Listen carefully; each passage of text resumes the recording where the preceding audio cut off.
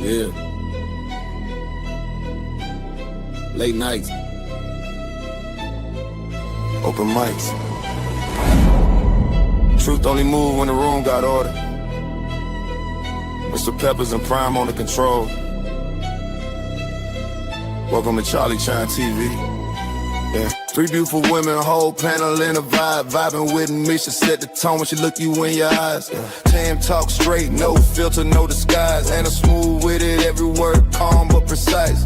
Chat going crazy, yeah, the numbers stay live. Everybody got opinions when the combo get tight. Different views, same table, respect, stay intact. Late night panels where the feelings meet facts. Late nights, don't sleep, don't sleep.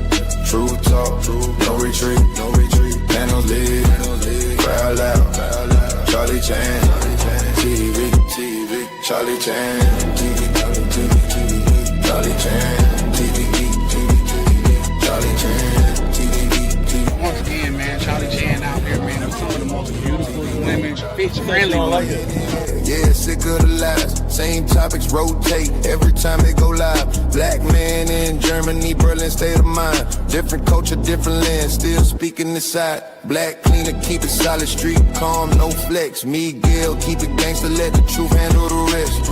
Ain't nobody running when the questions get steep. Nothing moves unless Peppers nod, Prime say speak. 2 moderators. 1 room, 1 mic at a time. Now let it cook. Charlie Chan, TV, Louisiana, where it starts. Southern roots, but the vision way bigger than charts. Panel talking night, hotel reviews by day. From lobby to rooftop, we telling no fake. Grinding every wildin' in the comments tonight. Typing fast, cracking jokes, adding fuel to the light. When against the moments, top supporter in the chat. But he said cam up, Charlie, yeah, pressure like that. Hey, the travel POV, nodded off mid-live. Guess these late nights build different, everybody can't survive. Hey, late nights, don't sleep, don't sleep. Real talk, real raw speech, Peppers Prime, crowd loud, Charlie Chan, TV, Charlie Chan, TV, Charlie Chan, TV. Shout out to Live Check. Shout out to Replay Gang. Shout out to supporters who keep the lights on. If you're here every night, we see you. Let's talk. Charlie Chan TV. Go ahead. Y'all, it's your buddy DRC. I'm up with my boy Charlie Chan TV. We out here at Ryan's party, man. It's number right now, man. I'm out lit, man.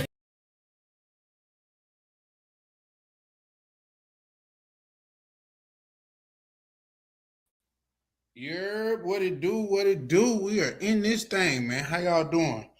Man, listen, let me tell y'all, we're getting off to a late start today because I thought I had set the thing for 7:30. Turns out when I looked, I think somebody texted me like, bro, what happened? And I looked and it said 7 o'clock. So either or, we here now. And depending, this might be a short one because you guys can see I'm still at my house. I'm supposed to been checked in the hotel by now and everything, but sometimes life be lifing, man, and we can't do anything about that. What I'm gonna say is if y'all could hear me, put a 1 in the chat or something like that, just because sometimes this StreamYard be BSing. So yeah, shout out to y'all, everybody that's in the business.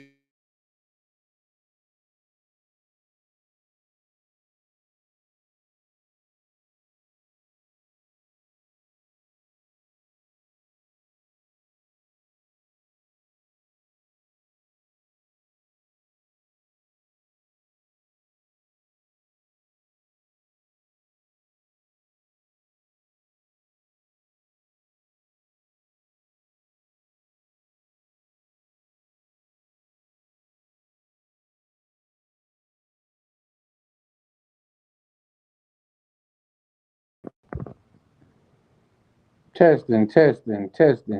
Testicles 1, 2. Listen, I don't know what that was about, man. I damn near want to just try this whole thing tomorrow, man. I don't know. My computer just, I don't know. Ever since I went to the hotel, been going to these hotels, laptop been a little bit stretchy about connecting to my home what's name for some reason. But let me get this cracking. But yeah, no, tonight, in fact, guys, I think just because let's see.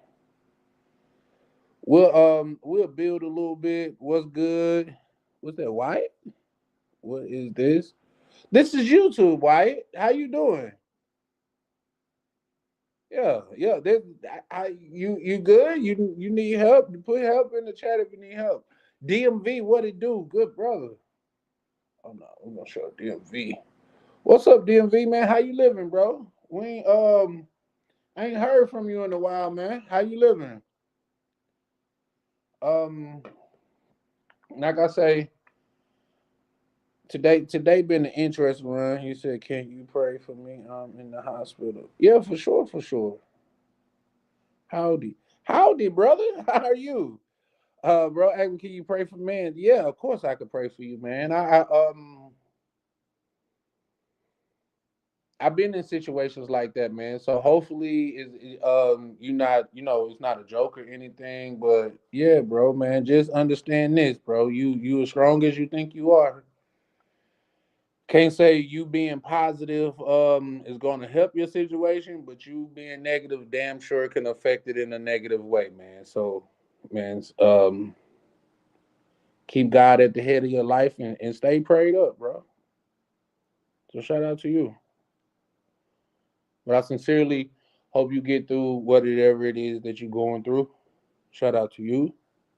He said, good, got my daughter prom tomorrow. Oh man, shout out to you, old man.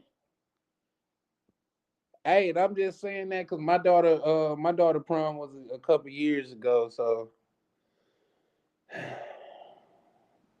but shout out to you, man. I know it's a joyous occasion to be able to see like your seed go from a fussy little baby to all the way at prom and need a special dress and oh my god, like did anybody see the no problem, bro. Did anybody see the thing about the white lady was talking about the hood prom and stuff like that? You know what I mean? Like which is crazy because I think it was crazy. But not the good vibe prayers healing your way. Yeah, Living News says, hold on. Shout out to you. Yeah, no, man, this is a very caring community, man. We especially me myself. I'm not the type to kick a man while they're down, but especially a person that I don't know. Yeah, man. Like say, because I've been in that. I've been on the other side of that a time or two in my life. So, man, wishing you well wishes. Is it no? No hood prom here. Shout out to you. No, for sure, for sure. Well, here's the thing. The lady, she was being so you okay, guys. I don't know if you guys can tell, but we're entering into this phase where people are doing a lot of rage baiting. It's like they say whatever they can to do whatever they can to get you upset, to get you to crash out.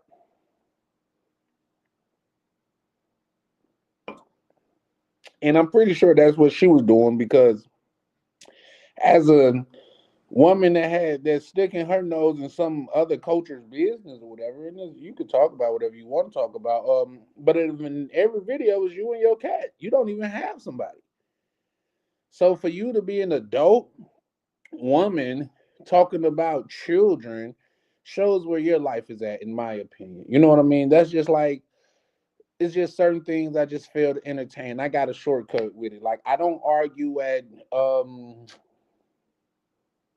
with people at fast food places, like employees. Like what for? You know what I mean? Like it just doesn't make sense. Like say last night, and I generally don't even eat fast food, keeping it a buck.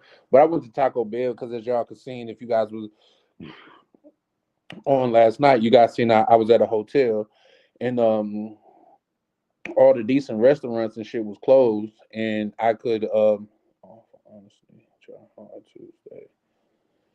People generally think most people are good. Yeah, I feel you, bro. But and I asked for a drink with light ice in it. No, she gave me a slender drink. Like, you're not gonna beat the system, ma'am. What system? And you know you're not getting a raise for how little, what's that shit called? How little soda you give me. But if that make you feel better, I'll just take this cup and go on about my business. In fact, love, I hope you get a promotion for this. I hope they call you as soon as I pull off. They call you to the back, like, we seen what you did there. You are worthy of a promotion. Like, I hope that really works out for you. Because I'm not finna sit here and argue and go back and forth with you. And even if it got that bad, so I felt that disrespected, I would just be like, hey, listen, go and take this food back and just put my money back on my card. I just don't feel it. What's it? Living New says, it's awful, honestly. I try to be stay optimistic about people. I generally think most people are good. I think so for the most part. It's only when you introduce certain factors and stuff do people really inherently become like evil. Unless there are people that's just born evil. You see what I'm saying? Like, say, unfortunately, just to further drive my point home, unfortunately, I think it's more crime done around love and money than anything else. It's more deviance going on around love and money than anything else. Can somebody in the chat, tell me something that creates more chaos, more violence, more such horrible behavior other than money in what's this called, drug? I mean, money and love. Can anybody say that? So yeah, no, but I inherently think people are good too. I do. You know what I mean? Like, I have had some instances in my life to where um that's actually true. So man, shout out to you. A lot of people have been able to say what they really think since the current president got elected again. Well, Chalupe, I agree with you. Yep, a lot of people, but I'm okay with. See, what y'all got to understand is this. As far as my standpoint, as a Southerner, I rather prefer the South, and I'll tell you why. Now, I'm in Minnesota, and I know why you want to go to the South. Shut up and mind your goddamn business. But and I said I'm stopped with the um vulgarity. But in just comparing the two, like say if I go somewhere down south, i.e. Mississippi, and I'm not wanted, they're gonna let me know I'm not wanted there. I'm not welcome there, and I am okay with that. You said, listen, we know you got money, but we don't want none of it. Can you please go that way? Yes. Yes, and thank you for informing me, opposed to giving me horrible service, opposed to doing something to my food, opposed to goddamn it, me sitting here and I know people plotting on me and stuff like that. Yes, appreciate you telling me. Yeah. So when it comes to people getting emboldened, yeah, but here's the thing, Chalupe, more and more people are getting hit across their head because they think they can say whatever they want out of their mouth.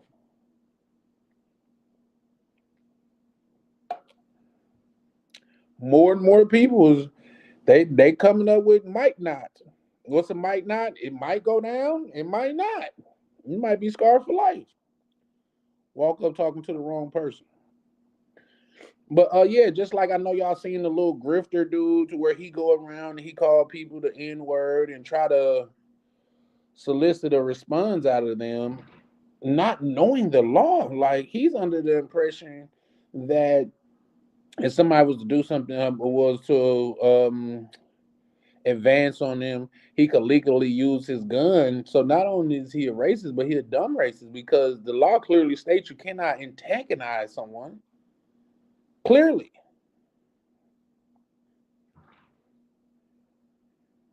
Yeah, shout out to Chalupa. He said, I'm from the South too. You know that they don't like you down here. Yeah, when you go to certain places, and believe it or not, Chalupa, I prefer that. Because in Minnesota, and maybe it's my It's an experience in Minnesota, but they got a thing where it's actual thing to where it's called Minnesota Nice, and it's all of that don't you know and smiling in your face and stuff like that. But they're actively working behind the scenes to stab you in the back. Minnesota Nice is just them putting on the front like they like you, them putting on the front like you guys are cool, like they want to see you win, but they don't. So a place like Mississippi where they're gonna tell you when they don't want you there, I kind of prefer it. You know what I mean? Like, uh, it's like when you talking with a female, opposed to one just leading you on. When you prefer her to for her to be like, you know what, I'm cool. Opposed to you done went on 4 and 5 dates, you done spent all this money to kick it with her and get to know her and stuff, and all of a sudden now she cool. No, tell me that from the door. Tell me that from the beginning. Therefore, we could go on about our lives. We could go on about our business. So, me personally, I prefer that, but some people don't. And listen, kudos to you. That's just like I also don't. Yeah, I'm plugging up my phone. I also I also don't like when I'm in the this especially back when I used to eat fast food a lot. When I'm in the car with you and you talking crazy to the person through the mic. Like, bro, how dumb can you be? Like, to me that's crazy. But some people that's their cup of tea and that's how they get down. Me personally, if I'm in the car with you and we ordering some food or something like that, and people can't see us, I'm going. And hey, how y'all doing? This is the second order, man. I hope y'all having a blessed day. Can I get and go on with my order? I just want them to know I'm not the person that was talking crazy to you. I'm not. I'm cool. That like I don't even know why I rode with him today. So there's that. But Chalupe, that's just the way I grew up. So brother, come to Tennessee at least. Um, Knoxville. We don't tolerate that shit out here. We when you say that, elaborate. What you mean? What you guys don't tolerate? Yeah, what you guys don't tolerate. And I'm laughing at because I for some reason I read ahead and read Chipotle. I mean not Chalupe. I'm sorry. Red is coming. He said, "Let me get my food before you talk to the workers crazy." Ain't that right? You know what I mean? Let me get me. You can cuss this person out all you want to that got your food in their hand. Just let me get mine first. You know what I mean? I'm gonna go on, like I said, I'm gonna separate myself. Hey man, this is the second order, man. I just want y'all to know God is good. You know what I mean? Like, nah, hell nah. To me, I could never understand how people did that. Yeah, that's a fact. Yeah, let me get my order in a different bag. Yeah, that's a fact. like like, hey, I'll be ready to come in on there. Y'all need me to come. I don't mind coming in. Y'all need me to come in. I could wait in there. Just don't mix my shit up with his, sir. I'm talking about I become super respectful, but nah, you damn sure right. Let me get my own bag. You probably got them in. I'm gonna catch a stray. Just got them because I'm in the car with him. But yeah, no. So since we going and stuff like that, I guess I can go into it a little bit, man. And it's just some of the things that I've picked up while traveling. How traveling, in general, at least I believe in general, especially depends on where you're going. It could make you a better human being, a better individual, a more worldly individual. When I say worldly, it's like you have more knowledge of the world, you have more experience with people. Because believe it or not, and I've said this on lives multiple times before, but some of the saddest things to me is people that's gonna live and die in Mississippi, where I'm from. They don't even know it's a whole world outside of Mississippi, and they're gonna live and die there. You know what I mean? So That's sad because, man, now that I have experienced Brazil, bro, I get sad just thinking, bro, it's a possibility I could have died without going to Brazil. Like I done had a lot of run-ins in my life to where I couldn't, like, I wouldn't be here today, and that makes like, damn, bro, like you could have lived your whole life and wouldn't known the sun of Brazil, wouldn't have known the beautiful culture of Brazil. Never got a chance to walk through the favelas in Brazil. So when I say it makes you worldly, like that's one thing that I refer to when it comes to that. Also, like make you understand, like I think a lot of us live our life on main character mode. You know what I mean? And sometimes it's okay to be like dialed in and stuff like that, especially when you're trying to get to a specific goal. But understand this, man. You are not the only living organism on this earth, man. You are not the only human being on this earth, man. And there's nothing, it's one few things that irritate me more than people that have main character syndrome. No matter what happened, it happened because of you, whether it's negative or bad. You know why he gave you that for free, right? Because I was with you. Like, come on, man. You know what I mean? So traveling, that's one thing that it helped me do. It helped me look at myself in the third person and help me to understand that, man, life is going to keep going on and I'm just a part of it. Life don't begins or ends with me. It's going to be people that when I pass, they're not going to never even know. You know what I mean? So yeah, it's as long as you kind your neighbor and we treat neighbors like family here. Oh, okay. Shout out to you for that. Yeah, living no, yeah, everyone here. Um, as long as you're kind, you're a neighbor, and we treat our neighbors like family. Now, don't get me wrong, living the new now in Minnesota, bro. I got some white homeboys to where you would think they were black. You would think they were me, because they be more hypersensitive about racism than I am. I be having to Todd, just let it go, bro. Like it's not that big of a deal, man. You know what I mean? Like, no, fuck that. Fuck that, Chan. That was racist, and I'm not gonna let it slide. You are tired, because it's not worth it, bro. No, no. Nobody talks to my homeboy like that. No, no, Todd, it's not that serious, bro. Let's move on. You know what I mean? Oh man, and you know how many of my white homeboy, my white friends, I had to really talk them off the ledge when you get pulled over. Like, I'm like, bro, you can talk all the shit in the world to them, and I'm gonna be the one that gets shot, man. Just be cool, man. Like, no, fuck that. He don't need to ask you for your ID because you're not driving, bro. I know my law, Sebastian. I know my law, Sebastian. Don't worry about it. I'm not gonna give my ID. Well, he don't need to ask you. All right, Sebastian. God damn. You know what I mean? You will find what you seek in life. Shout out to X-Pac pulling up in the building. Who you say I gotta hop off? Thanks, brother. No, man, thank you for pulling up, man. For sure, for sure. And I hope you get better in Brazil. Sounds awesome. Can't wait to hear more about it. God bless. No, for sure, man. And I hope you get well. But Brazil is awesome, man. In fact, I recommend. Listen. 9 out of 10 doctors recommend Brazil for anxiety. No, I'm just joking. Like y'all gonna think I'm trying to give medical advice, and I'm not. I'm just joking. But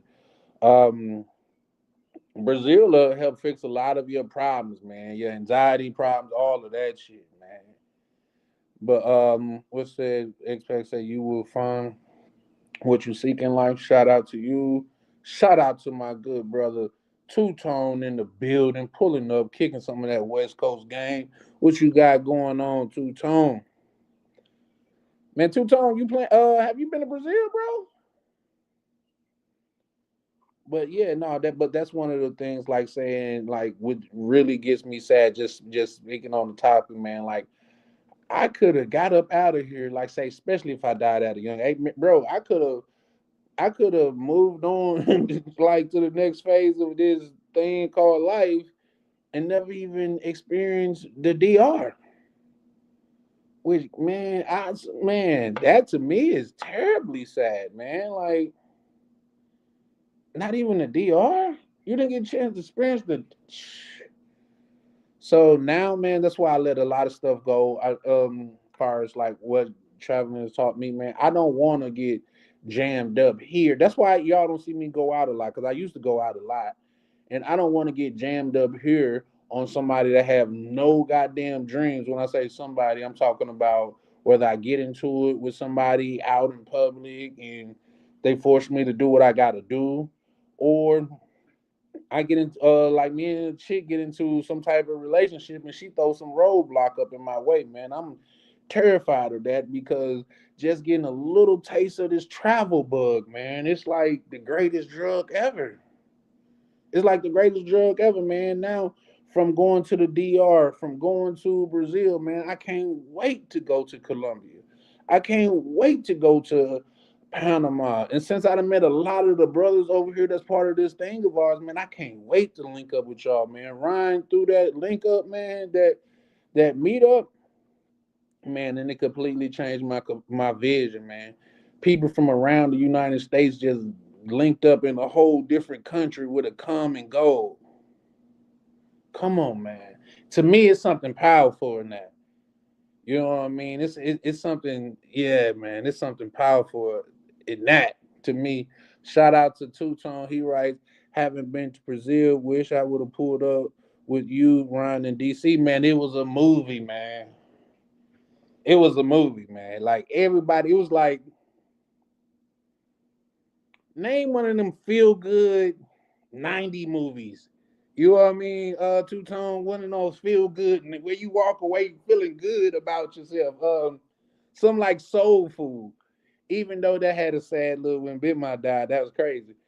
But just a good old fashioned feel good movie, man. That's what going to Brazil with those brothers felt like, man.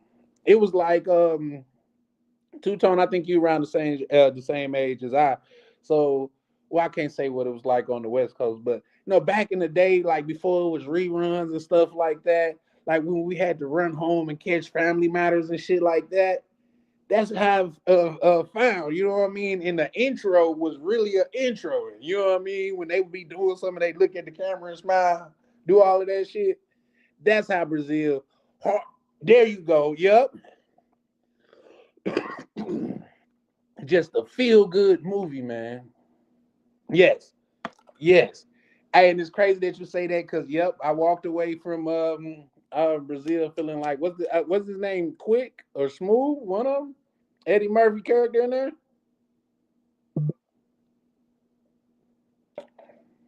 Shout out to the cash out from. Hold on, I can't see that. Let me. But shout out to the cash out, man. It's thoroughly appreciated over here at Charlie Chan TV, man. For Tuesday. Oh shit, you say you turned. Oh yeah, yep. You a tad bit old. Well, you got some years on me. You say you turn on Tuesday. No, that's what's up, man. Congratulations, man. Just because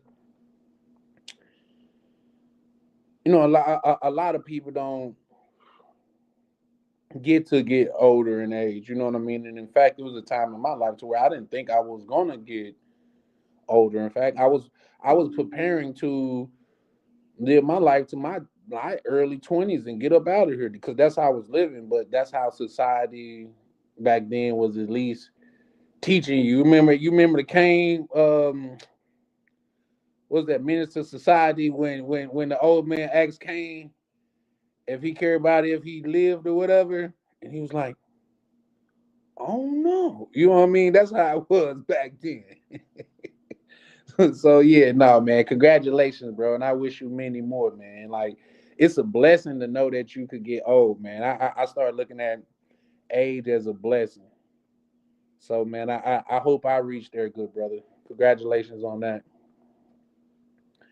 But yeah, no, that's how Brazil. Man, listen, if y'all haven't Y'all want to link up and go to Brazil, man? I'm down for it, bro. I just need any reason to go to that motherfucker. Like, you know what? It's gonna be raining on Sunday. We should go. Like, let's go. Fuck it. You know what I mean? I'm down. Brazil is such a Brazil is such a beautiful, enchanting place to where, man, I don't know, bro. Like, yeah, I'm going back to Rio. Well, I like I said, I want to go to Sao Paulo, but I gotta get back out that way for sure. Like y'all, like I've said before, I got my people coming up here, and hopefully, well, I'm pretty sure because bro, he one of those ones to where he'd take one for the team type shit. You know what I mean? And not even saying that he'll have to take one for the team. Just he like, bro, that's what you need to go do to reset, man. Hell yeah, I watch the dogs. Go do your thing, man, and let's not talk about it again. That's the type of people that my people is a lot of time. Said two tone right. I'm super blessed. I turned my entire life around. Nah, shout out to you for that, bro.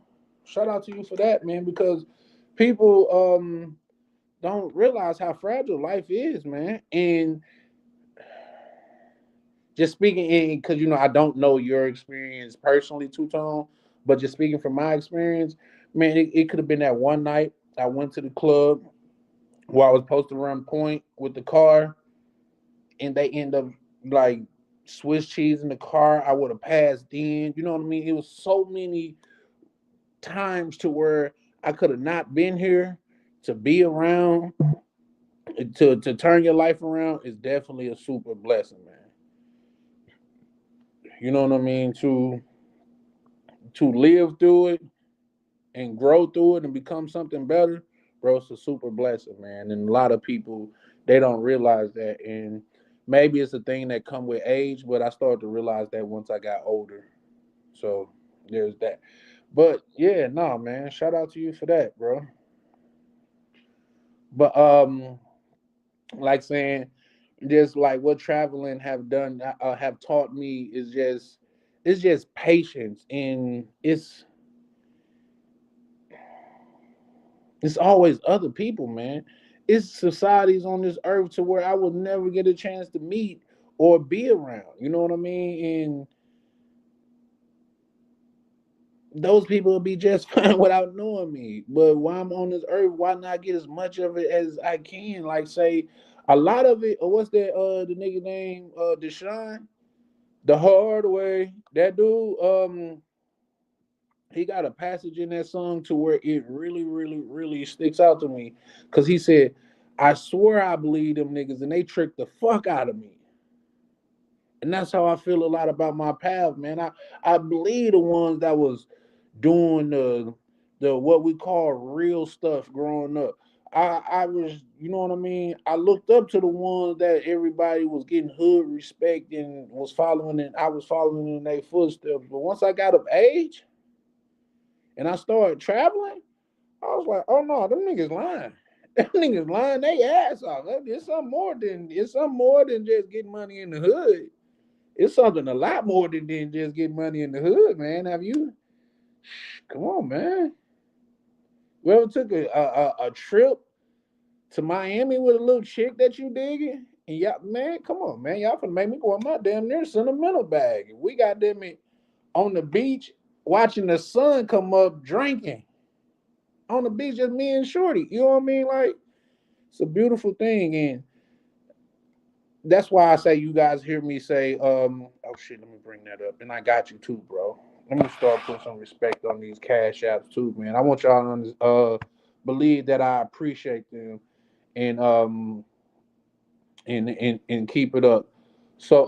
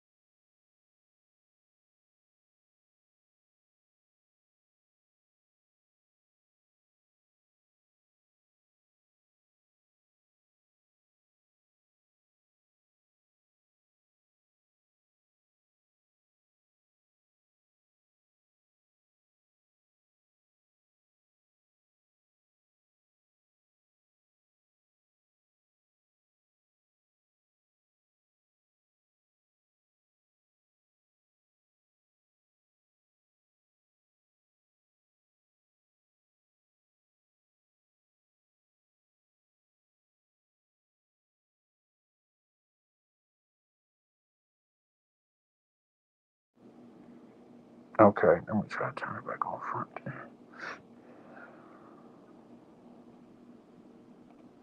Okay, there we go. Yeah, so I'm wondering, how these people so you know what I mean? They're so still full of life. They still smiling, so bright and so wide, and they don't have the money that we have in America. For some reason, they seem a lot happier than we are in America, and that was something that always intrigued me. And maybe it's because I'm not.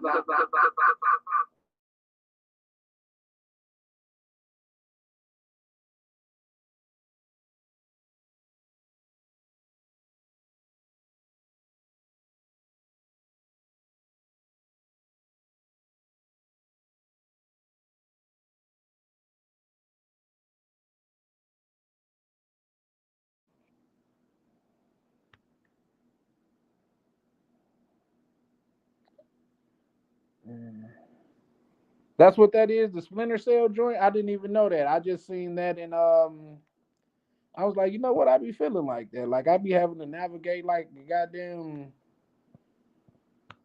Navy SEAL or some type of ultimate warrior when it comes to this life shit. So I just ran with it. But yeah, nah, I'm dropping the link now.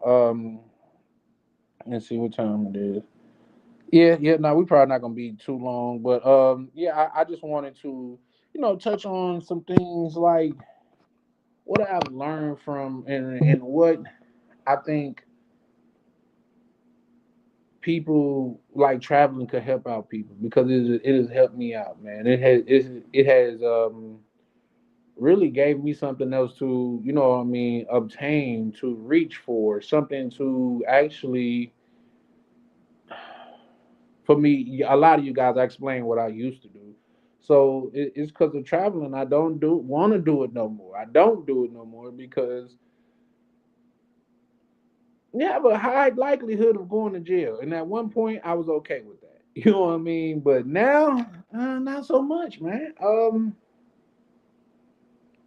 Yeah, not so much, man. I have a whole roster of places that I'm trying to go to, and I can't go to those places if I'm in jail. So I just prefer not to do the things that'll get me, put in jail. Like I say, far as I go, I will fuck with prohibited, not so much, not so much illegal, because it's a fundamental difference. That's the fundamental difference between no insurance and no proof of insurance. Those are two real things that have two different meanings. Understand your laws, you know what I mean? But hold on, let me put this up there.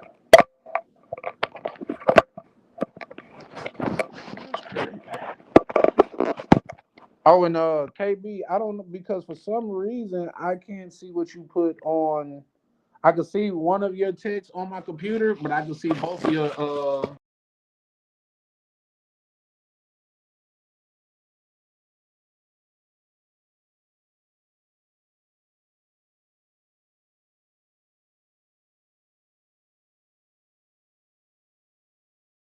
There we go. Yeah, yeah, there we go. But yeah, no, like I was saying, I can see both of your KB. I can see both. Damn it! One second. It's pissing me off today. Y'all know I'm a roll with the punches type of guy, but this just pisses me off today. I guess today one of those days that I didn't prep well as I normally do. But it is what it is. But hold on,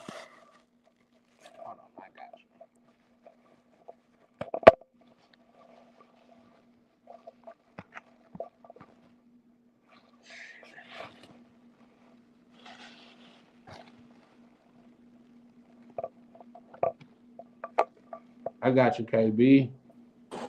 KB, what it do, good brother? Hey, what's up, Charlie? Man, I'm never this early. Nah, you not. You must have got that notification today. Oh, I just remembered you guys said you were going live yesterday, and I'm already back in the U.S. Yeah, Man, damn, I'm that glad was a you made painful it day. back safe, man. Cause niggas was worried about you last night. Niggas was like he finna get his kidney stole. Yeah, nah, he's cool, man. I mean, he's a bit crazy, but I guess he keeps it real. Hey man, don't be out of the country hanging with these shady characters, man.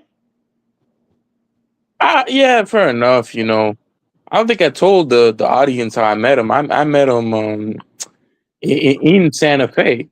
The guy was like he was smoking some weed and then he had like a like drunken and he just kind of got in the car and drove off.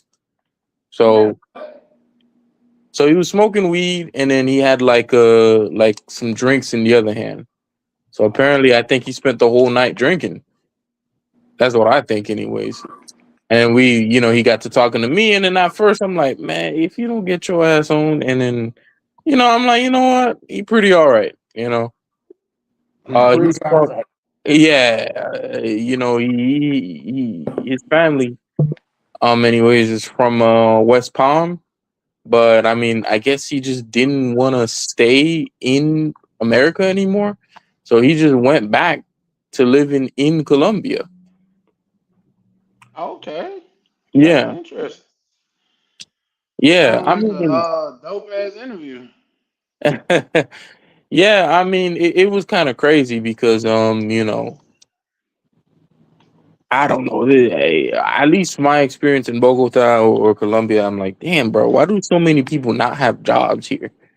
Seriously, like, there's so many people. Like, 1 out of 5 people I meet, they just don't have jobs, and I don't know. Maybe it's the government or they just don't want to work. I don't know, you know. But somehow they're surviving with no job. So, No, because it's people like you that's going down there like what's they volunteering people kidneys. nah. Real quick, shout out to POV. He said, "What's up, Carl?" He said, "What's up, technical difficulties, Charlie?" Listen, I'm trying to get it together, guys. Like I say, I'm finna have to move soon. I got a lot of things going on with my actual business and stuff like that. But I'm finna upgrade a bunch of stuff. So just throw me out a minute, POV. I promise you, I'm working to get better. Especially with oh shit, now I can put some respect on people's name. But yeah, especially with when people donate and stuff like that, I want people to see that like say that bread is going to something far as production go. You know what I mean? So yeah, now we growing over here. So KB, now that you back, have you you already planning your next trip? Nah, man, I don't really plan on going out the country anytime soon. To be Damn, honest they with you. got you like that, brother. Nah, it's not like they got me like that. It's just too much going on here. You know, my brother was like, "Oh man, you probably shouldn't even really be going out like that because, what's happening here. It's kind of crazy." And I was like, "Man, that happens all the time." And then Spirit collapsed, and then now they're talking about how JetBlue's gonna collapse too. Yeah. On the news, and I'm like, "Nah, nigga. You know what? Never mind. You know, Oh, okay, okay. I'll I hang get it a out." little bit. You kind of traumatized because spirit shut down in the middle of your trip. I get it. I would be too, bro. I ain't I gonna lie mean, to you. I'm not traumatized because Spirit went out of business. I'm traumatized because I'm like, damn, what if I really end up in a situation where I'm stuck wherever I'm at? You know? Well, now for one, you can never be stuck. You know what I mean, unless you go to one of these rural places. But from my understanding, as long as it's an American embassy, you could get back. Now you're gonna owe them, but from my understanding, they will get you back as long as it's not like they don't have to fly into a war or something and get you. But Hmm. yeah, nah. Hey, real quick for the person that sent that cash app, do you want me to use your cash app name? Um,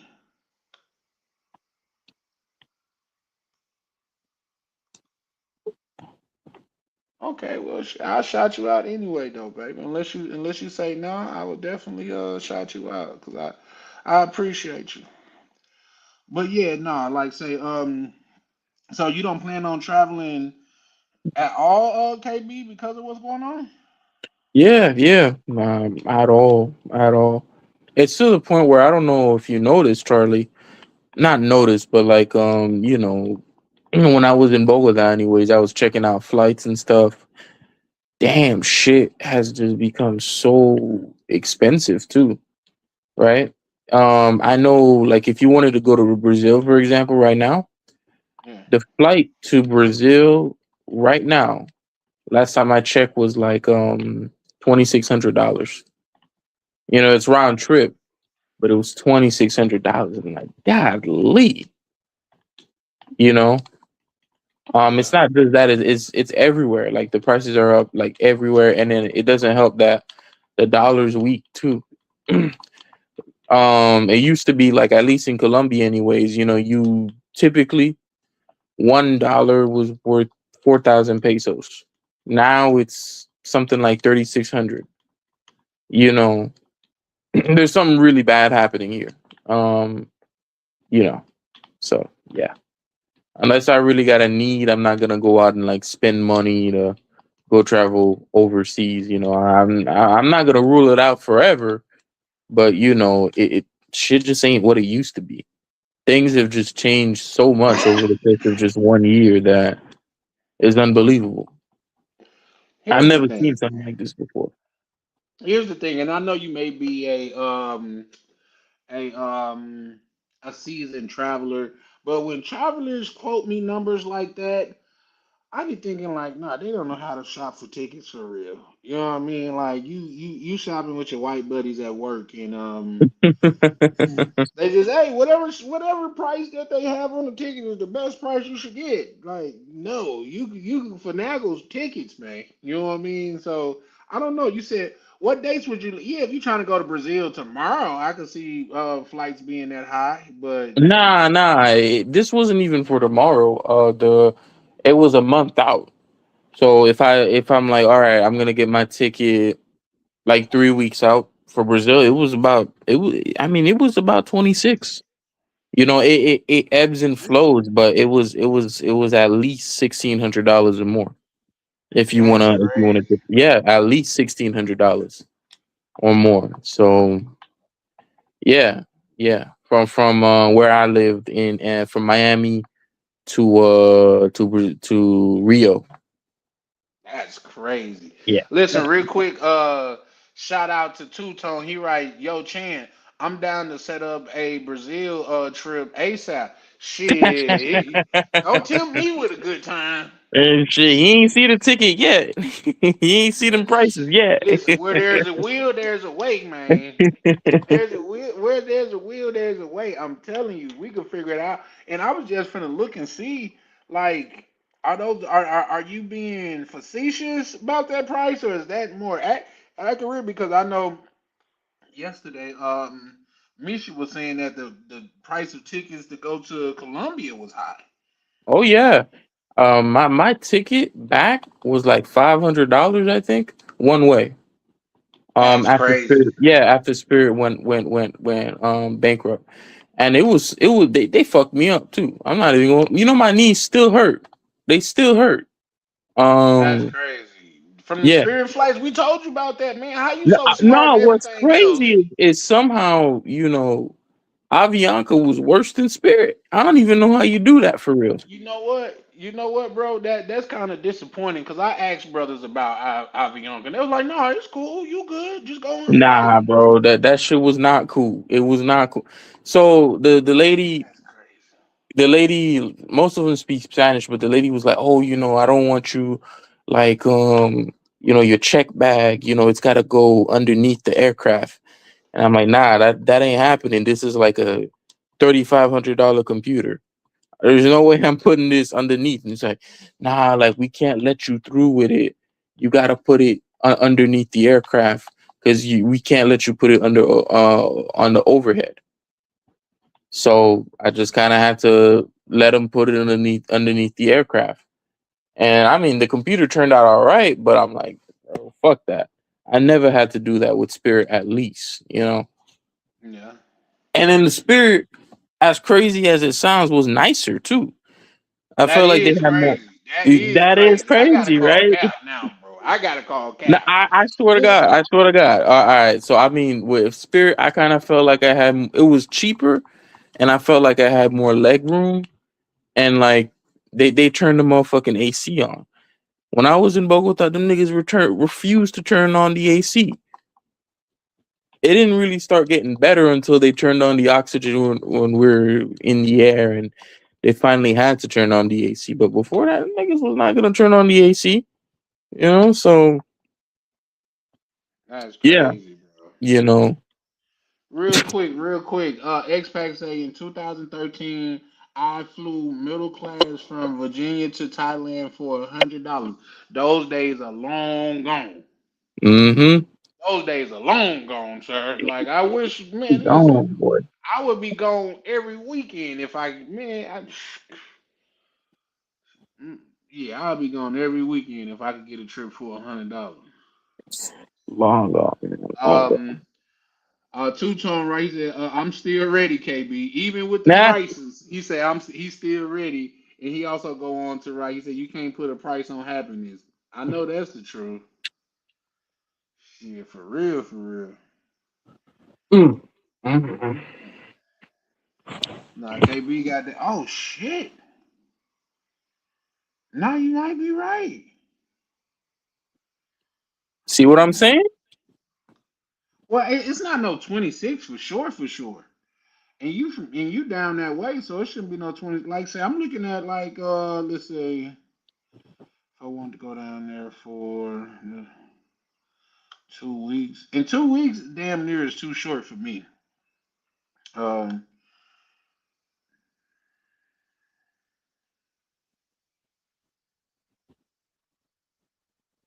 Shout out to I mean yeah, POV. He said, Carl, I had to do that with American Airlines last week. Check my Canyon. Oh shit. Carry on. Okay, what? That doesn't what is it a carry on if you gotta check it though? Don't you Mhm. gotta pay for a carry on? Sometimes it's free, I think. Sometimes, Mm. but you Yeah, know, I don't trust those baggage handlers, man. Them motherfuckers. Damn, man. Fucking throwing. They gonna throw you shit. You know. yeah. They So just if you showed got how Spirit was something, getting down on y'all. It looked like yeah, that like lady was imagine you got a shooting and everything. expensive ass camera, and then the motherfuckers just throwing it like a like it's an Olympic sport or something. And they I fuck think your it shit is. up, and then they're like, oh, it was that way when it came in. What you want me to do about it? I'm not paying for shit. Like, fuck. Now somebody gonna pay for it. No, for that's a fact. Somebody can pay for it. Especially if you could prove that. Like I didn't see where the airline have damaged people that outside of their luggage and the airline had to pay for it. Hmm. Oh yeah. Yeah, I think maybe the reason Spirit changed that rule is maybe because somebody was getting their ass beat, so they just like fuck it. You can put it in the overhead. Listen, the fact of the matter, this is what I'm telling people is this. What people don't understand is travel used to be a luxury thing. Are you old enough to realize that, KB? When I say old enough, I mean like you probably don't remember. Like I'm old enough to remember when they had ashtrays on planes. Two Tone is older than me, and POV is older than me, so I'm sure they remember as well. You know what I mean? They had. Did you ever experience that, KB? Dang, you old. Nah. That's crazy. I walked myself into that though. I ain't gonna lie to you. You just took advantage of a free shot. I ain't gonna Yeah. lie. Man, where did they have suits on too? You used to get on the plane with a suit back then. No, it was you definitely had to. Well, me, I was a child. You know what I mean? And back then, like I said, it was a luxury thing. So I only remember taking one flight. Back then, Greyhound was the move. You know what I mean? Listen. I can tell y'all that's how old I am. Y'all remember the little TVs in the Greyhound spot. So when you go in there, you put a quarter, you get like 25 minutes of TV. It was like a TV that was like it was mounted to the chair for some reason, and yeah, that shit was crazy. Damn, I didn't even know that shit existed. Shit. Do you know what Greyhound is? I know what a Greyhound is. I didn't even know they had that though. I just thought like when you get out of prison, that's a bus you take. That's crazy. That's crazy, man. Hey, man, it's these young whippersnappers that's messing up everything. I can Hey, I my can tell you cousin took that. a Greyhound. See, look at that. Look, he trying to relate something. My great auntie took a Greyhound one day, did one time. But yeah, no, that's I forgot why that is and why that even came up. But oh yeah, that's where traveling is finna go back to. Y'all, I don't think people really realize how much of a effect that these low cost carriers had on airlines.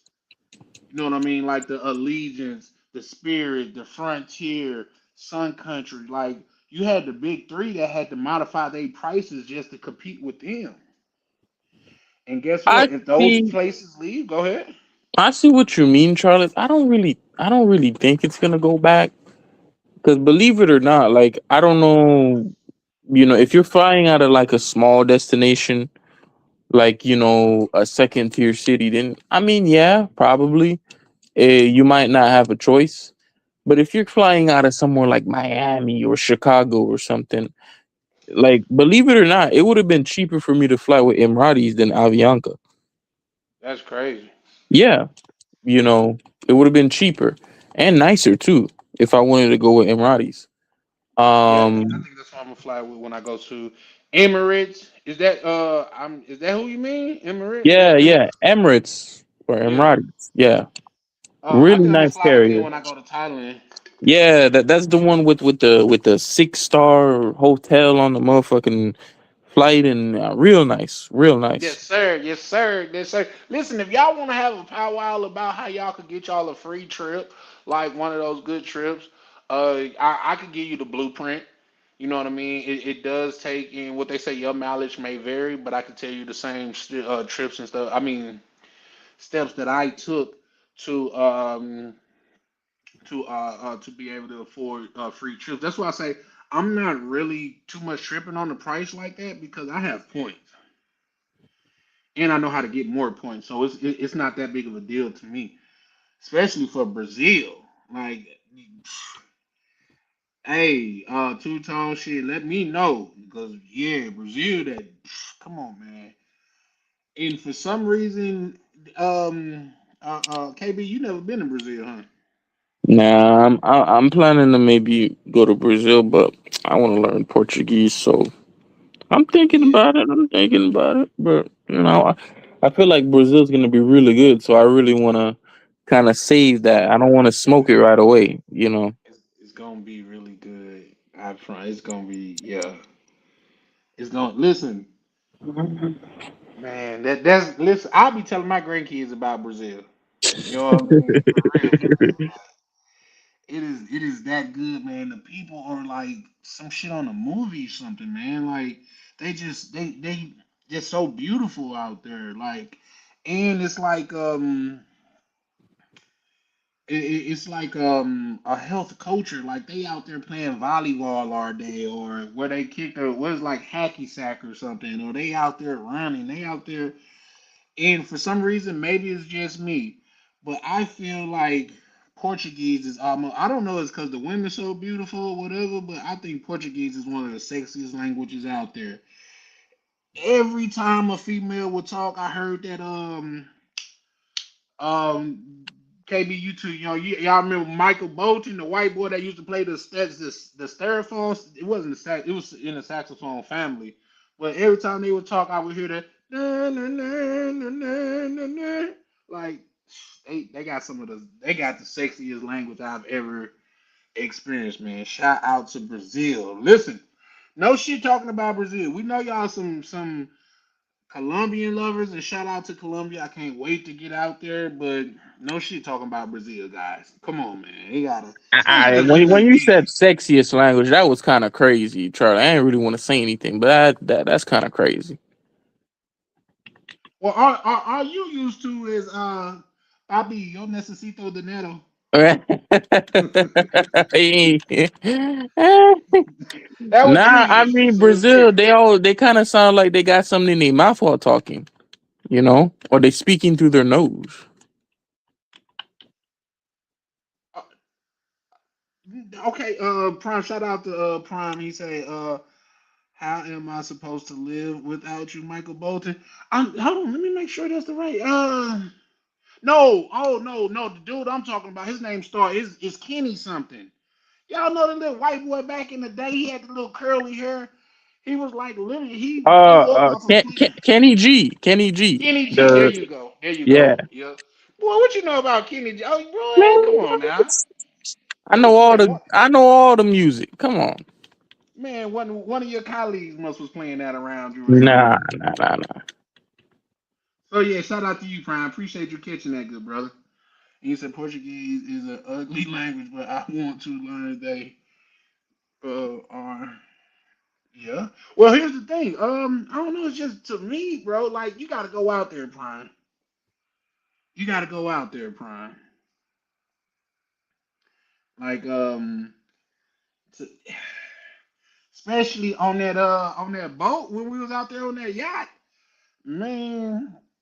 All them little bad Brazilian chicks, man.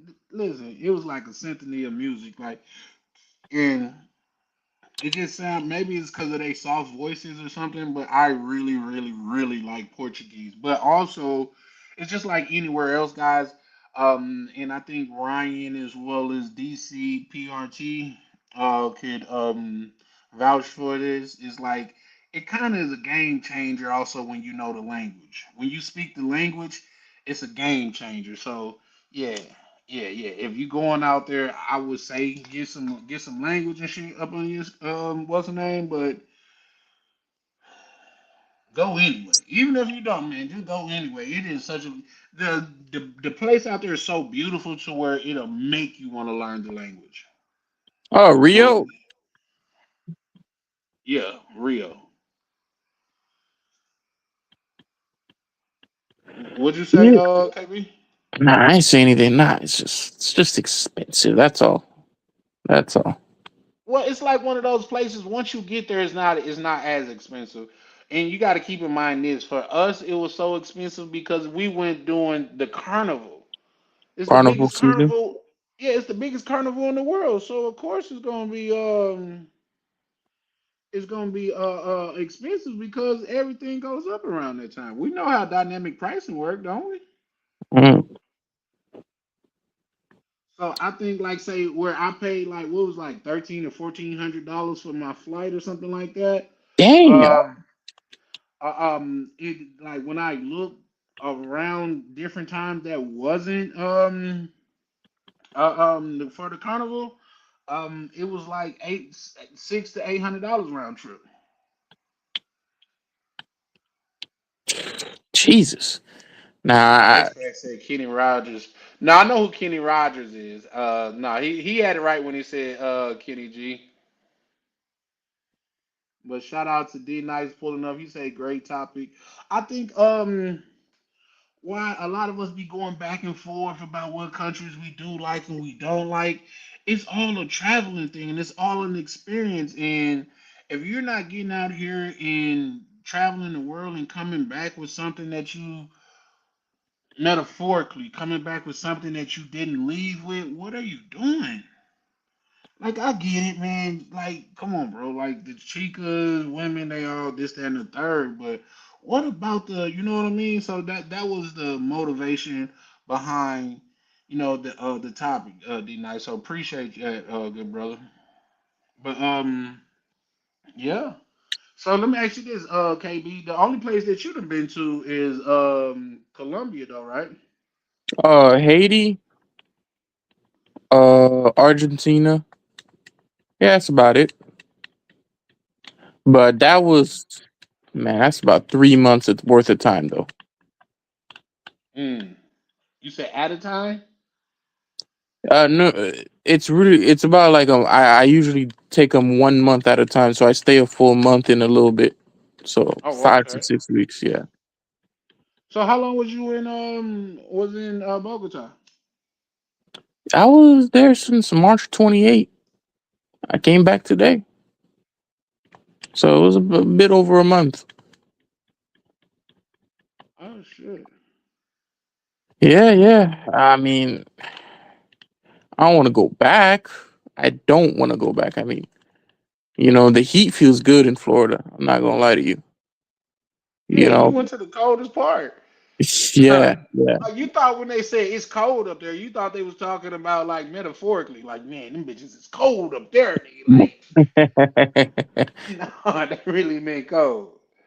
Real quick, shout out to X-Pac. He say these days flights are the biggest expense in traveling. For sure, for sure. In fact, X-Pac, I go so far to tell people is handle your lodging and your travel in a separate account. That way, your spending money will be looked at separately. Because if you lump it all in together, like let's just say you got let's just say a $2,500 budget, but your flight costs $1,600 and you finna be somewhere for 9 to 10 days, that's less than $100 a day. So, like I tell people to like, yeah, lodging and the traveling portion, keep that separate. Don't count that as oh, this is what I'm taking. No, that's not what you're taking. That's what you're spending, and it's something different. Yeah, yeah. I mean, it's a. I would say it's definitely an elephant in the room right now. Cause, god damn, like, why exactly is the ticket five? I mean, I know why a ticket is 500, but shit's just gonna get political. Cause this is kind of getting a bit outrageous. Well, I can tell you this: they didn't let too many people that's not used to traveling travel, and resilience will prevail. These motherfuckers gonna start finding a way to get to these places. I'm telling you. I'm telling you. You know what I mean? Even if they gotta spend more because it's like a drug. You know what I mean? Once you come addicted to it, they got you. hmm So yeah, Charlie, cause I think what it really is, Charlie, is I think the only real reason why the Brazil tickets are so expensive is they probably putting a shit ton of taxes on there. That's what I'm thinking it is. well, Like, mm, let me give you an example, right? So let's say, Charlie, you want to go to Ecuador, right? The okay. ticket, like at least pre whatever the hell's happening now, the ticket was like about $300 round trip, but a similar ticket to Colombia is actually more expensive, despite the flight hours Mm, being the exact same.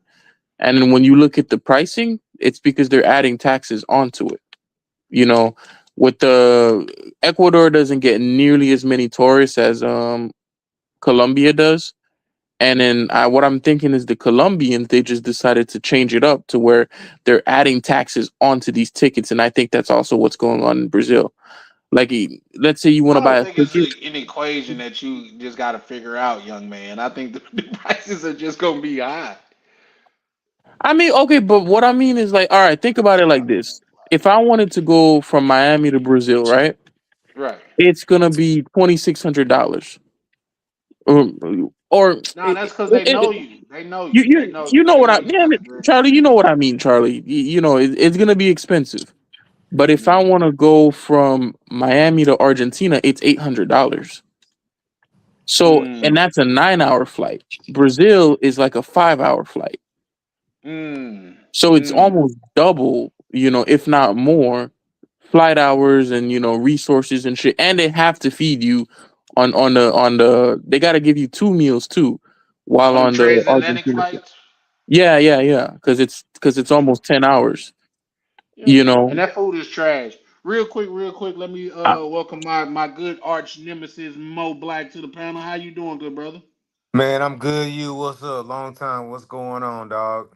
Man, chilling, chilling. I figured that you probably found you a little duck off and said, "Fuck the space." You know what I mean? You ain't telling nobody Nah, about this duck off.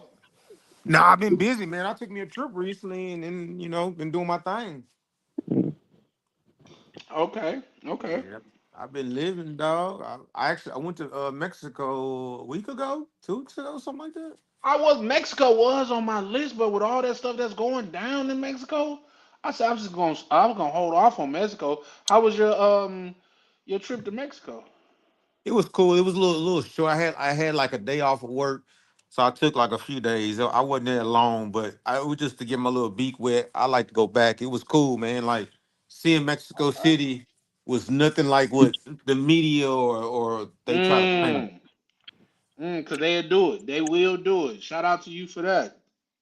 I mean, it So was like it didn't come off as dangerous as they make it no, seem. no, no. Like if I Okay. put a bandana, if you close your eyes and woke up in Mexico City, you wouldn't know you was in Mexico. Mm. You wouldn't know. Like where I was at, I forgot the name of it. No, it was like something Roma Norte. But bro, it looked like a European city. Like the buildings, it looked like a mixture of like a European city and like New York. What it was like, what it looked like. Mm. You know, Okay, that's what's tall, up. tall buildings, Starbucks, banks every corner. You know, just it was just looked like being in New York to me. People walking and everything. So people walking remind you of New York?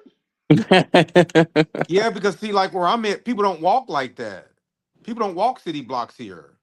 Oh yeah, that's Really? true. Okay. Like Yeah, I how yeah. it is in Chicago. People be walking downtown, New York. People, nah, like Yeah. man, you know how it is. Like you from people don't Yeah, walk no, like you that. no, you yeah. You in the country where a 45-minute drive ain't really that far type shit. You know what I Yeah, mean? we don't have public transportation really here. That's crazy. Oh yeah, no, I listen. I can see me a flight from. Hey, two tone this for you. I see me a flight from the DR. I mean from Chicago to Rio for 26, well 27 and a half thousand points. I'll spend that. But now, like I got on because I was talking about prices. I was like, like people be laughing. I remember we had that conversation at the time. I like a lot of people laughing. But like some people don't realize like Spirit shutting down. That's gonna rock the whole travel industry. Mhm. Yep. I I was mean, saying that. Yep. yeah, like some people like, oh, and like I know some people like was laughing. I'm like, bro, y'all don't even fly on the planes. Y'all. I'm like, you don't even go anywhere. Like I had a homegirl, she told me, oh, that's so dangerous. I'm like, you don't even have a passport to know what's dangerous or not. Right. Like you Oh don't man. go anywhere. Oh, Uh, I'm sick of those people. Like how you talking about traveling? You don't even have a passport. I think some things just disqualify you from a conversation. right. And I just cut off real quick. Like, like my friend told me, oh yeah, it was a shithole there in Mexico. I was like, no, it was really nice. She was like, really? I was like, you listening to the news. I mean, I was like, man, like y'all was talking about prices. I know since I was trying to go to the DR for a hot minute, but the prices were so damn high. And then it was like when Spirit shut down, if I feel like the DR tickets have shot up even higher, especially Colombia. I could get a Colombia ticket for like 450, plus whatever you add on. Like now them tickets starting at like seven, eight. But you was a Nah, frequent nah, nah, nah. Not even. Not even. traveler Try though, right? 9. Try Right? Yeah, they 9. are. Cause like when I tried to go to DR, it was gonna be like 950, and I was like, nah, I just can't swing that. Like that's a little bit too much. Mm. Yeah. Not for no weekend. I was like, nah, I can't do no weekend for no 950. That ain't worth it. Nah, nah, that ain't no weekend type of ticket. Nah. Shit, I ain't gonna lie to you. Shout Yeah. out to POV. He say I just got back from Cuba today. I caught a cold. Okay, I know. I seen you out there. POV really be out there amongst the people. I was kind of worried about for you when I seen you out there. Like you really went to where the locals be. POV. Shout out to POV, man. Y'all go check out POV, man. He dropped a dope video. Well, a couple dope videos as far as Cuba go. How's your life different from what I Yeah, can man. find in America? Yeah. No, shout out to Beans pulling up, showing love. What it do, Beans, man? How you doing, good brother? But yeah, no, listen. So let me ask you this, Mo Black. Do you think the prices is gonna affect your travel that much? Yes and no, because the places I want to go, and even before this, I had already planned, are all like direct flights. Um, and it's some of those other airlines. So prices might go up a little bit, but I have some places I want to go before I get to more expensive tickets. Because like another place I want to go, I normally can fly for like 200 to 250, just depending on the day of the week. Mm. Yeah. So I'm But like, you but know, them deals so are I'm like, gone. I don't think you can find that anymore. Not oh now. yeah, yeah, you can if you know where you're going. Really? But I yeah, mean, in South America or Central? Central. Oh yeah, I mean Central's gonna be different. Yeah, I can go there. I can do that all day in Central. At the most 300. Just depending on, like I said, depending on the day you want to leave. And I'm like, I wouldn't. I will. I am wanting to play around Central America because it's a straight flight, and it's a lot. It's a lot to do in that area, and it's kind of off the beaten path. Mm. The Well, beaten path. Oh, it was it off the beaten path could get your ass beat. No, just that everybody and their mama don't go. It's like it's tourism, but I I know. don't trust. Charlie used to say that. Yeah, Charlie like used when to I went say to what? like when I went to Mexico on the plane, I was the only black person. Mm. Like in the airport, there were no black people or people who look like us. Like even when I was there, I saw some people in Mexico that looked like they could have been black, but I was like, knowing that they had work clothes on, I was like, they was Mexican. That's a fact. That's a fact. Yeah, like I'm just Okay, saying, you I'll be go to right DR, it's gonna be some brothers on the plane. It's gonna be some sisters. Not going down into Mexico. And the weirdest thing I did see was a quite few of Asians. I mean, Like, they look Asian, or did you nah, think they're? these were Asians. These were they wasn't no look. These were Asians. Hmm. They were Asians. And then even on the flight, it was some people who wear those little hats, on the back. And the lady Hmm. I met there, I had talked to. She's like, "Oh yeah, we have a big community of them." I was like, "Oh, didn't know that." Yep. I'm not gonna say what race, what people. You know, I can't say that. I mean, I guess things like I said, it's not derogatory, but Right, right, right, right. We got what you said when you said, you know what I mean, yeah, what you just said for sure. But believe it or not, far as like Asian people, they are embedding themselves in these yes, societies on the low key. Like say, you yes, go up to Los Angeles, man, it's the Asian people that run a lot of those shops and shit up there, yep. man. Like that's crazy to me. But see, but people don't realize, like people say, why we don't do that, but people don't realize those cultures are thousands of years old with money. As compared to where a lot of us coming from, like say, we from, what, United States, what, 250 years old, 300, ain't that, or however long, it's not that old. Yeah, Yeah, You know that's what I'm saying? true.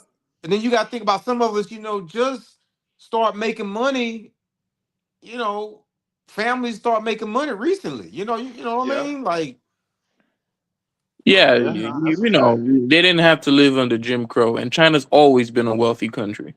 right. Yeah, And then they're like what they call, they're like a nationalist country, whatever. Like China first. Here we fighting amongst each other for a dollar. yeah. Oh, they Well, fight among each other for a here's the dollar there thing. too.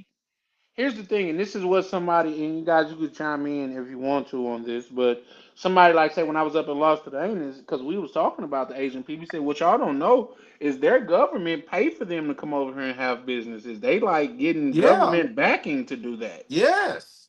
I said, oh wow, And that's what I'm saying. Nationalism, they put the country first. yeah, that's a fact. Real quick, guys, let me welcome my good brother Prime to the panel. Thought that was him.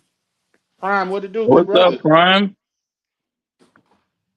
Mm, mm, mm. Prime, you there? Can you hear us?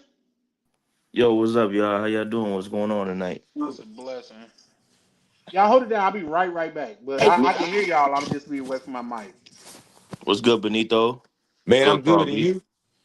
Oh, what's good, man? KB, Sagafet. What's up, man? I'm good. I'm good, man.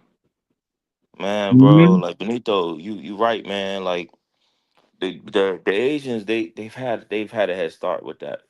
Yeah. and, Them and just, they've taught and they teach that from young, like yeah. like in Asia they're already teaching languages and they're choosing people like, hey, you're going to Uganda, you guys are going to South Africa, you're going to Jamaica, Yep. they're already teaching it. So that's why when you walk around You be in Dominican Republic, them Asians sound like they Dominican. They've been living there 3, 4 generations. Mm-hmm.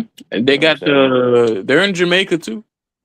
They're heavy in Jamaica. If you go to Africa, oh, people don't show you how many Chinese people are in Africa. Yep. Oh my God, And they're making a they're lot of babies, everywhere. and it's an epidemic where they're making a lot of babies and engineers and leaving. Yeah, oh yeah, you'll see them, especially depending on the industries, Mm-hmm. like gold mining and all that is Chinese everywhere, man. Yep. Everywhere. Mm. Yeah, But man. as a It's people, that's what I'm saying. Like, we're saying, you understand? I'm saying, I said, but we fighting over, stupid stuff like which door we can go in. yeah, we're block. Yeah. You know and I mean, and not even just us community wise. Like, to me, the whole United States, what we arguing about. You know what I'm saying? Like, stuff that really is a waste of time. And it's also like the system, right? That like people here, like they can. There's like well, I think China has it, but most of these countries don't have like food stamps. They don't have, Mm-mm. so you got to get it. Like Yep. everybody, Yep. everybody's family's hustling. Yep. Everybody's out there getting it, and there's no way, there's no excuse, there's no Yep. way out. If we don't do this, we're never gonna get out. Yep. And if you don't do it, you're gonna starve. You're gonna starve. So I think I honestly think like if they take all that stuff away, families, man, y'all gonna see how fast families stick together and all. Y'all Yep. gonna see. In America, nah, niggas just You don't going. think so? I mean, well, Oh, you think they Nah, gonna rob and just rob nah. everything? I don't want to say niggas because it also affects like poor whites too. But nah, Hmm. I And think see, I that's think a that's the lot of thing. See, people are that's gonna that's the struggle. thing. See, that's the thing. You saying poor, you gotta realize middle class is struggling too. Like a lot of people, think like you got this, bro. They ain't got nothing. Like I went out with I'm gonna just say this. I went out with a girl last night. Girl I went to school with, lived a neighborhood like, pretty close to me. Nice house, been married 15 years, kids all in sports, and she getting divorced. And somehow we having a conversation. She's like, "Oh yeah, blah blah. You get behind on the house." I was like, "What are you talking about?" She talking about like, "Oh yeah, our car got repossessed because we was behind. We was just." You'd be surprised when you pull back the layers of people you think got something or doing something. They ain't got it or they struggling. It's More not black. just Hear me out. Hear me out. Right. It's not a matter that those people are middle class. They think they're middle class, but they're not middle class. They're really poor, but they think they're middle class. That's all it really is. and that's most people. That's most people. You paying a mortgage, car note, daycare, sports. You broke. You poor. There's there's Well, there's no there's no money to be put up. I don't really even know what to say to that because I know it's true, but I don't know enough to be like, has it? Maybe it's always been this way. No, no. People didn't do all that back in the day. You just think about. Sometimes I think about like I'm talking not necessarily for black people. I mean like all people. I'm You saying know you what I'm keep saying? saying black. I'm saying for Americans, people, Oh, America. See, when you divide up a black this and that, like for America, because everybody got a cell phone, no matter race. Everybody got to pay rent, no matter race, mortgage. Everybody got a car note. That don't. You know what I'm saying? yeah. But I'm just saying, like traditionally back in the day, people kept their cars. They didn't have a lot of car payments. Now, people like this, I think they said the average car payment like $700-800 right now. That's a lot of money. Mm. Everybody got a cell phone that's at least gonna cost $100 a month, 150. And I, I also what pay people 30. Damn. what people well, which is crazy because I'm finna downgrade my phone plan too. But what people don't understand in certain societies they don't have a middle class. It's either you're rich or you're poor, and Yep. that's what they're trying to do here in America. Like Mhm. completely raise the middle class. And I even heard somebody, and you two gentlemen could chime in on this because I'm sure you guys have it affects you guys more than it affect me. But they say the worst class to be is middle class because if you poor, you get help, i.e., Yep. government assistance. If you're rich, you get help, i.e., tax evasion and Yep. certain investments. The people that get taxed the most is The the middle middle. class people. Yep. They carry the tax burden. That's a proven Bro, fact. Bruh, my uncle doesn't make that much money. He has better insurance than me. Yeah, Nigga, I can't go to the I can't go to the doctor without spending at least $300 for this man to give me a fucking therapy session where this nigga just sits down and just talks to me. You know, and then he's like, "Hey, go pick up this prescription for $150." Well, here's the thing: with you Man, I've living been in having America, knee I don't think pain, that's an excuse because you could seek out your own insurance. bruh. Not really, You not really. have done that for a while. For a while now. No, I mean, people used to have their insurance through wherever they worked, I do. but Everybody I know but do. every single place, at least that I've worked at, has shit insurance to the point where I'm better off just getting the insurance from market. Was it marketplace? Yeah, Yeah, the because marketplace. yeah, What because is I've what been is having knee marketplace? pain, and I don't even really want to go to the doctor because I'm like, I know it's about to be some crazy shit. He's gonna want to take an MRI, and then it's gonna cost me $600 for a fucking MRI, only for the nigga say, I Oh can't yeah, do you nothing got for you. crappy insurance. Like my daughter had a was it an MRI CT scan? It was $125. Yeah, Mm. yeah. And the thing is that if I was making like $25,000 or $30,000 a year, I You'll would have get had really, insurance. really good insurance, but I don't make that. I make too much, so they're like, nah, we can't, we're not gonna cover it for you. Like So like Charlie was saying, like the poor people. It's like you can be a single mom with two kids or a kid, and just say like work part time at Dollar General or whatever. And then when tax time come, they'll give you like $10,000 tax check or whatever, tax return or whatever. And Hmm. you know what I'm saying? But then the person who done worked and paid and did this and that, oh, you get $1,000 back, 500. Oh, you might have to pay this year, just depending. nigga, That I ain't get, right. man, I haven't collected a tax return in years. I was going to say that as well too. This is also what I heard a wealthy person say. He said, like when people talking about money, they talk about them receiving a tax return. That's how you know they don't get money because the people that's really getting money, they don't get tax return. They have to pay into taxes or Yeah. find a way to avoid it. You know what I mean? So yeah, yeah, for Well, sure. for Mhm. like a regular, they not having enough come out of their check, their deductions. Yeah, yeah, Right, they pay the tax afterwards. Yeah. right. So yeah, no, but at the same time, like I say, in far as like KB, what you're saying, far as like you think it's always been like that, that's factually untrue, and I'll tell you why. You could No, I even said look I up don't know if it's always been like that, and I don't want to say like this is Nah, like a it new wasn't. thing. You know what I'm saying? no, Nah, and it it wasn't. wasn't. I could tell you why. The whole American staple was you could support a 3 to 4 family household off of Yep. one income Yep. back then. Mm-hmm. Nowadays, you can have two incomes and still barely Yep. make it. Yep. And see, So like you're yeah. younger than us, so you didn't grow up with what's the generation before baby boom and grandpa? See, like Charles and I, we the same age, so we grew up with grandparents that was born in like the 20s. You know what I'm saying? Yep. And we started, Silent generation and World War II generation. yeah, because see, like on one side of my family, on my dad's side, it was 9 kids. My grandmother didn't work. On my mom's side, it was 5 kids. My grandmother didn't work, and all that was supported off of one income. Yeah. And Mm. and they was homeowners. Like I was telling somebody, they was like, "Oh, that was so hard back then." I said, "Nah, back in the day, people had more because back in the day, black people was homeowners. Home ownership was higher 50 years Yeah, ago Than than it it is is today." today. yeah. Yep, that's a fact. And I feel like OTO about to come any second now. you you know, hear y'all? It's like Bloody Mary, Bloody Mary, Bloody Mary, and he just appears. you know what they say, right? They Yeah, say let me that. tell y'all.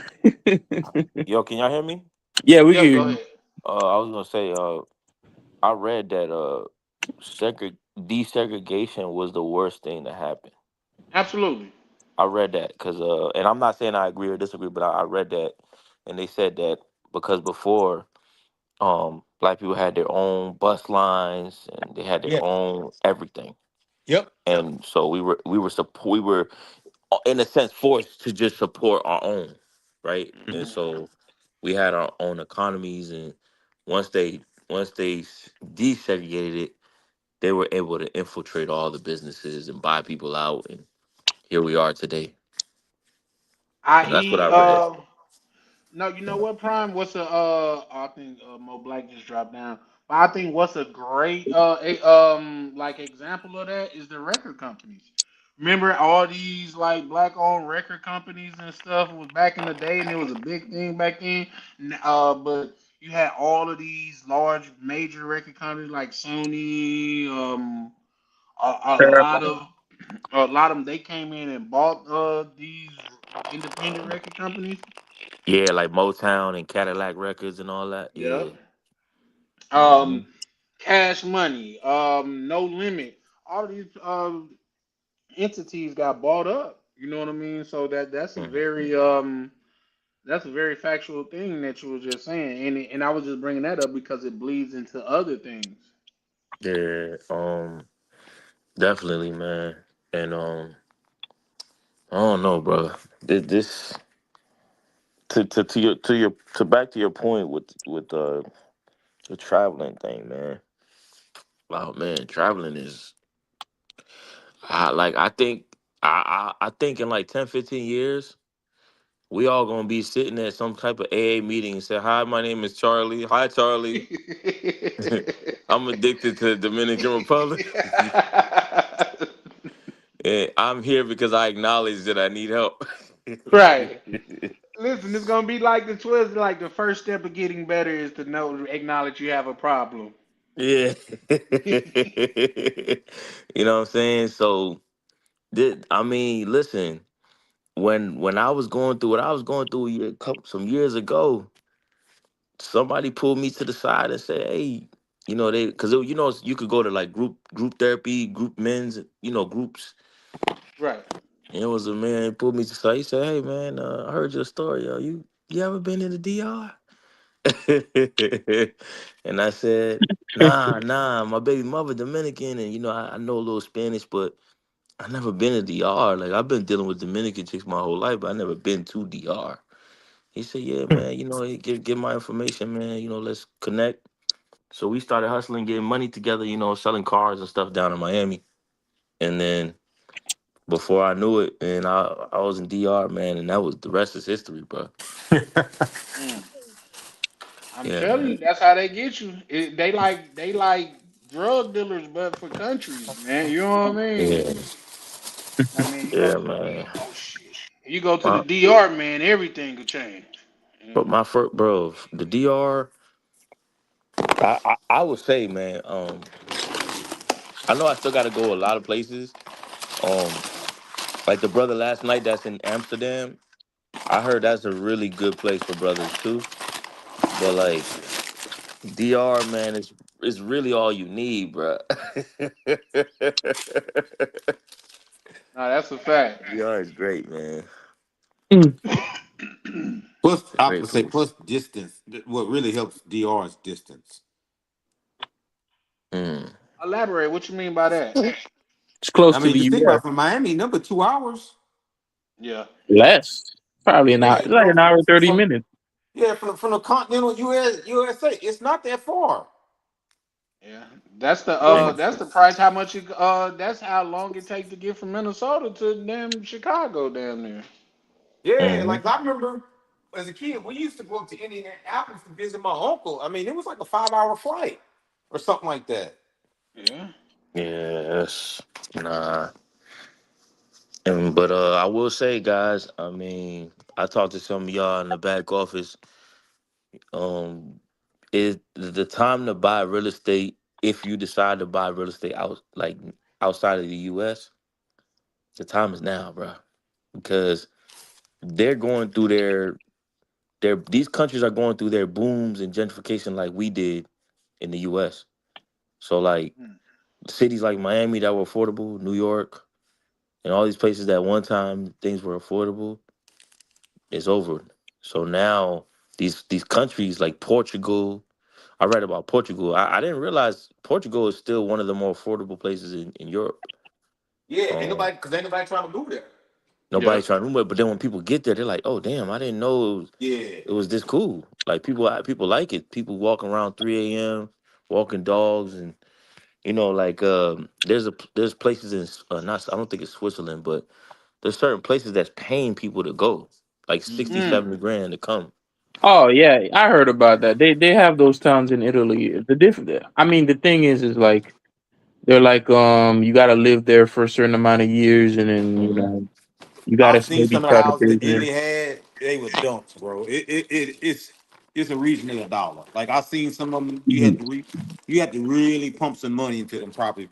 But when I was in Colombia, people was out walking dogs and midnight. Even when I was in Mexico, that was surprising. When I was out like 1, 2 o'clock in the morning, it was people out just walking, enjoying themselves, and even like women walking by themselves with headphones on. Yeah, yeah. Mexico is very. I've never been, but I know because I was watching. I think I told you, Benito. I was watching a TV show, and I thought it was Europe, and then I looked it up. They were like, "That's Mexico City." I'm like, "Oh, damn." Yeah, Mm. that was a tripping to see women out like that time of night, just lollygag walking. And you notice something, Benito? You notice that the Mexicans you saw in Mexico City ain't the same Mexicans you see in Houston. No, bro, they You was notice that? yeah. Hold Yeah. on. Say that again, Prime. The Mexicans in Mexico City is what? Like I was asking Benito if he noticed like the Mexicans that he saw in Mexico City, if those are the same Mexicans he sees in Texas, and they're not No, the same. they're not the same. Mm. They're not the No, same at all. they were uh they were like European looking. Yeah, most of the Mexicans that you see in like Texas, Arizona, Los Angeles, those are the ones that had to flee because they didn't have anything. Yeah. You know what I mean? And then they're also, I know Benito. They actually are racist to them in Yeah, Mexico. yeah, yeah. The Yeah. color system, yeah. Yeah. Yeah. So and then they come here, and then it's like Yeah. all that out the window. You know what I mean? Right. So You know what I mean? Nah, that's a fact. That's a fact, Prime. They come here and get on that BS with with the people here, forgetting like where you from. The people don't fuck with you like that. You know what I Yeah, it mean? was But like I was in one area because I had talked to this lady, because I wanted to, because they had talked about the gentrification that's going on there. And when I was met this lady, she was like, "Yeah, 5 years ago you didn't see foreigners." She's like, "Now foreigners everywhere." And like when I went to Starbucks where I was sitting, it looked like I was in Houston. The people walking around, and it's like what Prime was asking me, you really couldn't tell who was like Mexican or like a tourist there. You couldn't tell the way their skin was. And even the dress, they walk around with Adidas Sambas and just, regular stuff on. I mean, they had I didn't take a photo. They had a Hoika store. I ain't seen one of them in the States. a who store? Like the running shoes the called sneaker, Hoikas. the Hoka, yeah, Oh, yeah, Hokas. yeah. Yeah. hmm They had a whole store. Mm. Yeah, man, they ain't playing over there. I mean, even when because when you learning Spanish, which is something I always tell a lot of the brothers, watch the Spanish news like in your city, like watch the Spanish. There's always a Spanish news, like Yep. Telemundo or Primer Impacto. Like you watch the Spanish news, you'll notice that the Latinos speaking ain't the Latinos you see like on the average. Like Hmm. they ain't. They're very white, blonde, blue. They're not like you're like wait, and then you find out they're Mexican. You're like wait, whoa, whoa, whoa. Because the Mexican girls I know, they Bro don't said, they whoa, don't whoa, look whoa. like that. They don't look Mm-mm. like that. So then you start peeling the layers back, and then of course you never barely ever see an Afro Latina up there. Oh no, Right. oh no, no, no. You barely see that. Yeah. And so you know what I'm saying? Hmm. It's an experience because like the chick I was hanging out with, she had green eyes. Mm. I Yeah, was Nah. gonna chick. get to that. What do the women look like down there? Mm, Real I, quick, real quick. Hold on. What's name? We got our good brother, Chalupe pulled up on the panel. I think this is the first time, man. Chalupe, Yeah, first time, first time. how you doing, good brother? I'm all right, man. Long day, got off work, saw you on, figured I always get on when you're on, so I'd like to make comments. I figured I'd join in tonight. Well, Hey man, man, it's a pleasure to finally meet you. Like, see who's behind the comment, man. Yeah, shout out to Chalupe. I ain't gonna lie, Chalupe. I ain't know you was black, bro. I thought you was Latino. Oh no! So all right, this I got the. I was in the Air Force and I needed a haircut. Sergeant Lane, black dude, he was cracking on me. Told me your head look like taco meat, look like chalupa meat. That's how I got the name. Damn. And it kind of just stuck with you. Yeah, I just went with it. They make fun of me, whatever. You can't pick your nickname when you're in the military. So Nah, that's a, oh, okay. I thought you was gonna say when you little, but yeah, nah. There you go. But yeah, man. I see you was putting in a lot of information about Medellin. Real quick though, my bad. Before you go into that, my apologies. Mo Black, you were saying something. You want to continue what you were saying, brother? whatever. What's his name that asked me? No. Oh, you asked me what the women was like. I'm just gonna say this. Most about 95% of y'all gonna keep going to DR, Colombia, Brazil. Mm. Like it's it took me a while. It took me a while before I saw something like really nice that caught my attention. Let's just say that. Oh wow. Yeah, like you get off the let's just say you land in the Santo Domingo airport. It ain't even gonna be 5 minutes before you be like, dang. It it No, it that's a it, fact. That's a it wasn't fact. it wasn't no experience like that. No, Okay. no. Like you could see that there was no African diaspora DNA amongst the people. Okay. Well, tell me I shouldn't go there without telling me I shouldn't go there. You know what I Yeah, mean? yeah. Like they have some areas that do have African descent people. I can't Right. remember the name of the city, but it ain't in the middle of Mexico City. That's not where they at. Okay. Yeah, Pueblo. Yeah. Yeah, out in the country and stuff. Yeah, No, that's what's nah, up. nah. If you looking to go see that, like women or like whatever, nah. Yeah, I was told Guadalajara got because I got a friend and she's in Guadalajara. She got a lot of beautiful friends. They got a lot of beautiful women over there. Yeah. No, that's what's up. Real quick, Chalupe. So, have you is Colombia the only place you've been to? Turkey, I was stationed in Turkey for a year. So Turkey, then to Panama and Colombia. Oh Okay. shit. Okay. So you never been to the DR, huh? No, I can't do Sasua. Them leggings they be wearing, them quick turns, they be hitting the dudes up and going to wash and go back. I couldn't do it. But Yeah. I No, might it's go. I might not try to go different. by. I'm not going to Sasua, but I might go. Yeah. I was just gonna say, like, the DR is way bigger than Sasua. In fact, Sasua is quite small. What I will say though, if you go into other places there, I would say you should have. Do you speak Spanish at all? All right, I can speak like survival Spanish. I can understand more than I can speak. Yeah, I think I think that's What? the common thing too. Hey, But Charlie. We we yes, sir. we we we'll let Chalupe in, but after Chalupe, man, close the door, man. Lock them out. Lock Hold everybody out. door. Yeah, we don't want nobody Oh. else in. We don't want nobody else in the DR. Yeah, we gonna nah, that's a fact. But nah, Chalupa, I think it's dope, but at the same time, it to each his own. But the DR is what really what like this I can't say this channel is based on, but this is where a lot of the love come from on this channel is because the brotherhood in the DR is a real thing. You know what I mean? You could go there by yourself and just see people a brother from America and his love. You locked in from the door. You know what I mean? And from my understanding, that's not everywhere. Like we could literally turn on YouTube and see brothers fighting in Thailand. We could see brothers Yeah, fighting in Colombia, but that's not a common occurrence in the DR. Yeah. yeah. I get that from like watching stuff online. The Brotherhood strong in the DR, but like KB, I was in Bogota 2 weeks ago. Was it 2 weeks ago? I only saw a few Americans. Yeah, you ain't gonna see I nothing was. there. It ain't no. But I go to Cali usually. I'll go to Cali and I'll go to Bogota.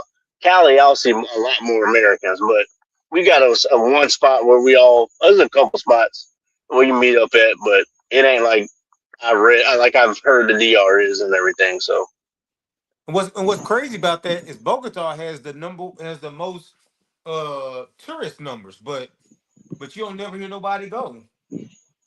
Mm. I think that's business travel for Bogota because it's the capital. They got Yeah. the big companies like one of the places I stay at across the street.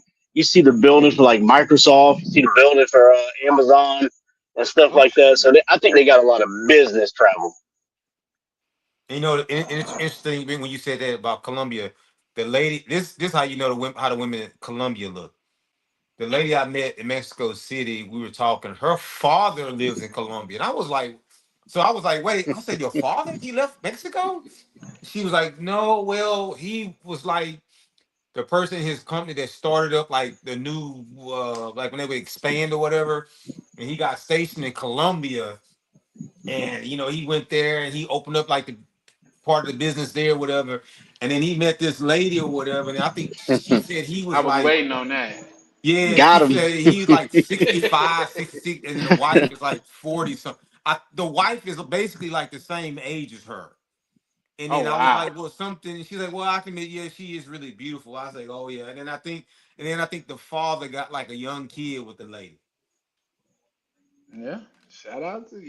Shout out to him for that. You know what I Oh mean? no. So it's not just us black Americans making moves.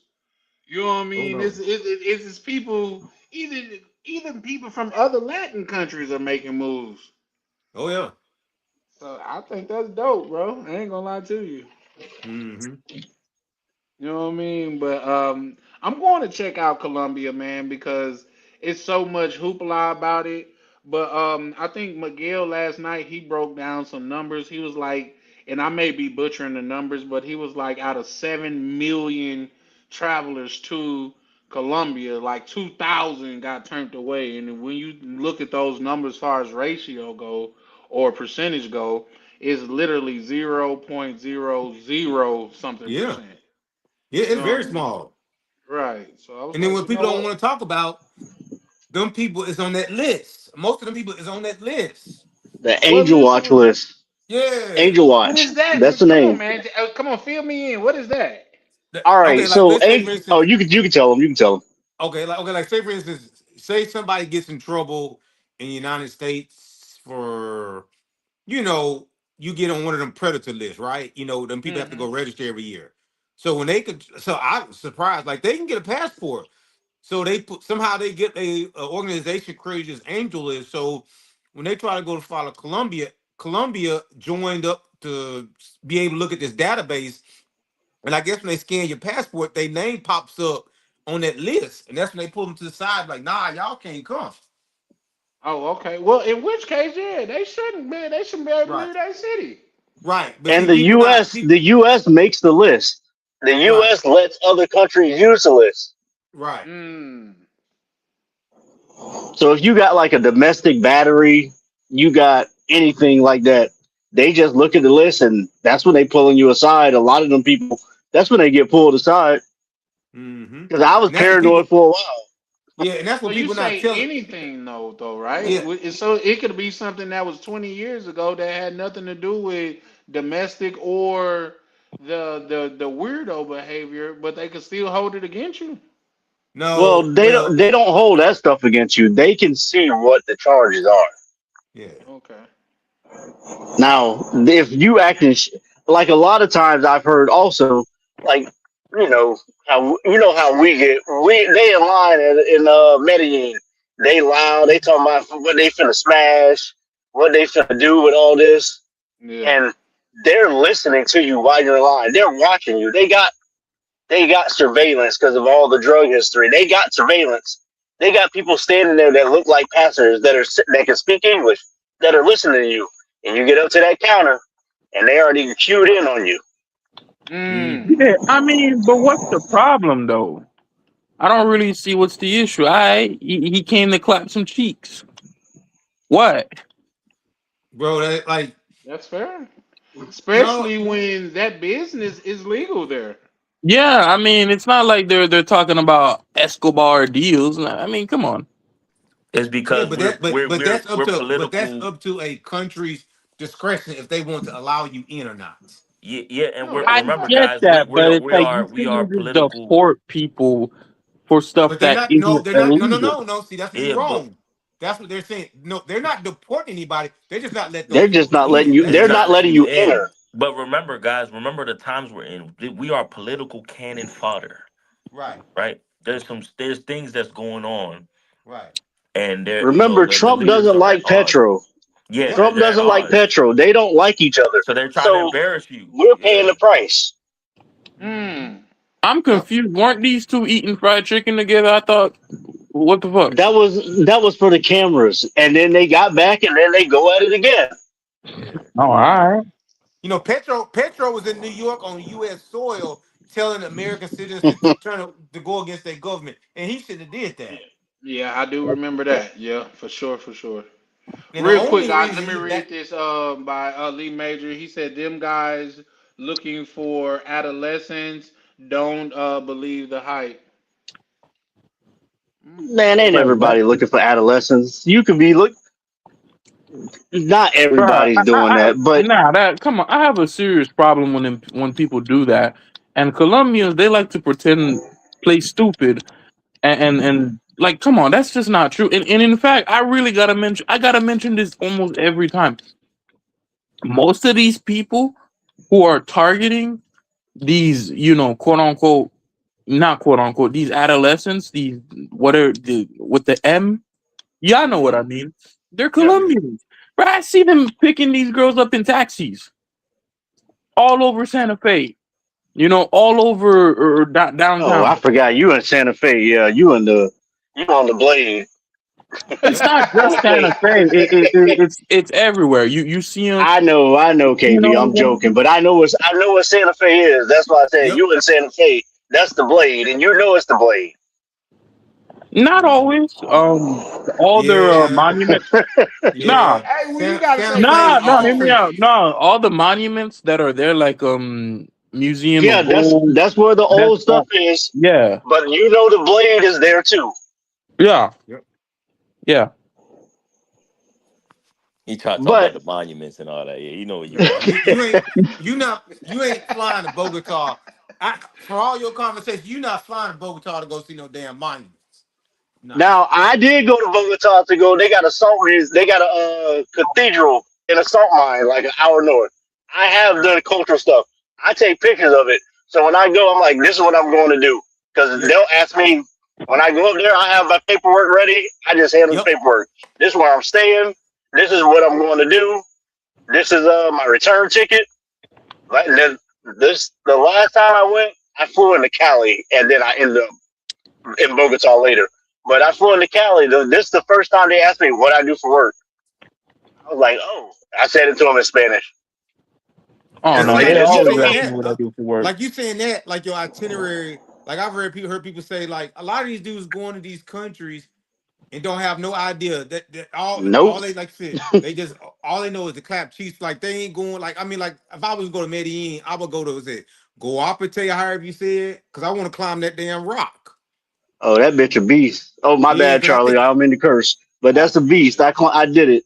yeah, because I think it's like 730 steps or something like that. So that's like one I thing I thought it want was to a knock off my thousand list. plus steps. No, it's like 700 to 800. All I know is when I hit about 500, it got the number of steps like every 50. I know I was mad. That's all I know. My legs was burning. Yeah. 'Cause I know them steps in Brazil. Them that ain't man. Them steps in Brazil go ham too. Mm-hmm. Like, But man, yeah, go have like an itinerary. Have something you're going to do other than I got a 20 pack of uh, magnums and I'm here. What's up? You gotta have something you're gonna do besides that. Nigga, I'm exploring right now. I thought you yeah, left, KB. Mhm. nah, he did leave. He just gave I some see pieces. what he means. Like, I mean, Yeah. if you want to avoid getting deported or denied entry into the country, then yeah, do that. Like But I have some do, discretion. yeah, do that too. It's just that it triggers me when Colombians want to get on that high horse. I'm like, bro, if y'all niggas don't come on, you Well, know. believe it or But not, KB, go ahead. listen. Oh, go ahead. No, KB, listen.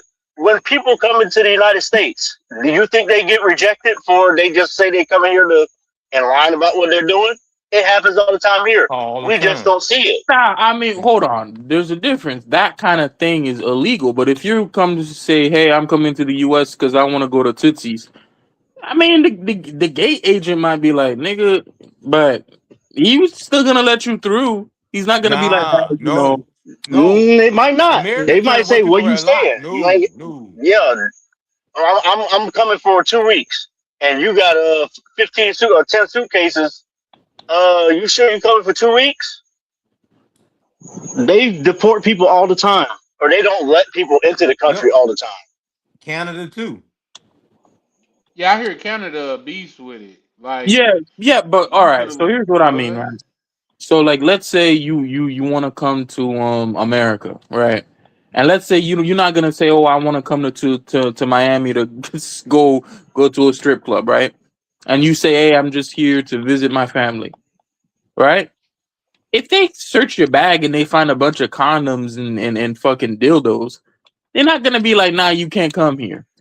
They're just gonna be like, "All right, bro, whatever." They might Nah. But not be like, I all right, don't whatever though. I was understand gonna why say Colombia. though, like do we know that for sure though? No, Nah, I I watched don't the know if you show ever on seen. TV. No, I Have you watched ever the seen show. My mother watched it. They're the gonna ask you who house you staying at. They're Then they're gonna gonna ask you ask you all for your kinds of follow up questions. yeah. No, Then they're gonna I ask you know, for but your I'm saying like, Mm, okay, have you seen the Migracion website? yes, yes. That's I what watched. they Yeah, No, no, do. no. Like they search these dudes and then they're like, oh, look how many condoms he's got. Look how many of this. I mean, come on, but man. that's to Um, sensationalize to show their people that they're trying to stop sex tourism. That's why they're doing that. That's why they're putting those people on there. But KB, when you look at that, how many people are on there that are Hispanic from other countries that are not Plenty. black? There's There's a quite a whole few. bunch of not black people on there. We just don't look at it. We see the videos and the pictures of the brothers, and we get hot about it. No, It's a no, whole no. bunch of people from other countries No, that no, don't no. that get Hold on that now. they're Hold not letting on. in either. Nah, because when Immigracion posts these things on Instagram, you can clearly see on the comments that they're talking about gringos go home, how they don't want yeah, gringos there. And I yeah. just They said, don't. KB, They're they're not doing talking. that for politics. That is to show their people they're stopping the gringos from coming in there, taking advantage of their people. Right, But right, they I but heard I'm that also not. I'm too. not saying. I've I'm not actually heard denying that that. But too. I'm saying it's not like, oh, they're thinking we want Mexicans out of here. They want Americans out of no, there. they're sensationalizing catching Americans. They're also catching Mexicans, people from Ecuador, people from Argentina. They are getting other people as well. They're sensationalizing the gringos.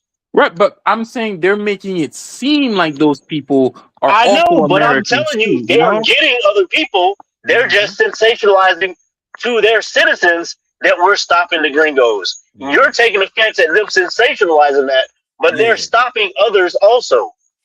Because they don't want nobody there because they know the people coming have money that they don't have and will further make them gentrified. And Well, and here's that's the what they thing. Well, go ahead. My bad. and I was saying, You and that's say? the issue right now too. Like in Medellin, the locals are mad because Americans are people coming there with money and they raise the rent prices and they can't afford to live there no more. And places that were Well, affordable, they can't afford no more. And well, that's what here's they the mad thing. about that.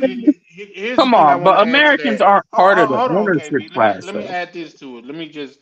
This is the conversation that I was having with the young lady in the back office. It's a brother that's a part of the community that very active in the back office, and he put a young lady from Colombia on, and she was on there going off like she was kind of going off. But what I told her is Americans are not raising the prices. These are Colombians raising the price Colombians. on Yep, Colombians. that's the That's real issue there. facts. Yeah, I mean, look at the Bad Bunny concert that happened with the Yep. price gouging, where they quadrupled the price in one night.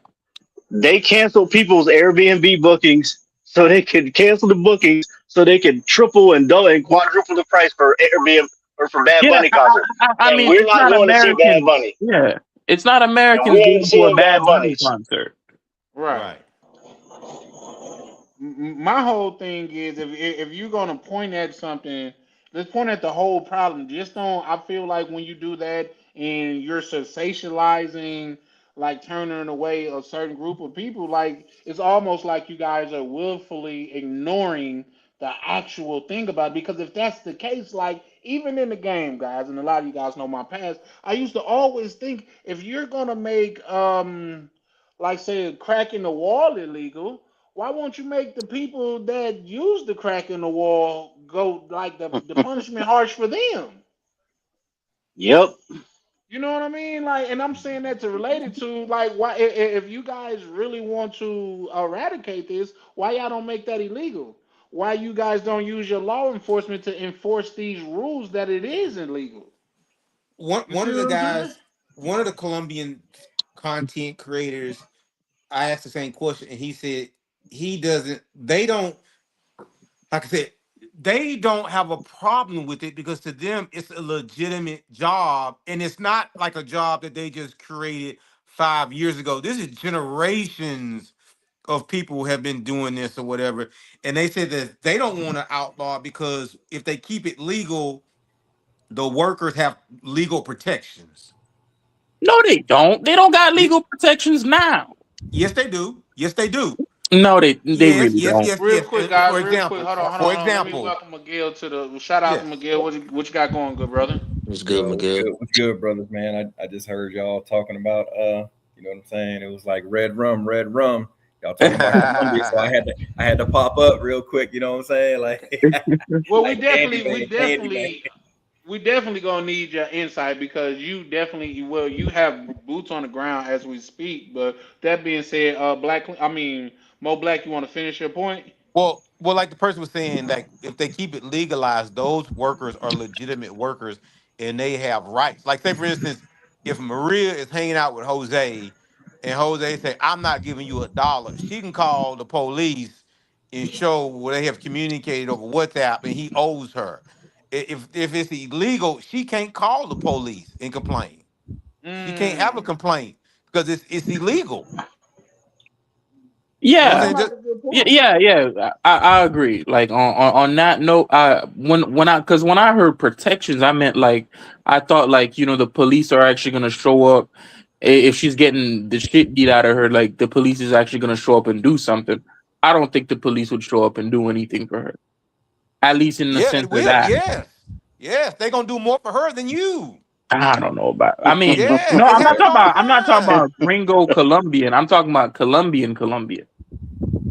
Yeah, but even with that, but like, okay, like for example, like when you go like, let's just say Cartagena, when they had them as parlors and stuff, that's like out in the open legal businesses.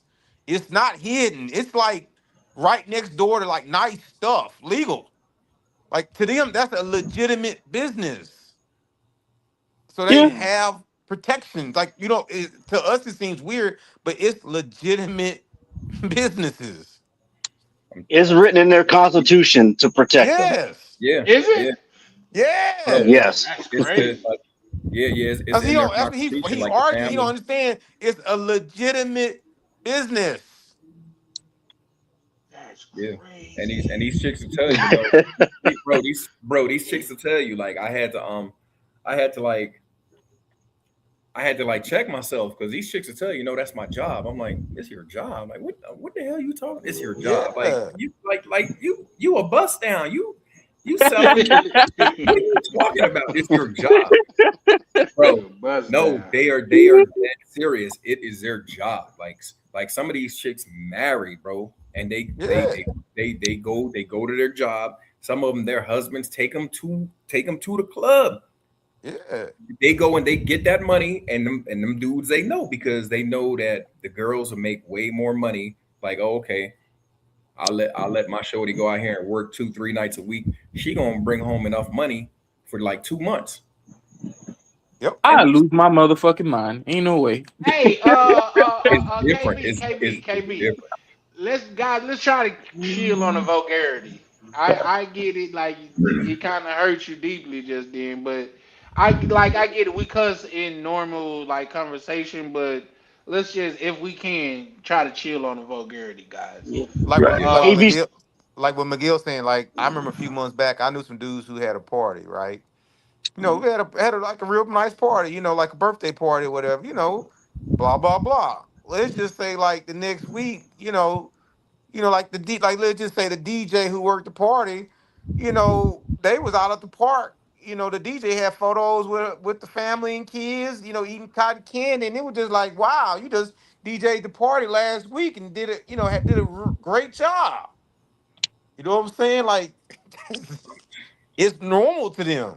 Yeah, I'm trying to tell you, it's different. The like the culture is just different. And then just to back it up just a little bit, to talk about the SA and all the stuff that goes on. I remember I was talking to this one chick down here, and like she was telling me, she was like, oh yeah, my brother's locked up.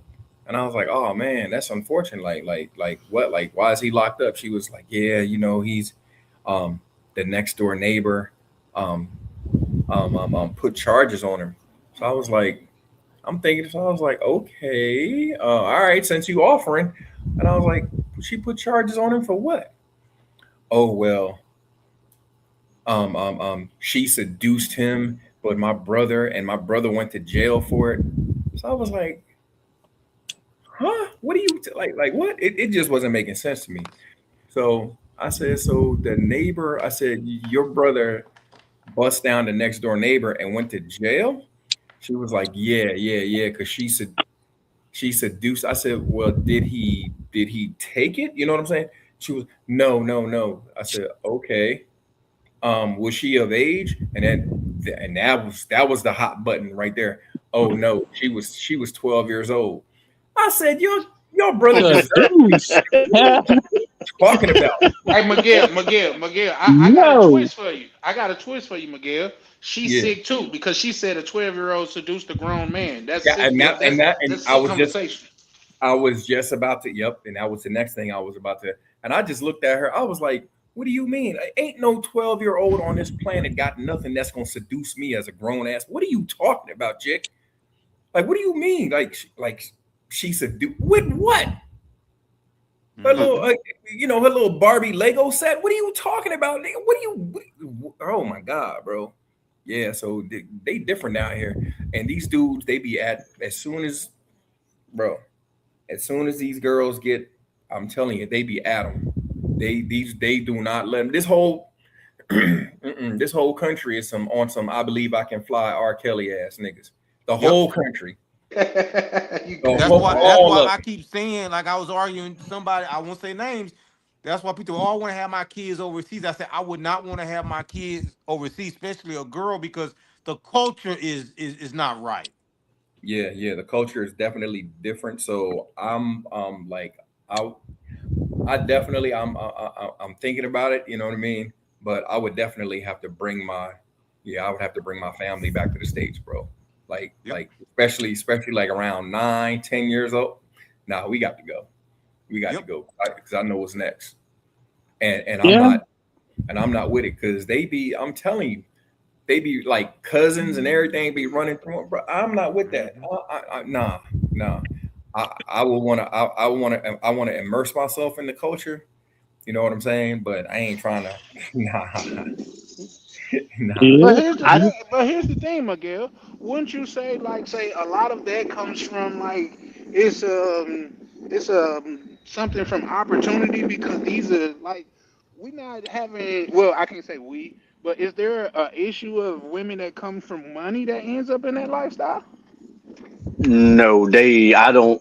Miguel can answer for herself. I don't think if they are strata 6, 5, and 6, they are highly unlikely to be associated with that. So. All right. So my answer to that is, it's just different. So the women who are in that like that strata and that, you know what I mean. Like you can go out and I've you take them to dinner and that same night you are busting them down. Now what they do, they won't necessarily be like, oh well, can I have, can you give me some money? But now you do that, you taking them out. Now they got it in their mind because A lot of people over here, there's no casual dating. They on some real girlfriend, boyfriend, we in a relationship thing. So once you do that and you take them out, you go out, and it ain't no waiting. It is no, trust me, there, like there is no waiting. You can take a like you can meet a chick, you take her out, and she could just be a regular. Y'all are getting down. Y'all are getting down that night. That's what I'm saying. It's just the culture. They got a whole different mindset on on relations, on male female relations. So it's not this. Oh, I'm gonna make him wait. I'm gonna make no. Ain't You no be Steve Harvey. nah. It ain't nah. None of that dumb stuff. No. If you are nice to them, if they like you, you are in there. You are. I'm telling you. You clapping like you in a church congregation on that first night, and that can be. I don't care, bro. I, I've dated doctors, lawyers out here. They all going on the first night. All of them going.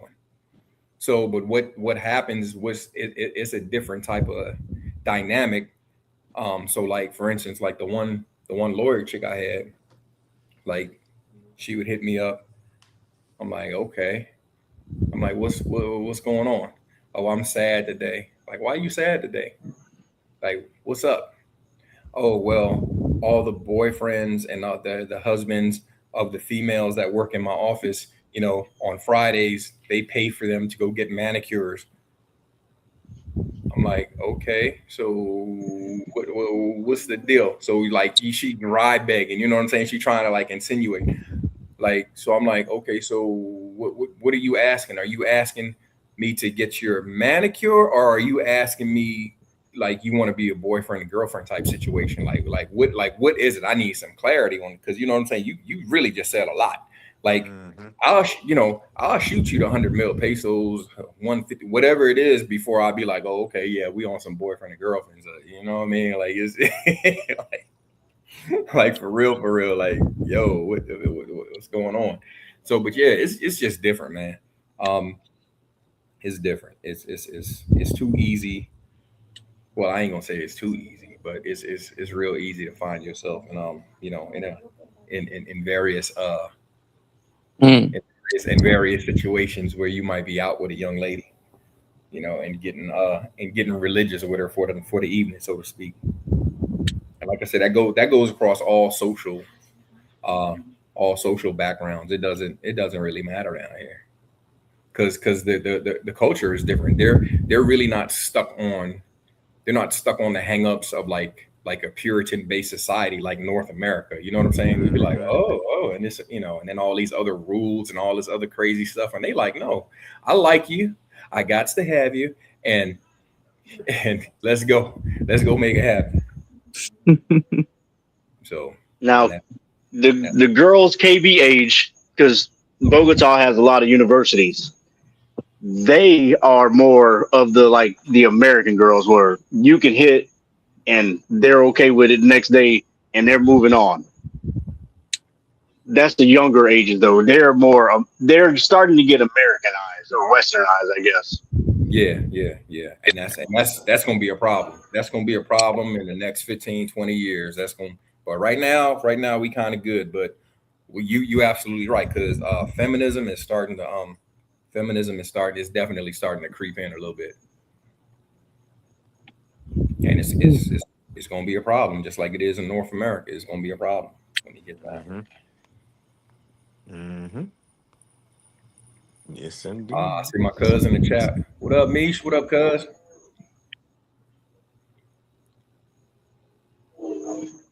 Yeah. But Um. yeah, Uh. Miguel's right about that. If y'all remember the guy from last night, I mean, the girl he was dating was 18, 1-8. He's 33. Oh, they. Oh, and on that, um, they love older dudes down here. They love it's because and I asked, like, because I was like yo, what's the deal? Like, and in their mind, they think that the older dudes pretty much got it about their system, and a lot of them, they actually look for an older guy. When they're ready for relationships, because they think the older guys, all right, you're playing or you're messing around, you got it up out your system. Now I got somebody who's a little bit older, a little bit wiser, got a little bit more sense. Yeah, they may run around every once in a while, but they ain't gonna do it like these younger dudes. And all of the chicks tell me the same thing. Like these Colombian men be knocking they blocks off. Like they be, man, just I want to say last week, man, the dude in the apartment up under me was whooping his chicks. When I tell you, I was like, Lord have mercy. Man, she was screaming and didn't nobody say nothing. I'm like, what the hell? I came out on the bell. I was like, yo, what is going on? Bro, when I tell you he was, yeah, it was some furniture moving. He was beating the hell out of that chick. Man, it was just like, oh, it was another Friday. Everybody minded their business. Ain't nobody said nothing. So.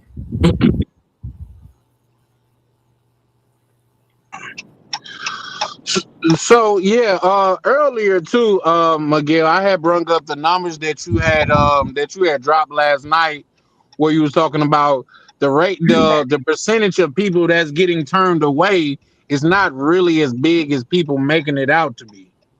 Nah. A lot of people, and this is what I was alluding to last night. A lot of dudes are doing that stuff for clickbait. You know what I mean? Especially within the travel space, and like for me, what I was saying, I'm not. Number one, I'm not personally. I'm not concerned about it because my name is not on no angel watch list. I come up in here and I had a story where I brought a shorty asked me to bring her a toy. So I brought it. And they put it through the scanner, and it was so funny. Buddy down here was like, "What's that?" And I'm telling him it's ugando para mi novia, and he looking like what? Man, he took the joint out, and like he like all up in the air, and the chick next to him was dying laughing because he, for the life of him, he did not know what it was. So, oh, you got a little lightsaber here. I see it. It does a little. Yeah. I brought the little Jedi wand. You know what I'm saying? And Buddy was like, he was literally confused, and I was like, "Tell me you ain't getting no action by telling me, without telling me you ain't getting no action." And Shorty busted up. She cracked up. And what makes it so funny, it's even funnier than that. Like every time I see her now, when I go to, I ain't gonna see her no more because she worked for Spirit. Farewell nah. to yeah. But every time after that, every time that she would see me after that, yo, we would just die laughing, bro. Like our eyes would meet, and for like 2 years straight, and we would just, bro, we would just crack up, man. Yeah, so like I think you got to be cutting up. The only people that I've seen down here in Cartagena I saw 2 people get turned away, and they both was cutting up. One dude was so drunk, I don't know how he got that drunk on the plane, but he was towed down drunk, and they was like, nah, if you don't know how to act, right here in the immigration line, you gonna be a problem. And they was telling him what to do, and he was just like, he just had an attitude. I don't know, probably from I don't know, but they got him up out of here. It was like, all right, let's go to the back. When you go to the back, you getting on the next plane going home. It ain't no discussion. It ain't no talking about it. It ain't no nothing. And then I saw one other dude. He must have been at the back of the plane because his boys was in the front of the line. And so they was telling him, they was like, yo, just come. So he skipped the whole line. They wasn't having it. And he was trying to tell them, no, these are my friends. This is my group. And they was like, nah, you, whatever. You skipped all these people. They was like, no, go to the back of the line. And he wanted to sit there and argue with him. Man, he should have took his behind at the back of that line. And he did not. He ain't do what she asked. And the immigration dude came from behind the counter, behind that glass. He came and he just, let's go. All right, you don't want to listen? Let's go. You got to comply when you're in another country. Yeah, yeah. It ain't no. It especially ain't. when you're not from there. You got to comply. Period. So I had. I remember one time. Look, we was dead wrong. This was during COVID. So it was so it you man. Well, Cartagena stayed lit, but it was especially lit during COVID because we had curfews down here, right? So you could literally go in the club. You could go to the club, right? And then I want to say the curfew was from like 11 o'clock, if I remember correctly, until like 6 in the morning, some shit like that. I mean, excuse me, my bad. Something like that. So when you would go to the club, you would literally be locked in. Yo. So, yeah, we went to the club, did our little thing, you know what I'm saying? So we ready to go. It's like 3, 4 in the morning. So we like, all right, man, whatever, we gonna chance it. And cabs was still out, whatever. So we got in the cab. Man, we ain't even make it outside the wall city before we got pulled over. And I was just like, they pulled us out. They pulled us out the cab. They searched us. Buddy went up in my wallet, and I had, I don't know, I probably maybe $200 in pesos. Buddy he took he took what, 200 mil pesos. I think it was like $50. And he looked at me. I said, "Hey, go ahead, man. Yeah, blessings. Look, gracias a Dios." so and then they let us go on our way. You know what I'm saying? So I got back in the cab and I was like, "Yo," I was like, "Buddy just hit me for 200 mil pesos." So one of the clowns that was with my group. Oh, I would have made him take me to the embassy. I would have this and that. I just looked, and this was my first time meeting him. He came with one of my homeboys from Philly. I told my partner, I said, don't bring him around me no more. I said, because he's dumb. Not only is he dumb, he's dangerous. My boy was like, what so I told him what happened. He was like, why was he saying that? I said, I don't know. I said, that's my first time meeting him. I don't know. I don't know his character, but what I do know is he's stupid as hell. How you gonna sit up here and talk about I would have made him take me to the embassy? Are you dumb? You in a whole nother country. So what you're saying is you're gonna make that police officer that's robbing you then take you to the US embassy. You don't even know where the embassy is. Take you to the US embassy to what? Report on himself that he is robbing some tourists. Let me know how that works out for you.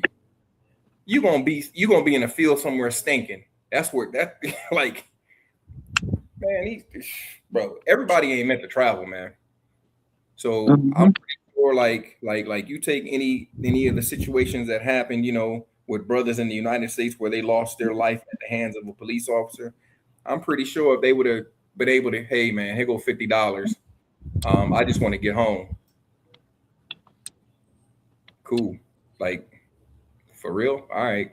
200 mil pesos, $50. And I think at that time the exchange rate was, so I think it might have been only like 40 something dollars, because the exchange rate for the dollar was so, back during COVID. Oh my God, man. When I came down here during COVID, I think the best I ever saw the exchange ratio was $1 was like 5,600 Colombian pesos.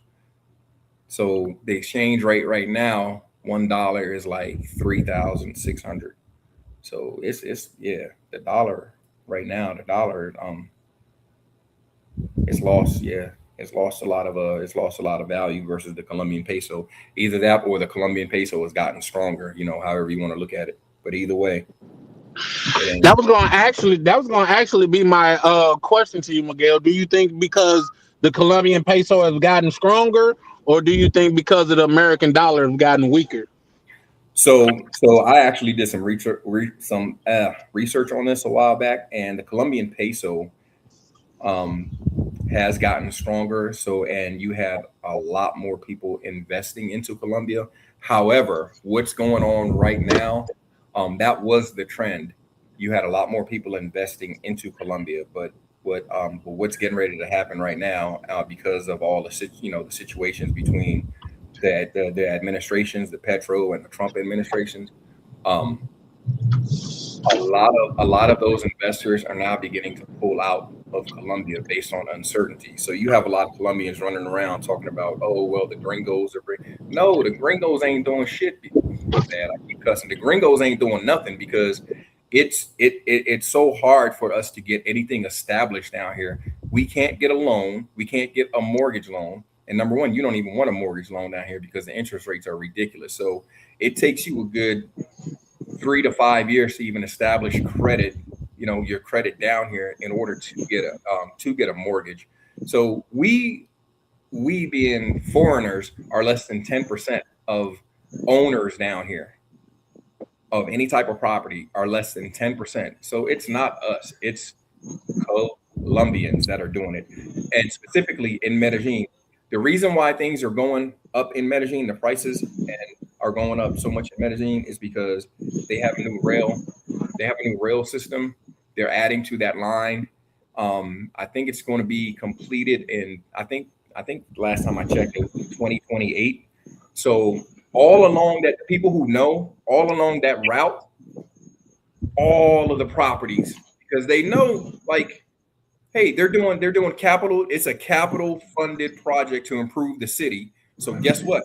The rents along that rail everything is going up because now you're going to be able to access damn near anywhere in Medi within like 30 to 40 minutes by taking that rail, And so people are sitting there, oh, it's the gringos, it's not the gringos.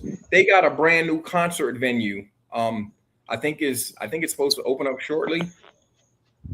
They got a brand new stadium. They got, oh my, bro, it is lit. Medi is going to be even lit. Is it litter? The little beach park they're building. Right, they got the whole beach park. Yeah, because the one thing that people were saying, oh, Medellin is this, Medellin is that, but the only bad thing is they don't have a beach. So guess what they're doing? They're building a beach. They got all of these capital projects that Medellin is doing. Not, and by the way, Medi is the only city in Colombia that is experiencing growth like this. And you know why? Because the rest of Colombia is on some socialist BS. This is really like a socialist country, except you have Medellin, the governor of Antioquia, he is conservative. The mayor of Medellin is conservative. And they're the only city within Colombia that is experiencing the growth. And they're like Medi is booming right now because of their, of their conservative practices. And they're like, yo, this is what we need. We need to improve our infrastructure. We need to improve our security. We need to improve our schooling, and we need to build these things. And it's going to bring more. It's going to bring more, and that's why the prices for everything is rising, because they're bringing their city into the next century. You know what I'm saying? They're getting on par. Medellin is getting on par with other cities around the world. That's why things are getting expensive. But you have people with very low IQs, and what are we going to blame it on? Oh, well, we're going to blame it on, it's got to be the foreigners, because all of this stuff only started happening, since they got here. Nah, it's not us. It's the Colombians doing it to Colombia, because they're improving. So, but you can't, you can't explain that. You can't fight feelings with facts. And especially with, Well, Miguel, a question that I want to ask you pertaining to that: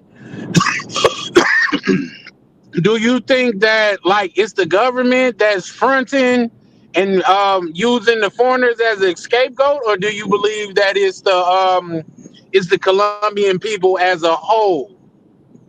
Okay, that is using. Go ahead.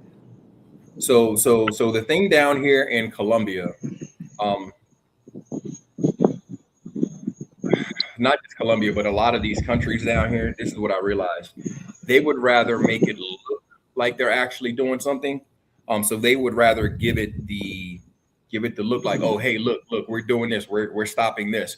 But if they were really interested, and if they were really concerned with their citizens and the safety of and talking about all of these people coming here and the S tourism and the exploitation of women and all this and that. If they were really concerned with that, then they would make selling that box, they would make it illegal. But they're not going to do that. You know why? Because the tourism industry last year alone, I think it was more than $7 billion in 2025 that Colombia experienced. So they're not going to. It ain't going nowhere. It's not going nowhere. They just want to make it seem like they're doing something. Oh yeah, we care about women. We care about this. We don't want you to be, we don't want our women to be exploited. We don't want this. We don't want that. Okay, then make it illegal. Oh damn! If we make it illegal, how many people are actually going to want to come to Cartagena and see the wall? How many times you want to come to Cartagena to come and see this wall? How many times you going to go to Guatapé and see El Peñol and climb them damn steps? There's 720 steps to get to the top. Oh yeah, I think I want to do that every Oh, man, fuck that, nigga. 700. Yeah. They miss me with that dumb stuff, bro. They like it's all an act. It's an act. They want to make it seem like they're doing something, but they know that tourism. I think tourism for Colombia is I think it's their second largest, if I remember correctly from the article that I was reading. It's the GDP. It's the second largest thing. It's their gross domestic product. Is tourism. So they can go ahead like that ignorant that brilliant idiot who was talking about, I don't want tourists here. I don't want tourists. But it's like, baby, you a tour guide. What the hell are you talking that was crazy. Like you are so dumb. What are you talking about? You don't want tourists. No, she didn't want American tour guides. She said tours though, but here's the thing. I'm not gonna even lie. When I heard that and I figured out, like, I heard that she's a tourist guide, only thing that came to my mind was, damn, Miguel said they was dumb. They are. That's the only thing I could think of. Like, damn, Miguel said they was dumb. Like, how stupid is that? They are, bro. And I'm not. You know what I mean? I mean, it is what it is. People can get mad at me for stating the obvious, but like, you can Google it. You can Google it, right? Matter of fact, I'll do it for you. The average IQ in Colombia is 83. 83. You know what you have to be considered mentally challenged? You got to score 70 or below. 70 or below. So the average Colombian is 13 points away from being what we used to call retarded. Excuse me. Lee Major say, don't do it. But yeah, it's Google it, bro. I'm telling you, it's diabolical, man. So that's why, like, I don't even argue too much, and I say you can't really argue facts with feelings when somebody feels like, oh, this is what it is. Okay, you know what? Cool. These are the facts. You can sit up there and feel what you want to feel. Yeah. You can sit up there and feel how you want to feel and think that it's us doing it to you. It's not us doing it to you, because we as foreigners, we don't really have the opportunity to own, or we don't really get the opportunity to own unless you coming in with, like, I'm talking bank. You coming in with great cash on me. Yeah. So, and I mean, how many, when you come in with cash, you have to put it into like a special account, because they have to show how you got it, so it's not facts, narcotic money. So it has to sit there for a while so they can process it. Bro, I was thinking about buying a place down there. That's how I know this. Bro, when we were built, you know how many times they locked the account? Like, we got a business account. Doing business down here is so, like, I you know how the pendulum swings? Like, I think they had everything so wide open And I want to say this is probably the Pablo effect from back in the day where things was just so wide open back then. So now, with the corruption and everything that was going on, and it's still here. Don't get it twisted. It's not like they switched any like they stopped any corruption, but to try and like make things seem like it's better. and we do this in the United States also too. With the pendulum will be way over here to the left, and then all of a sudden it'll swing way over there to the right. So now, bro, anytime we needed to pay the workers or we would have an influx, bro, I had to actually show them. I had to give them copies of my 401k. This is where all this money is coming from. This is my retirement. I had to get them notarized statements through the lawyers to give to the Colombian government. Yo, we ain't no cartel, nigga. We just some retirees. Like, what are y'all talking about? This ain't even, and in the grand scheme of things, this ain't even a whole bunch of money. So, like, what do you mean? Like, if we was really doing it, like, we would have been doing it. You know what I'm saying? Like, so we trying to do things on the up and up, but it was so many hurdles. That was so many obstacles that's in place. Because they want to make sure that, quote unquote, oh, this ain't no drug money, or this ain't no, you know what I'm saying? Like, you got money by legal means. It's a hassle. It's a hassle. They blocked our account. I want to say probably no less than 40 or 50 times they blocked our account, bro. Damn. And what made it so bad, like, Unc would have to go in and see the same people at the damn bank, like, why are you blocking this again? Like, and then they would ask for the same paperwork. It's like, bro, when I tell you these, bro, they are dumb. They are dumb. They are dumb. Like, you just saw this man. You just saw this man 2-3 weeks ago, and he going through the same problem. Why can't you notate to his account? We are business people. We got this. Y'all know we got this project. Why y'all keep blocking the account? And then we got to go through, and then it takes days for them to unlock. By the time sometimes they would unlock it within 3 to 5 business days. So, and then our workers would have to wait. It's like and then these people.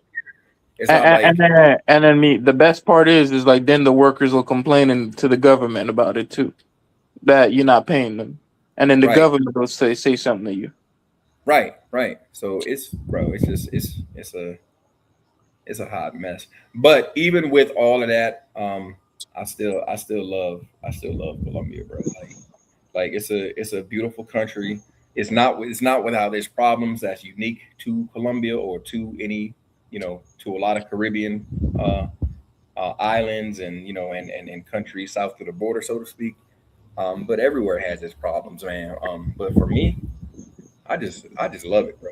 I love it. It's so much to do. It's so much biodiversity.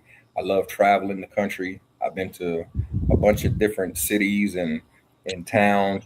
I'll hop my behind on a bus and just go. That's what I used to do. Like, my boys would come down and they'd be like, "Where are you going?" I'm like, "Yo, I'm headed out to Barranquilla. You know anybody out there?" "Nah, I'm just going." "How you just go?" "Bro, let's go. I'm not just coming down here just for, like, I want to see more than Hollywood, than Playa Hollywood and Delirium." Like, I used to be gone. So my one boy, I used to be gone so much, my boy would be like, "Man, Tom, you got to let me know where you're going." "Oh, of course, I'm going to be safe." "Yeah, look, this is where I'm going. This is the chick that I'm supposed to be, linking up with. This is her info. Here go her ID. Yeah. Here go everything. So, like, if I come up missing, if I don't check in, you know what I'm saying? If you don't hear from me, don't let within like a 24-hour period, we're gonna check in. No. If you don't hear from me, come get this hoe. Nah, that's what's up. send out the troops. You know what I mean? So Lee Miguel, Major. another question that like far as the building stage and stuff, do you think your experience would have been different if you was like greasing some palms down there? Oh, we definitely, bro. We definitely grease palms. We had to. Like for instance, we All this bullshit is after he greased palms. He wouldn't even be able to get Damn, anything done if he didn't grease palms. The yeah, that's like banking is crazy. separate from the building. The banking is separate from the building. yeah, yeah. So like to give you an example, when we had the power pole, like there was a power pole, like and where our door, the door for the gate, it was going to be right there. So we had it moved, and then we got a new transformer and everything to. So the dude from the power company came through, and he was like, yeah, um, yeah, you're on the schedule for today, um, but we're not going to be able to make it today. Um, the next appointment is for like I think it was like 4 to 6 weeks, whatever. We can get you in and like, man, he was like, or if you if you give me like 300 mil pesos or 400 mil pesos, whatever, like $100. We got the truck around the corner working on something. I can have the guys come over here and set it up. But we was like, all right, man, here you go, man, get the, you know what I mean? So Damn. How yeah, many other people is he telling that they can't make? That's probably why he can't make it, huh? nah, no. It's not that he couldn't make it. It's he knew what was going on. They got some gringos here doing work. So we gonna get them. We gonna like so when it's just like you don't you do that wherever, man. You pay the gringo tax wherever you go. So like even and it's funny, even when I go back home to the Bahamas, like if I go out to you go out to like in Nassau, for instance, you go down to Bay Street or whatever, you want to get some souvenirs or whatever, they'll hear me speaking to like whoever like the shorty I may be with or like my when I was married at the time, my wife, they hear me speaking, and then they want to come and like charge me one price, and then I hit them with my Bahamian accent. Oh, no, if what? And then they looking at me like, oh, yes, I'm from the Bahamas. Nah, give me I don't even. And then they want to lower the price, and I'll be like, I don't even want this shit no more. Nah, like miss me with that. But that's everywhere you go. They so that's why a lot of times it's so funny. I tell people like when I go places like with my shorty, half the time I don't even say nothing. I just be like, I'll let Yep. her, yeah, I'll let her do the talking, because my Spanish is getting there. I'm constantly working on it, but I still don't want them to know. I mean, 9 times out of 10, they gonna know. They gonna know they gonna know I'm a foreigner. But I see like now that I've been here a while, like one dude asked me, they like a couple of dudes asked me, "Oh, you from Cali? You from Cali?" And I'm like, "Oh shit, I'm starting to blend in." They thinking I'm from Cali. They think I'm like, Yeah. I get the they just start talking to me in Spanish. I don't say nothing. And when I'm with the chica, she handled all the business because so they don't try to get you. mm-hmm, yeah, yeah. And then like even out here, they have they have like when you go to places like Playa Hollywood and like you go to the islands, man, they'll have a local menu, and then they got the gringo menu. Like, and if you don't know, you don't know. So that's why we try to tell dudes, man. Like, look, try to just try. I know sometimes it's hard, and sometimes people be on vacation and they be like, look, I got it. I'm only here for a short time, or I'm here for a good time. I really don't care. I'm going to spend it. And it's like, yeah, okay, but just understand you doing the most. Especially them dudes that come up in the club. Like I don't even go like unless say like Chan or somebody, unless like when Misha and Rainier came out, I don't even go to Delirium no more, bro. Because to me, I'm like they done. It's crazy. Like when they started getting them prices, and it's close to what I would pay in Miami for a bottle of alcohol, like you bugging. I'm in Colombia. It ain't no way. I'm not doing it. I'm not doing it. So like I know when people come into town, that's where a lot of guys they want to go. So, all right, so cool. I'll go. I'll go, and I'm like, all right, bet. But they not getting they not getting none of my money. Mm-mm. Nah, I'm done. I'm not. Nah.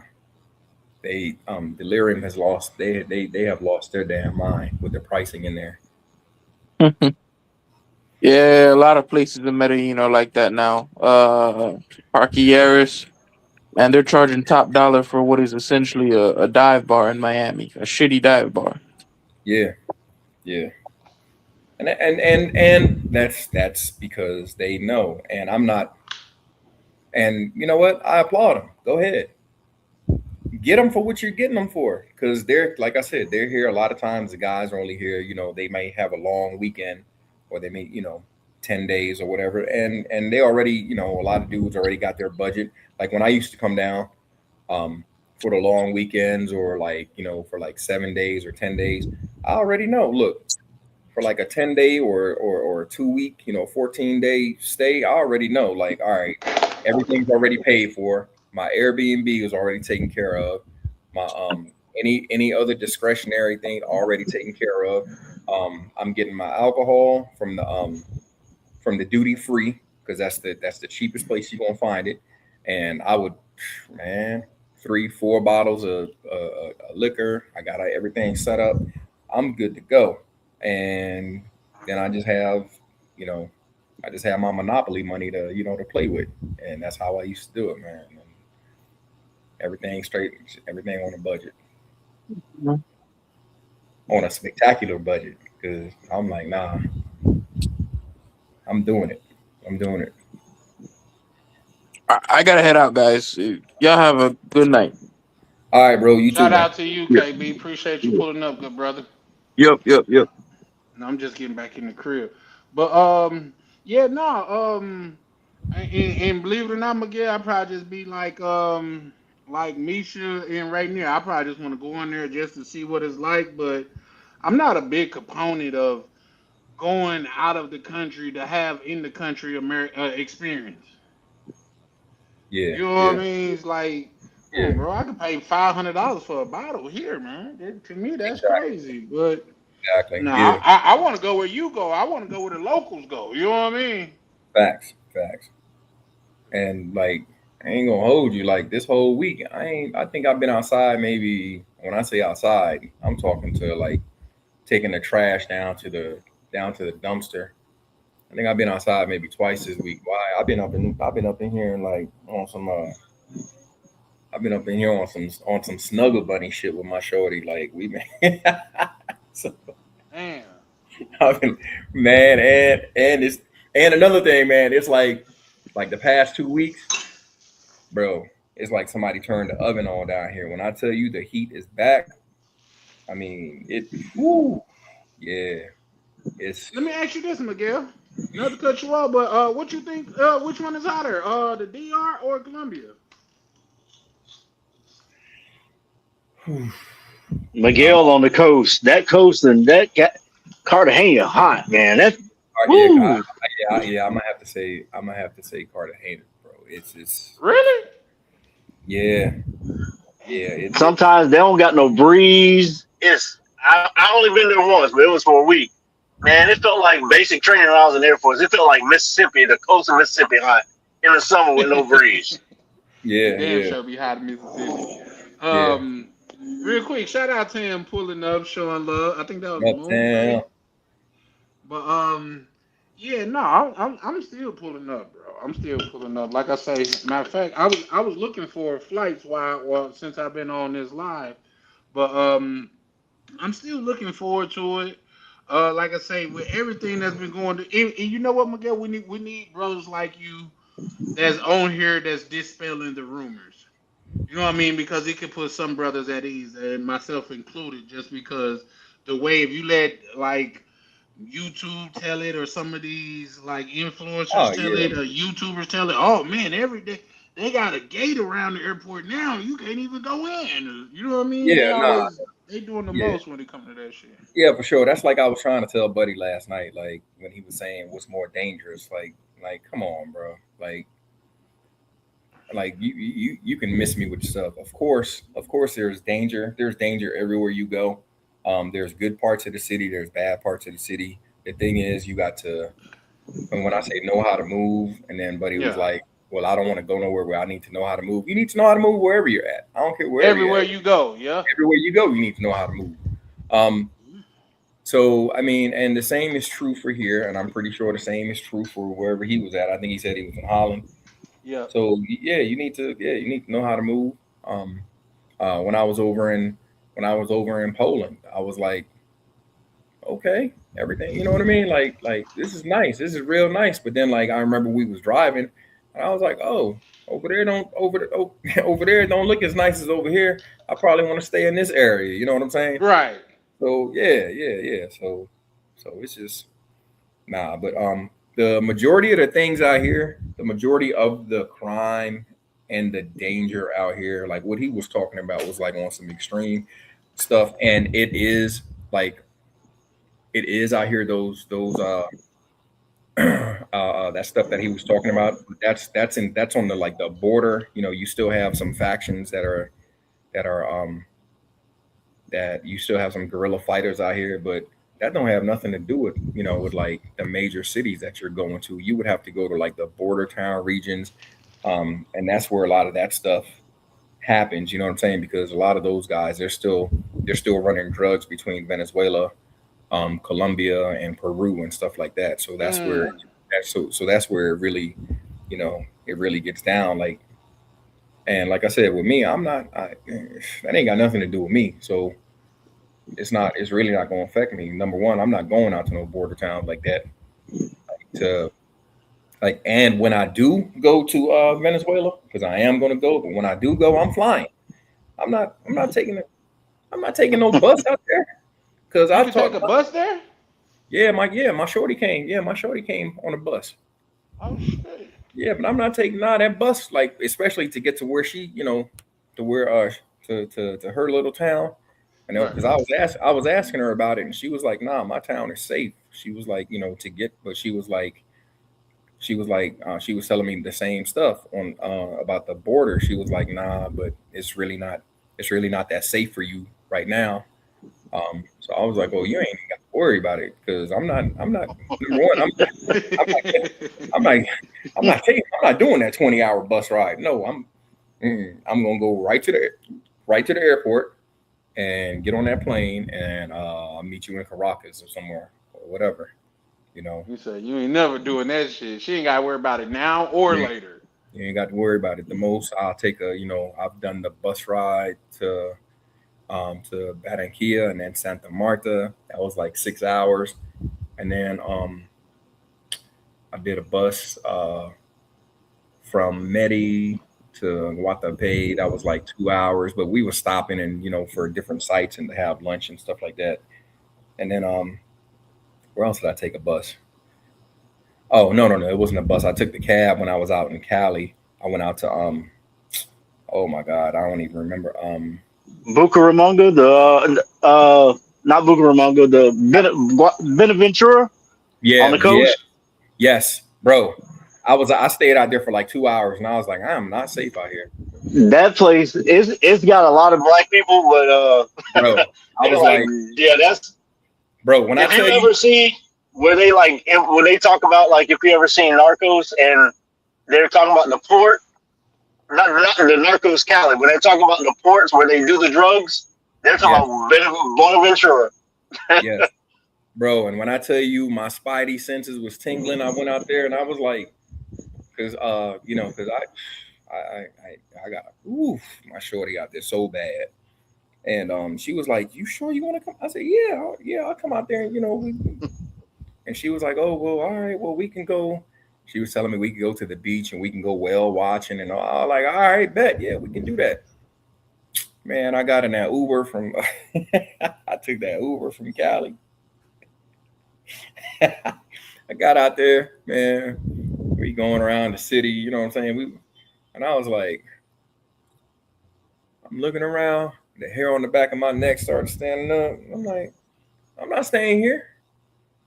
I'm not staying here one damn night. Nah, nope. I got my phone. We got in the lobby of the hotel where I was supposed to check in.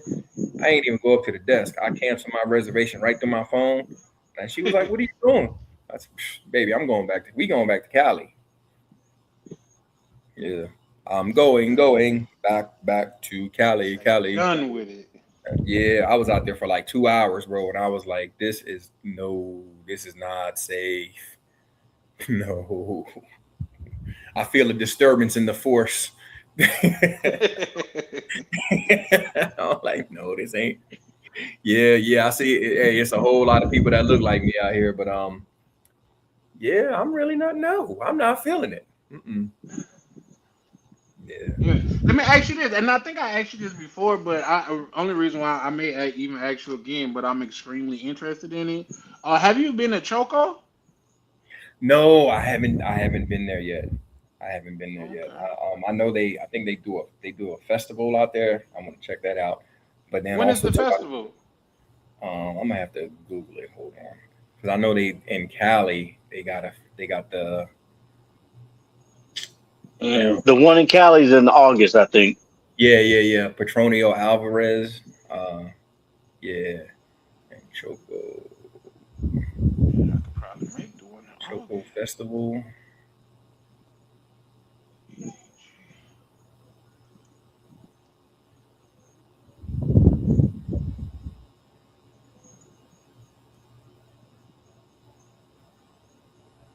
Yeah, but I know they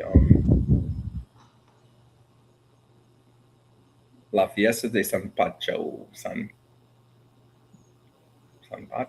Fiestas de San Francisco in Choco, Colombia, September 20th.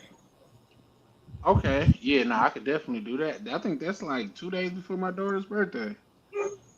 But she more than likely be in Mississippi. I could do that. What Yeah, type of festival is it? Do you know? hold on. I can get me some It's a dang. cultural. It says I'm reading it in Spanish. It's a cultural and religious festival. It looks like it goes on from. They said they're estimating it to be from like the 20th of September till the 5th of October, Oh wow. approximately. Yeah, Okay. yeah. It's a Afro descendants cultural expression. Um, a lot of dancing and religious. Yeah, Oh shit, that's what's up. I'm with that. I- Is it? yeah. But So is it too big? Because I haven't heard of it. But that don't mean it's not big. But is it extremely big? Like it's thousands I'm of really people not there? sure, but it's saying that it's a UNESCO cultural material de la humanidad por la UNESCO. So it's a humanitarian for. It's like a UNESCO. I guess I wasn't aware that Choco was a UNESCO. Hold on, let me read this. World Heritage Site. Oh, yeah, That's yeah, usually yeah. Well, maybe this. Well, maybe it's not a. But maybe this festival is recognized by UNESCO because they're Hmm. yeah, yeah. That's cool. In Quibdo, yeah. In Choco, Colombia. Okay. Bueno, Rio, compras música and the celebration. go. 12. Oh, okay. Wow. Yeah. So basically, they basically saying the whole town be partying because they say the celebration is held across 12 neighborhoods. And Damn. Let me look up an Airbnb out there. I don't know. That might. Well, you September. I've probably been out there by then. I'm looking up flights right now. Like within the next yeah, 60 days. yeah. Afro Indigenous and yeah, For real, for real. I'm with it. Hey Charlie, you go use Delta. I know you got the card. They got the Latam partnership. So once you get them. fly to Bogota, and then you can get from Bogota to everywhere like in an hour. Just the Hold tip. on. When you say they have who partnerships, say that again. All right, Delta has a their partner, code share partner with Latam. So once you Latam. get in Okay. Latam, once you can either like I fly Latam from Orlando to Bogota, then I'll go Bogota wherever, or I fly Copa Oh Airlines. they But straight. That's one of the pictures. They straight getting down. Hold on. Let me give you the summer jam joint. Hold up. Let me. Oh, you Yeah, already on it. no, Live action. yeah, yeah. So Okay. that's yeah, and then yeah. So it's like real Afrocentric, Afro Okay. indigenous. I would love to go check it out. Yeah, Shit, yeah. They look yeah. like they're having a good time. Yeah. I mean, because here's the thing: the black people in Brazil are beautiful. I wonder what the black Yeah, people. Oh, it's same. It's hey, we beautiful, man. It's that it's that mix, man. We got that yeah, that magic seed. That's what I be trying to got that listen. mix. We got That's a that fact. indigenous, yeah, that indigenous, the black, and then the Spanish mix. Oh my God, man, come on, Man. it's crazy. Hey, and Yeah, then like say, okay, we all on here. Do you know like and you guys tell me I haven't actually done any extensive research into it, but I've heard it from actually not just some reliable sources, but a couple different places. Like black women could genetically give birth to a wide variety yeah, of offspring opposed to like a white person can only have a white person. You know what I mean? yeah. No, that's facts. My cousin, I got three cousins, right? They sisters, same parents. Right. So my the oldest one is like darker than me, right? The middle sister, light, bright, and like it's just like whoa. I mean, I'm talking like she looked like I can't even. I'm trying to think of somebody who, yeah, my cousin Britt, like on some like Faith Evans type, like even a little brighter than that. And then the youngest sister, she like my complexion, Mm. but they all, but it's the same, but it's the same parents. So, but Yeah. that just goes to show you, like, but my family, like, we from the islands. Everybody, people are mixed up. Like I was asking my pops got an old English name, and I was like, where you get this? So he showed me some pictures of like my great my, my great uncle or and I was like, who is this old white man? And he was like, oh, that's your, he was like, that's your great uncle Belimus. I'm like, what? What the? Yeah. So they was in the Bahamas, and then he was telling me the story. And then we actually met. We met this old white man from, and he actually grew up. He knew my great grandmother. My great grandmother used to babysit this this older white man when he was younger, and he said that like he was telling us a story. This was over 30 years ago. We went because my pops had this thing because his name, uh, my pops, like I said, he got a unique name. It's an old English name. So he used to look in the phone book wherever he went. He would look in the phone book and he would try to find like my pops ain't had nothing better to do. Try to find people with his same name. And I'm like, you, what are you doing? Oh, I'm looking for people with my name. I'm like, don't nobody got your damn name. Don't nobody want that messed up name you got. And I'll be damned. We found, I was finna say though, Miguel, if he was to find somebody like that though, that's a hell of a conversation starter. Like, listen, bro, bro. it's only a couple of us out here. You know what I So mean? so he found this old white man down in Fort Lauderdale. He called him up, and my pops, he don't meet no strangers. My pops just dialed a number. He was like, "Hey, this is my pops' name is Brenville." So he just called the man up. He was like, "Hey, is this Brenville?" He was like, "Yeah, who is this?" And my pops, "Oh, this is Brenville." So now they crack. Man, I'm like, "What?" He was like, "Oh, no, my name is Brenville too." So now they, so then my pops get to asking. He was like, "Hey, I'm from the Bahamas. You from?" He was like, "Yeah, I'm from the Bahamas." He was like, "Wait, what?" So they get to Damn. talking. So we go down there. My pops was like, "Oh, I'm about to go meet Brenville. He grew up on the same island where your grandma was." I'm like, "Nigga, what? We don't know these." I'm like thinking like we don't know these people. Like what? Okay, but I'm like it is South Florida, so okay, we got a chance. If this was like the hills of Tennessee or something like that, I would be like I don't know about that. I don't Load up know, the West guns. Virginia or something. Like, I don't know. We might not make it back up there in the Appalachian Trails, but so we went. And the old man, he was telling me stories about my great grandmother. He was like, "Yeah, I remember your great grandmother.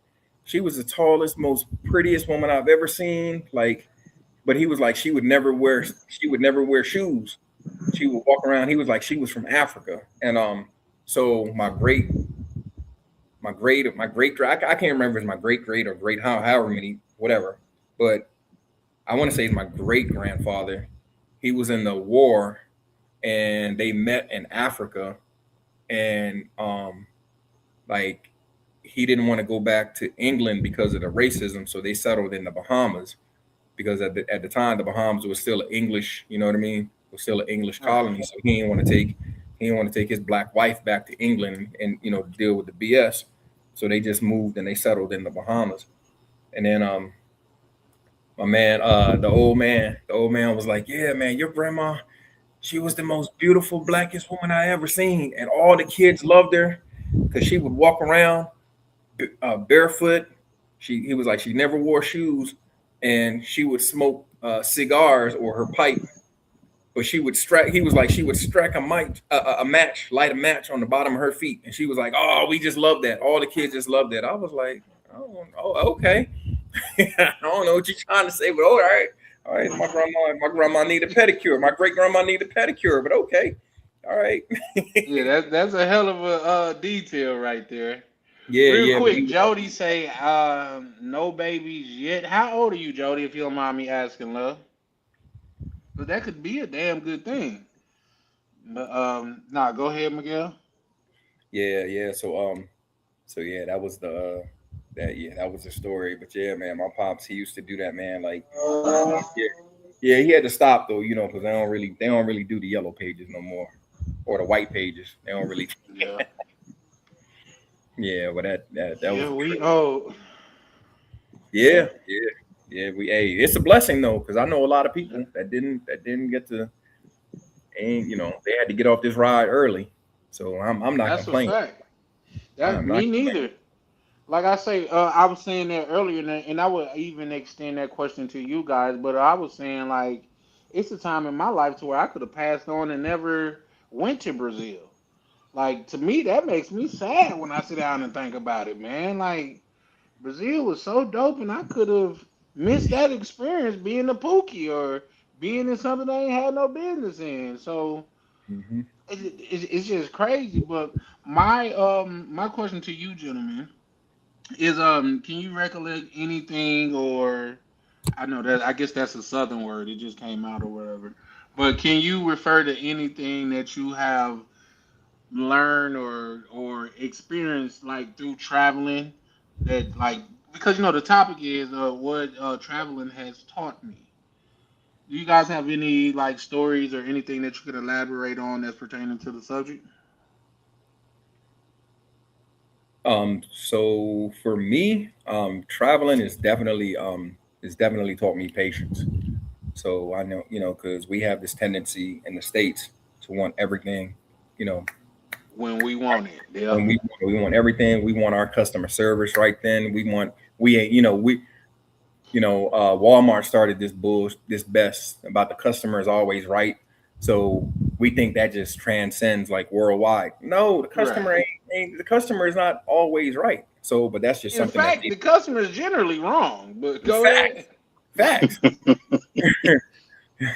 facts. And then like a microwave, everything. We want everything. So we want everything yesterday. Right.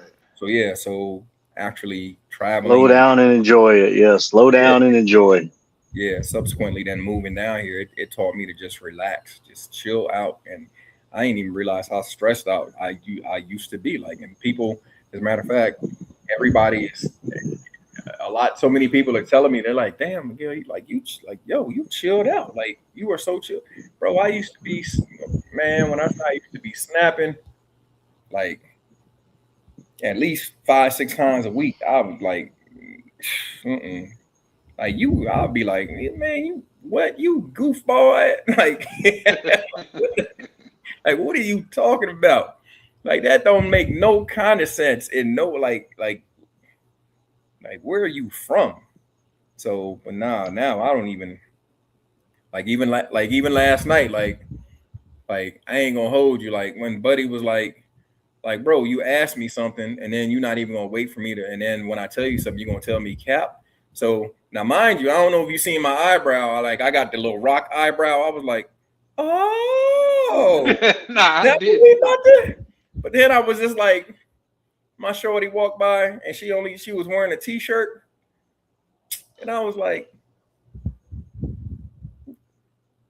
Yeah, bro, what? I mm-mm. yeah. Nah, I feel Like you for real. life is good. Like I was just like, life is good. Like I got a beautiful, I got a, I got a beautiful Afro Latina here with, like I said, and to answer your question, Lee Majors, no babies yet, or what did he say? When am I having that baby? Yeah, he definitely put that Yeah, earlier. yeah, I yeah. think you So was cooking, so I didn't want to interrupt you. yeah, when I'm having that baby, yeah, when when that SSDI comes through, I'm gonna have. I told Misha and Rainier, don't worry about it. More she gonna have a little big head cousin down here with with a, with a big brown curly afro. So That's what's it's up, man. yeah, so it's coming. It's definitely coming. I just got I got a couple of things I want to put in, a couple of more things I got to put in place. So um, yeah, shoot, I'm thinking about even doing another business down here, but I'll see. Yeah, I'll see. All of that is contingent upon when the government, when they stop, look, when they stop playing around with my Monet. Well, yeah. Well, do you think, with that being said, do you think, like, say, in this, we don't have to go into it, but this is my personal thing. I think before all of this has happened, especially with these other countries and stuff, is it a room for it to twist in their favor?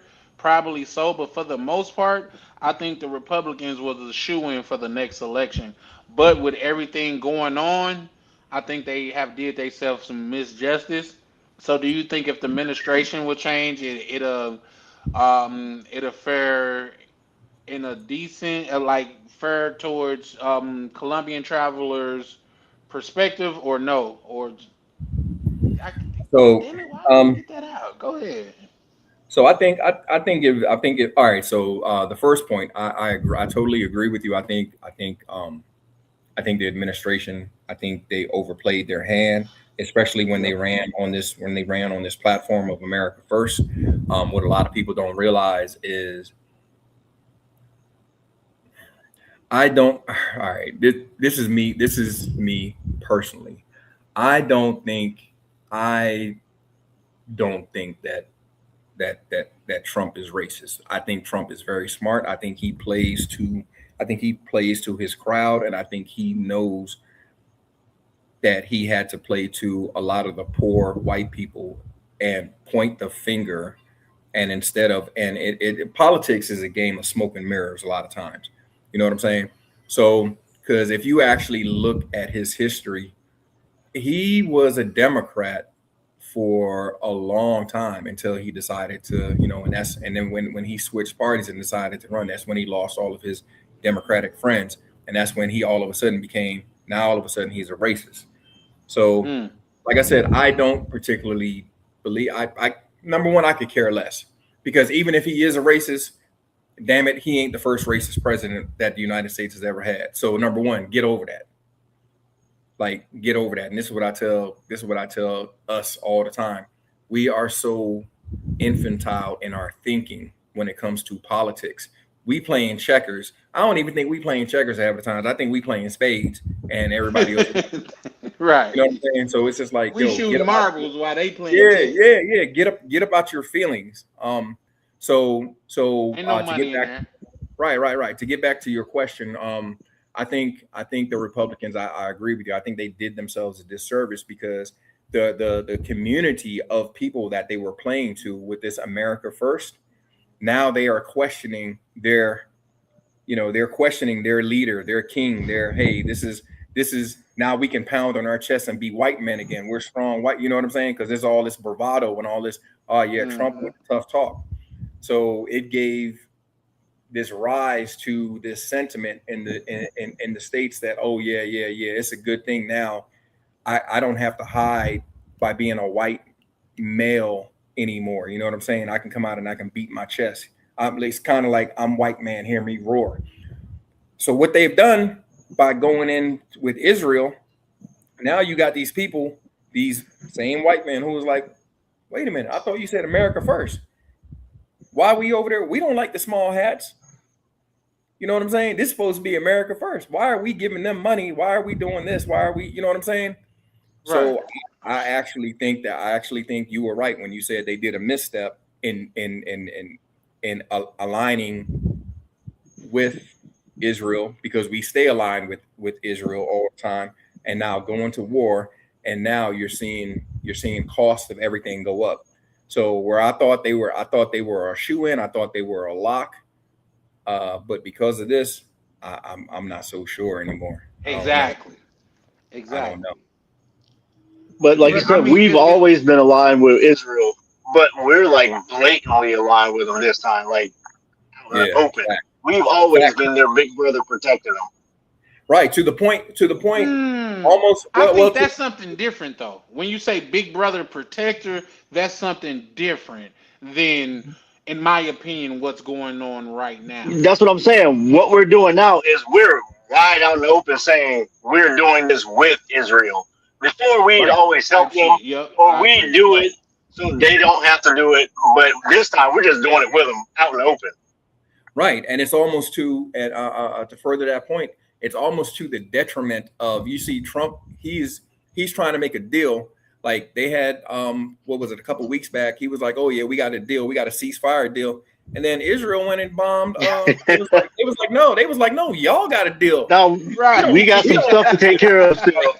Yeah. Y'all said y'all not gonna do that. Yeah, like damn what y'all say. And I'm like, well, wait a minute, how you gonna go unilaterally and do some bullshit?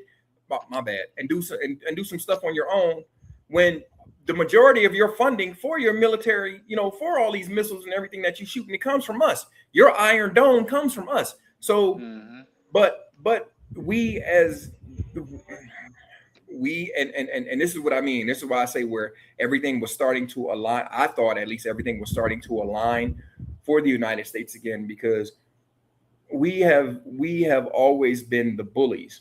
We have always been, and for whatever reason, when it comes to this little sliver of land on the Gaza Strip, when we dealing with them with the small hats, we are no longer the bullies. We get bullied. They bully us. They tell us what to do. Like, how you gonna tell us what to do? Yeah, that's like, But isn't it like the Chihuahua, the little Taco Bell dog is telling the Hype big man. goddamn Rockweiler, Right. Rockweiler, this is what we gonna do. Right, Like, because what? if it wasn't for us, look, what the comedians say, them Hezbollahs would have been ran over y'all. Like, if it wasn't for us. So don't get it twisted. And also too, like, we always have, the United States can always find money for war. Always. You can always find, yeah.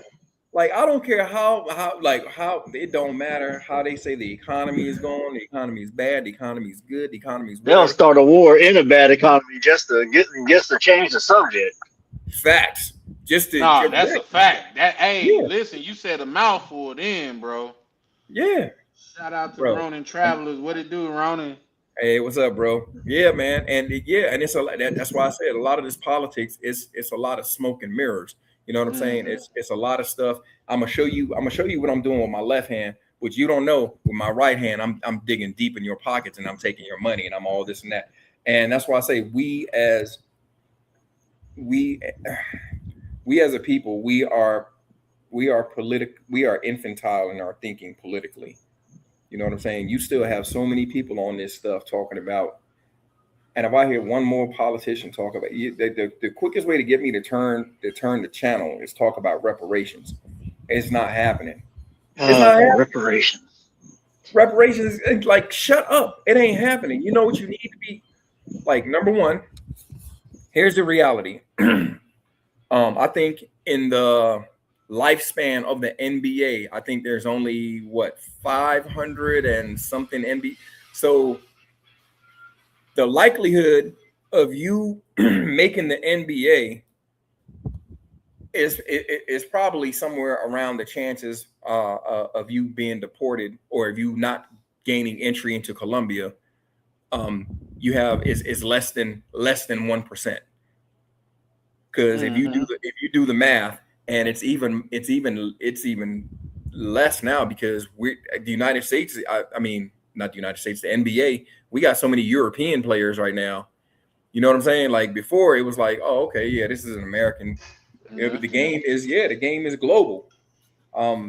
So you have even less than a chance. So we as a people, we always talking about how we can do this and that for the community. Well, I think the best thing you can do for the community is take care of your house.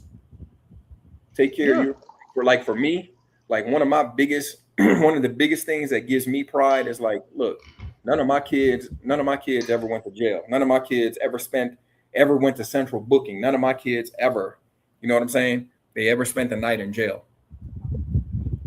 That makes me so proud as a father. You know what I'm saying? I don't have no kids out here doing no dumb stuff. So like I think it needs to start at home. I've never spent the night in jail myself. Shut up. Be proud of me too, bro. Like I'm proud of you too.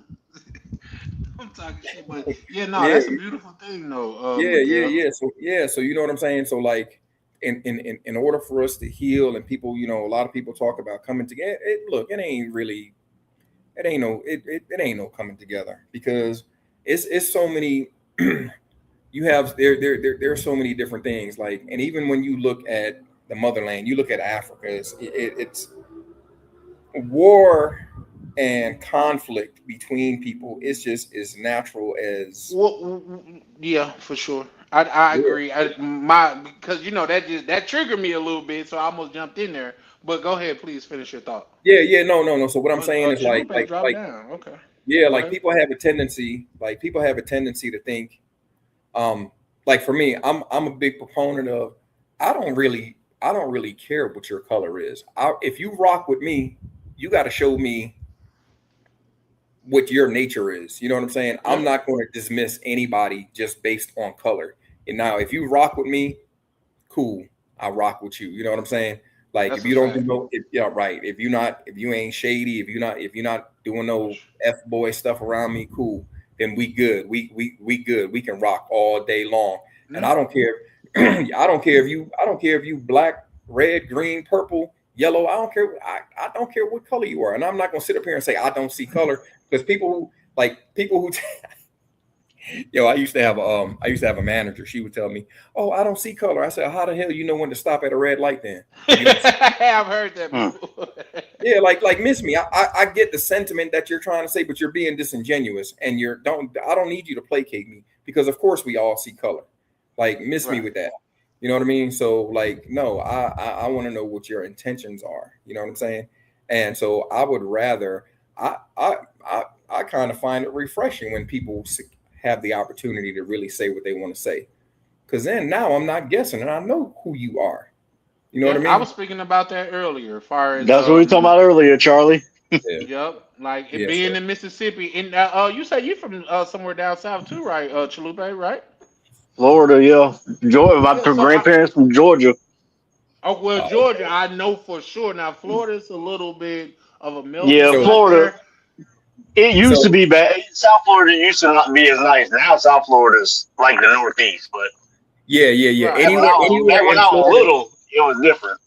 Yeah, no. Florida. All right, so Florida is really, you can call it like Three. South Florida. South Florida is really, you might as well, like you said, you might as well call that an extension of the Northeast.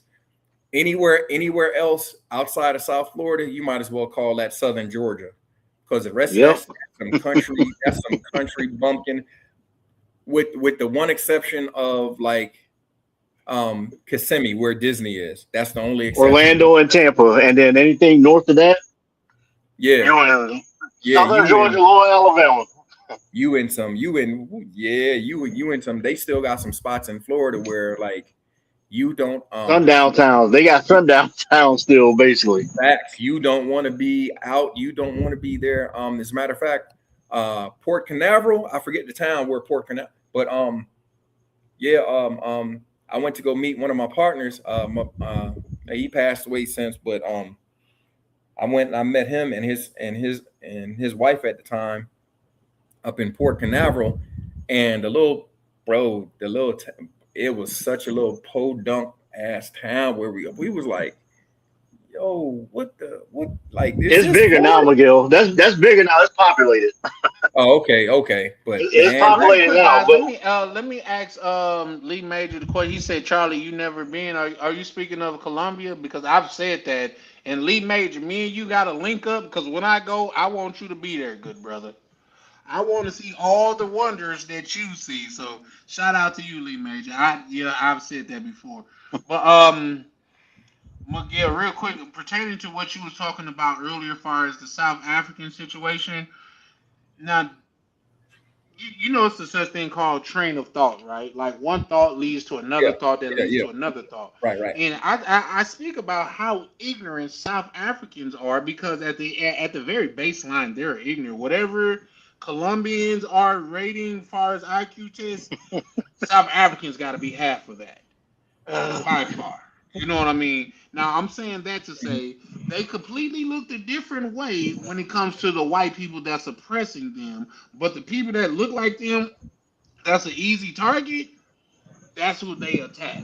Now, reason why I bring up the train of thought thing is this: we have that same shit going. Excuse my language. I'm working too, guys, to get better.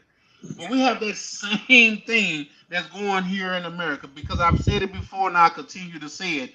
When we talk about no go zones, no fly cities, you got to check in. These are all black people that are speaking to other black people. I haven't seen one black person make Taylor Swift check in. When Right. she check in, I'm gonna be like, you know what, y'all some bad mama jammers. Mm-hmm. Y'all some bad Yeah. mama jammers. Y'all that made Taylor Swift the whitest of the white girl check in. Tay But Tay ain't until checking. then, you just you a coward that's only picking on your own people. Cause if you Yeah. real the respect that I got for 50 Cent is that he got the same energy for everybody. Right. that's Right. If But you true. white, you black, you rich, you poor, homeboy, no homeboy, you get out of line, I'ma spank that ass. yeah, And I can facts. respect that. You see what I'm saying? Yeah, facts. But what I was speaking more of too is like it doesn't like in places, okay, like South Africa. Um Color, it doesn't matter, because even before, and this is what I say, even before the colonizers came, and I'm taking my dialect from Wakanda. So even before the colonizers came, you had people were separated. They weren't separated by color, because damn near everybody was, you know what I'm saying? It's the It's black, right? Yeah, everybody. So people were separated by language, culture, tradition.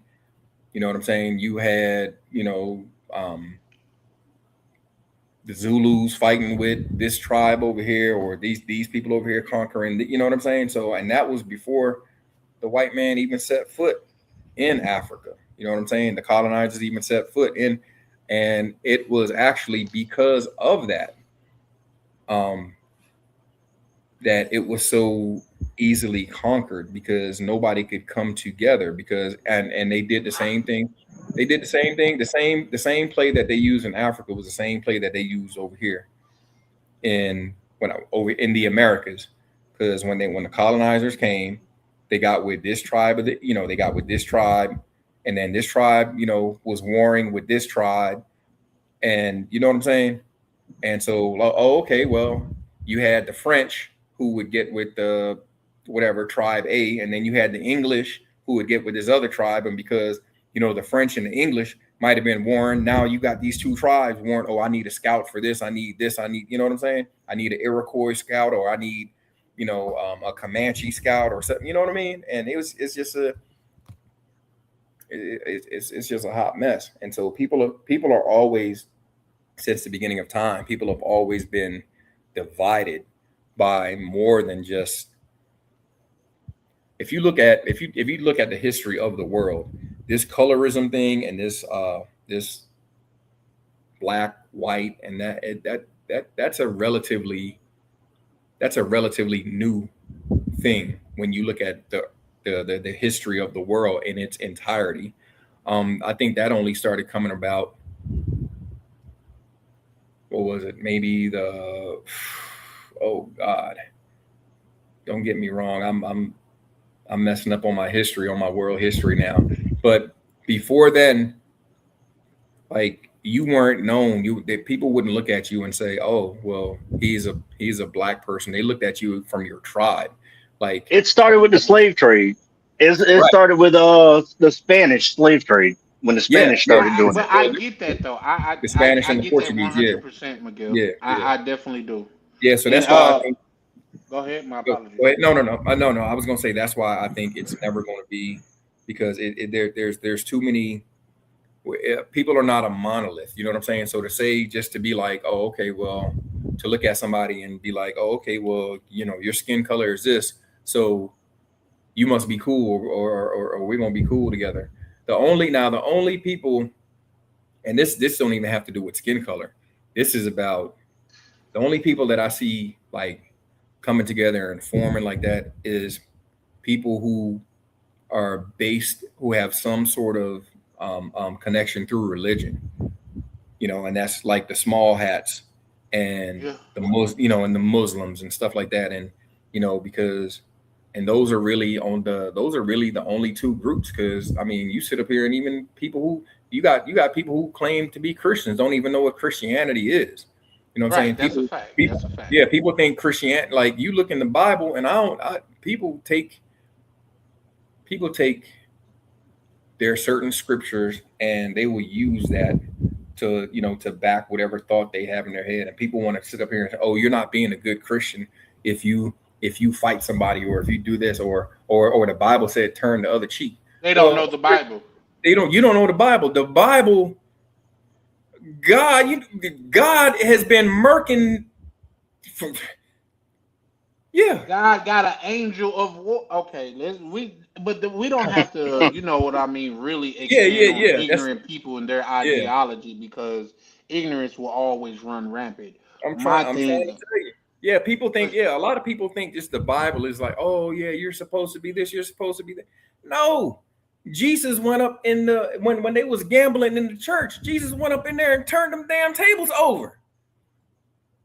Like, come he on, man. said a whole town. Was it two towns, or was Solomon and Gomorrah two towns or one? So, no, it was Dude, it's two different cities or towns. Yeah. Burnt yeah. them to the ground. Turned them to salt. Turned the whole thing to, yeah. Turned the whole, No, he like, burned look. them to the ground, and the people that Oh he yeah, saved, yeah, he yeah. said, "Don't look back." And when Don't, one of right, them looked right. back, they And turned to she a didn't pillar want to of salt. listen. She didn't want She to didn't listen. want to listen. So guess what? Yep. She's salty now. Yep. Exactly. Turn them, You see yeah, what I'm yeah. saying?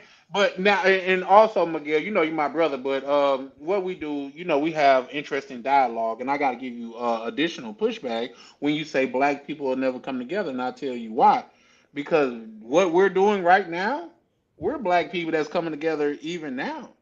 You know what I mean? You're a well traveled I'm, brother. Chalupe is a well traveled brother, and I am gaining more experience as we speak. I won't even though I'm an army brat, I wouldn't even classify myself as well traveled. But now I understand that I gotta go through anywhere from 50 to 60 weirdos in this space to link up with one decent dude, but it's worth it once we do, in right. my So opinion. Yeah. But I think Miguel's saying large scale, not just right. That was the he's caveat. about large scale. Yeah, Well, I in get that. large scale, in I get that as well, yeah. Chalupe. But here's the thing: wouldn't we be like delusional if we was to think everybody could go? Everybody that's black, they don't got a ticket. Everybody that's black, they don't deserve to go just because they're black. I was about to say half Nigga, of them, about a half of them shouldn't be going over anyway. So you Facts. see what I'm saying? I'm Facts. not looking to link up with anybody just because they black. I'm looking to link up with like-minded people. That's All exactly what over it is. all over the world, but specifically people that look like me, people that could share in my experience. But it's not limited to people that look like me because y'all want to hear some truth. The biggest time that I've been looked out on my life outside of the hustle game has been white people. Let me say that again. Outside of me hustling and doing shit illegal, the people that have looked out on me the most are white people. So much so I can break it down to the smallest compound. And I'm not over here holding up white glue. I'm just saying that I don't put on those goggles. Every time, man, you listen, you could need a jump in a nigga. I'll give you every goddamn excuse why he can't give you a jump. Oh man, I got a bad alternator. Oh man, my battery goddamn it, this, that, and the third. I got y'all know it. Y'all know it. Oh, That's why your y'all battery got laughing. COVID. You know what I mean? But it'll be. I promise, and this is on everything. I promise. I was goddamn it. This is back when I stayed in the other suburbs. Right now, this is like one of the more well-to-do areas in Minnesota. But back when I stayed in another, it was a nice area, but it wasn't as nice as here. I had my battery had died or something at the store, so I popped my hood. I'm on the phone with a family member, my mother, because she was the closest. And I was like, she was about, okay, well, let me get done with this. I'll come up there and jump you off.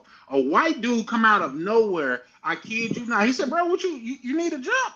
I said, yeah, no, it's good. My mama on the way, so you ain't got to worry. He said, bro, call her back, tell her we got this.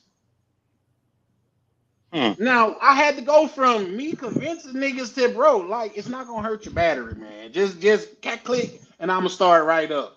I went from that to a nigga convincing me to tell my people we're good. He gonna jump me off. I had a blowout on the highway, and guess who stopped while I was on the highway? It was a black dude. It's on my Snapchat. It was, I mean, my apology. It was a white dude, and he stopped with tools and everything. And once we got done, guess what? I offered him some money, and guess what he said? No, thank you. It's all good, man. If it was my family member out here, I would want somebody to stop and help them. Facts. You know what I mean? So I'm not unaware of what goes on, but I'm just saying it's people like Miguel, it's people like Rainier, it's people like Prime, it's people like Ryan, it's people like Two Tone, even DC that's in this space to where I'm like, okay, I didn't link up with some genuine brothers. Now this is my first time linking up with this is my first time conversing on camera with Chalupe, but now I see he a brother. I ain't gonna lie to you, Chalupe. I was one of the ones that thought you was like Mexican too. I was like, oh, bro, rocking with you. Uh, You know what I mean? But for sure, for sure. Yeah. Hey, hey, Jody off the chain. Jody say my my radiator has the Yeah, my radio has the. Oh, I'm dead. Oh Shout man. out to you, baby. Oh man, that's hilarious. Yeah. So yeah, Miguel, that's my only pushback on that. Are all black people gonna come together? No, No. absolutely not. It's in it like for some reason we got to be a unicorn race to where we all get on the same accord and go hold hands and Yeah. scream. Yeah. That's not gonna be the case. Yeah. Because we Nah. forget that it was black people that when black people were trying to elevate themselves, it was black people that was trading on other black people and letting them know. We had black people that was literally in slavery that was going to tell the slave owners what the people that was doing that was fighting for freedom. You mean to tell me you think I want this nigga in our mix? Exactly. You know what I mean? Exactly. So yeah, for Hey, sure. you had them ones. Oh, nah, massive been good to us. You know, Right. why you want to leave? Master thing, like, nah, We got everything right here. yeah, We got free food. We got free housing. yeah. He We let get us work this land. land. Yeah, All of that. Master don't really need it when he peel your skin off with that whip. You know, that's because we sometimes we deserve it. Sometimes we deserve it. So with Yeah. that being said, those are not the people that I want to link up with. It's the people that's a part of this community, the people that's a part of this thing of ours that I look forward to linking up with. And shout out to Ryan because when I went out to DR for the link up, man, I really seen brother. Oh shit, I forgot. You caught me slipping then because I generally give people the summer jam stream when that happened. But Uh, my bad, my bad. now you That's good, what man. that's what I But tell people, but man. go ahead. No, I say that's what I tell people, man. Shorty got me, yeah, she got me on a whole different energy level, bro. It's different vibrations, man. It's so cool. Like, hey, I done shut it down, bro. Like I told Unc earlier today, he was rolling. He was like, nah. I was like, yeah, nigga, I done shut down my Tinder and everything. Like I don't even care, bro. I'm out here. I'm good. I'm good. Like on like for real though on the business thing that I was talking about, the extra business. Like I just mentioned it to her in passing, and I showed her some stuff. You know, I showed her what I was doing with AI and everything, and like all the the business proposal that I was. Bro, she went out on her own. She was like, "Hey, I'm going out." All right, bet, cool. I didn't know where she was going. She called me. She was like, "Oh, do you like this?" And I was like, "Huh?" She was like, "Do you like this spot?" Man, she sent me. She went out looking for spots for the business for the like, Mm. yeah. And I was like, Mm. "Oh shit!" And she came back. She had everything that I need. She was like, "This is everything you need to start to start a business." I already know, you know what I mean. But the fact that she went out, and put her own, she walked around, beat feet on the on the street, like, yo, she went and saw like seven, Adding her like feet on the concrete for yeah, sure. yeah, like seven different properties, and was like, all right, baby, if you want to make it happen, like here, here's some potential spots. I was like, oh, okay, you trying to be in, you trying to, like, hey, okay, bet, Mm. say less, say less, Mm. say less. You in here for the long haul, baby? Say less, because Yeah. I haven't had one. Like I've been rocking with a lot of, because I've been coming down here since COVID, Mm. man, and every I'm not for the most part, um, even the even the lawyer chick and the doctor, like they was on some, hey, I need this, I need that, I need this. She has yet to ask me for anything. Mm. But you know what the funny thing is, because she don't ask, she could get everything, Yeah. and that ain't even. She, like I said, hasn't asked me for. I was just in my wallet because a dude came and I had a leaky in my second bathroom. I had a little small leak. Dude came over and he fixed it, so I paid him. I was in my wallet. I just shot her like 300 mil pesos. She was looking at me like, "What's this for?" "It's for you." And she was like, "No, what's it like? What's this for?" "It's Mm. for you." And she was just like, "Okay, all right, you good, you good, you Mm. that's just your little walking around money, whatever, do whatever, that's for you, whatever you want to do." I mean, and that's probably like, I don't know, maybe 70, well, with the exchange rate, probably $80. Yeah. Listen. When nails started costing $200 and $300, well, I'm like, man, they dicking us down through y'all because I'm not the man that's gonna say, oh, I'm not paying for no bitch nail. I done paid for so many nails being done and hairdos. Nigga, I need to own my own hair salon. You feel me? Hmm. I'm not that dude. You know what I mean? uh, I done fucked up hairdos and a lot of chicks I done fuck with like, you fuck up my hair, you gotta get it done. Like, all right, I'll do my best. And And let's that's be why, fair. if you make her sweat it out, you need to pay for it. Hey, What you say, Miguel? that's why I got this silk pillowcase, baby. Come on, let me put this. Mm. Yep. Hey, well, where you at? Because I need some. Hey, shout out to Jody. Shout out to Jody. Come on That's through, a baby. good one, baby. I'm in Cartagena. Come on through. Come on. Yeah. No, see what y'all gotta understand. That's those young dudes. They're like, oh, I ain't giving a chick a dime, man. I've been paying for babysitters since I was been goddamn 18, 19 years old. I've been paying for goddamn it drinks and shit since I've been like.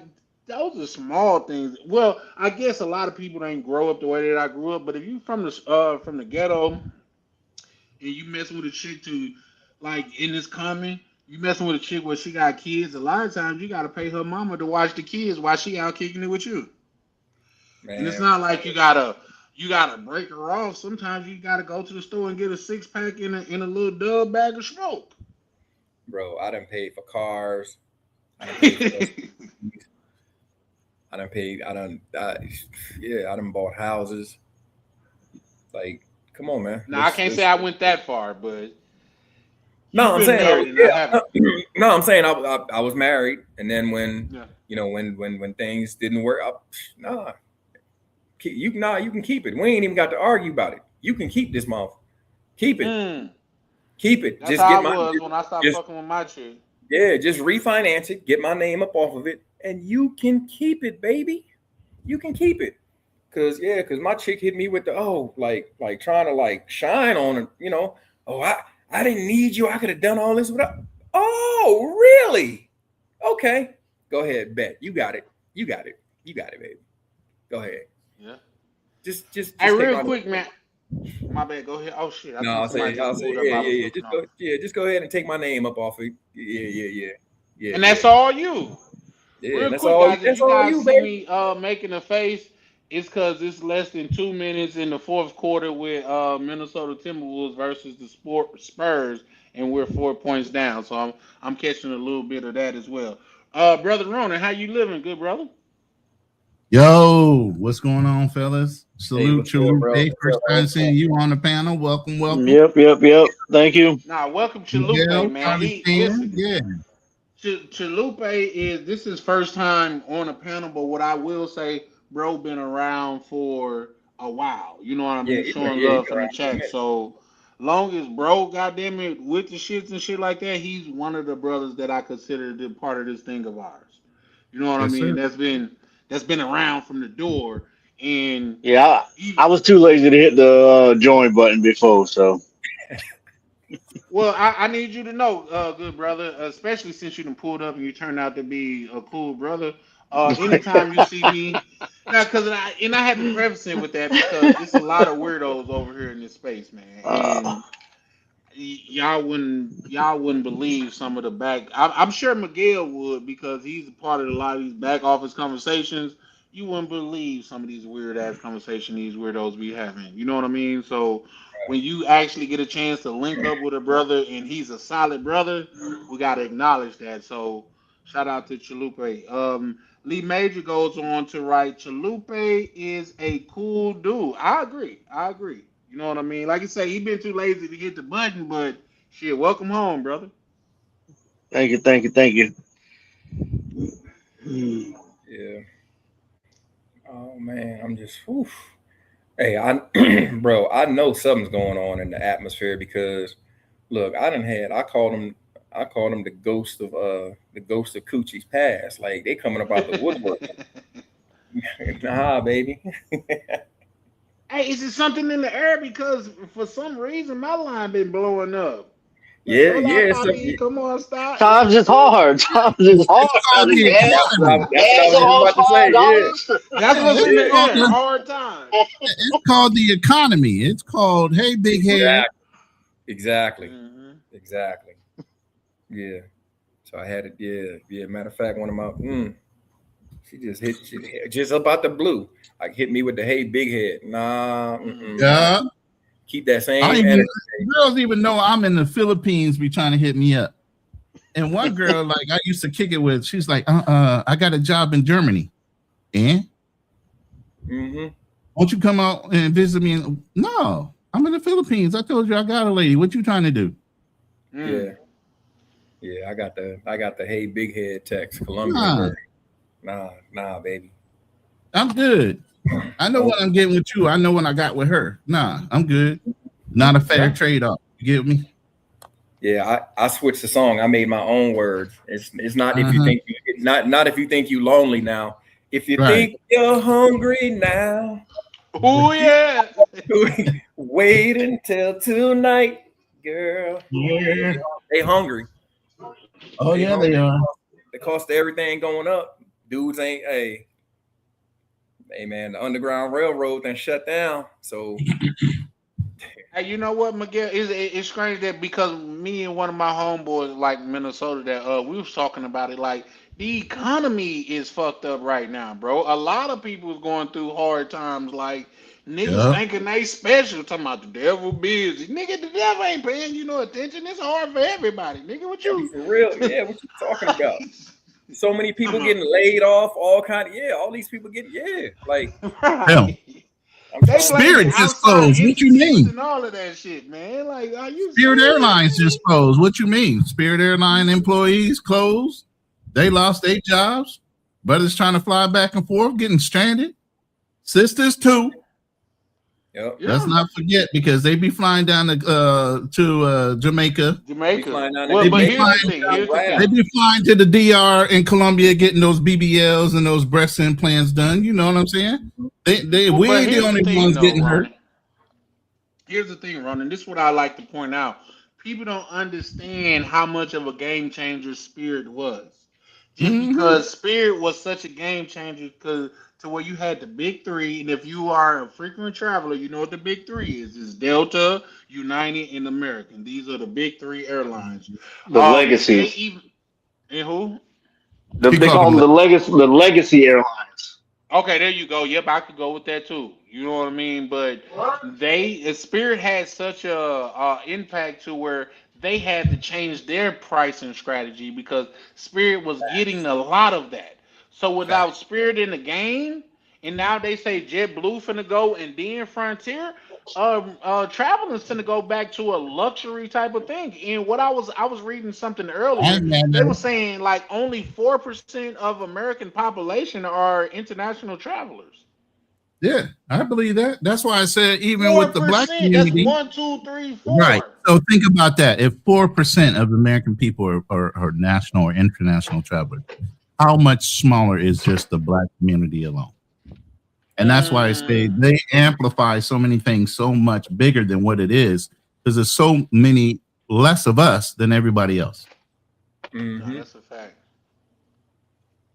That's a Yep. fact. I just did a whole live on Spirit, so that's what we just did. I just got off of one, so Oh, okay. Well, you know what? Anytime I was thinking about taking Spirit, I was like, man, it's been a while since I had a good fight. Anyway, let me go on. You know what I mean? 'Cause yeah. you can always Now get you a good my boy fight going Fearless was on a Spirit. gold member. What you mean gold? Spirit Fearless was a gold member of I was about to Spirit. say was, yeah. Yeah, Yeah, his it wife was. is Dominican. His wife is Dominican. They live in the United States, so they're always flying back and forth. You know what I mean? So he had Isn't bagged a whole bunch Fearless a of tall mileage. dude too? No, Fearless is only 5'10", maybe, and on a good day, 5'10" and a half. Oh, You know what I okay. mean? Okay, he So can he walk ain't that right there. big, but Very tall he's dude. bulky. He's muscular. So, but at the same time, he had so many thousands of logged mileage. You know what I mean? Oh, So he he got the had big front seat. He got the big upgrade to the big front seat he easy. gets the up seat, he Yeah. gets the front seats all the time and all that. So he had just Yeah. booked out some summer travel because he had so many miles and he had a lot of PTO he had to use. He just had to flip those seats over. He had a $183 ticket for all three of them to fly. Well, it's a lap baby, him and his wife for only $183. He had to turn And one around and backpack. he had to rebook, and it was a $1,500 fucking tag, and that was before the luggage to Here's the rebook thing, Ronnie. on a Ronnie, different if airline. I'm being honest, as a person that's grew up in this country, some things just too good to be true, man. Like that shit's too good to be true. Like you shouldn't be able to go to Church's Chicken and get an 8-piece for $2.50. Something just not right there. You see what I'm saying? Sometimes prices are just too good. Like you could get you a 16 piece for a pack of Newports in the goddamn at 40. That's too Yeah. good to be true, man. Where's the longevity in that? Well, the deception was, obviously a $29 first initial ticket turns out to be additional charges with seat Your assignment, with carry on luggage, is $50. with the luggage, Listen, and all the I'm other ancillary things you have to add to that initial $29 ticket. That's when you start Water, oxygen. I the could whole tell thing it is no, the and idea that's of crazy when marketing. they The actually whole uh, idea is the marketing of the $29 ticket is so much that people can't turn it down. But then the And they yep. get back you in end there. equates And they out to take being close advantage of to a people regular that don't ticket. understand Correct. how numbers work. For Right. sure, for sure. Mhm. But And here's the they thing. will measure your personal bag. I do know that. They won't measure mine because I won't be on that. I Well, wasn't on that I've motherfucker. seen I got the big front seat when I was on there, or the upgraded seats. But I I've saw only somebody with a flown. personal item, and they measured it, and they was about to lose their mind when they had to pay. Here's the Yeah, Like thing. you said, I've only they lured flown them in there with It's that just basic me. fare. I've only flown Maybe on it's just Spirit me, three but times because when of my a companion company wanting to do go. certain shit to where you know that they're not a reputable company, it makes me think twice about doing business with them. I'll give you a quick example and then I'll relate it. Um, doing some, I have a dog cleaning service to come clean up behind my dogs. Now, when it's in the winter, they say, "Oh, we got 3 bags of dog waste," and I wouldn't stop. I wanted to they were the only town game in town at that point, but I wanted to stop doing business with them, and I'll tell you why. Because when there's no snow outside, there's only 1 bag. But when there's snow outside, there's 3 bags. That would indicate that it's frozen and snow is going in the bag as well. You're dishonest. And how can you rightfully do business with dishonest company? So I'm saying that to say anytime Spirit is charging you more for your bag than they're charging for their seats, I feel like they're being dishonest. So I don't want no part of that. In fact, if it's a difference of $20 to $80 between flying on Spirit or flying on Delta, I'm choosing Delta every day of the week. I'm sorry. It just is But what it Charlie, is. I'm gonna say Charlie is not dishonest. They're just playing on people's greed or want to save money because people are just gonna, like you said, they're gonna see that $49 fare and think, Yep. "Ooh, I'm flying for 49." Spirit lists all their prices when you click on it. They But I list get that, this is what it Chalupa. is. I know what you're saying. You don't trust them, but somebody said it yesterday. I forgot. Well, KB probably said it. They have never had. I'm an aviation. I'm an air traffic controller. They've never had an air incident with any of their planes. Can't say that for everybody else. Yeah, my boy just brought that up too.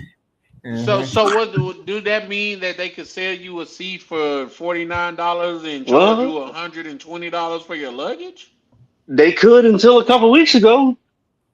Hmm. Yeah, that. Well, here's the thing. I fly Delta, and when I fly Delta domestically, my bags are free. You I know how fly much your bag American. is. I'm sorry, say that again. No, I said you're right, but Charlie. But you don't get those. Like somebody was talking about the fare to Medellin. Everybody else now has a basic fare where you're only getting a personal item. You're not doing that because I know the cars you got. You're getting those things, and you're not even trying to get that basic fare. There are No, people now buying those basic fare tickets that are going to have to pay for that check bag when they get to the airport, and Delta measures it. yeah, no, Because like I somebody said, definitely agree. everybody else is using Spirit's base fair price. They just have the legacy name, and then they have the comforts. They have a real first class. They have a business class. But everyday normal people that are trying to or I won't say cut corner, that are trying to save $1, they're gonna try to get that basic fare, and they're gonna get mad when they have to change their fare, and that flight is non-refundable, and they can't change it.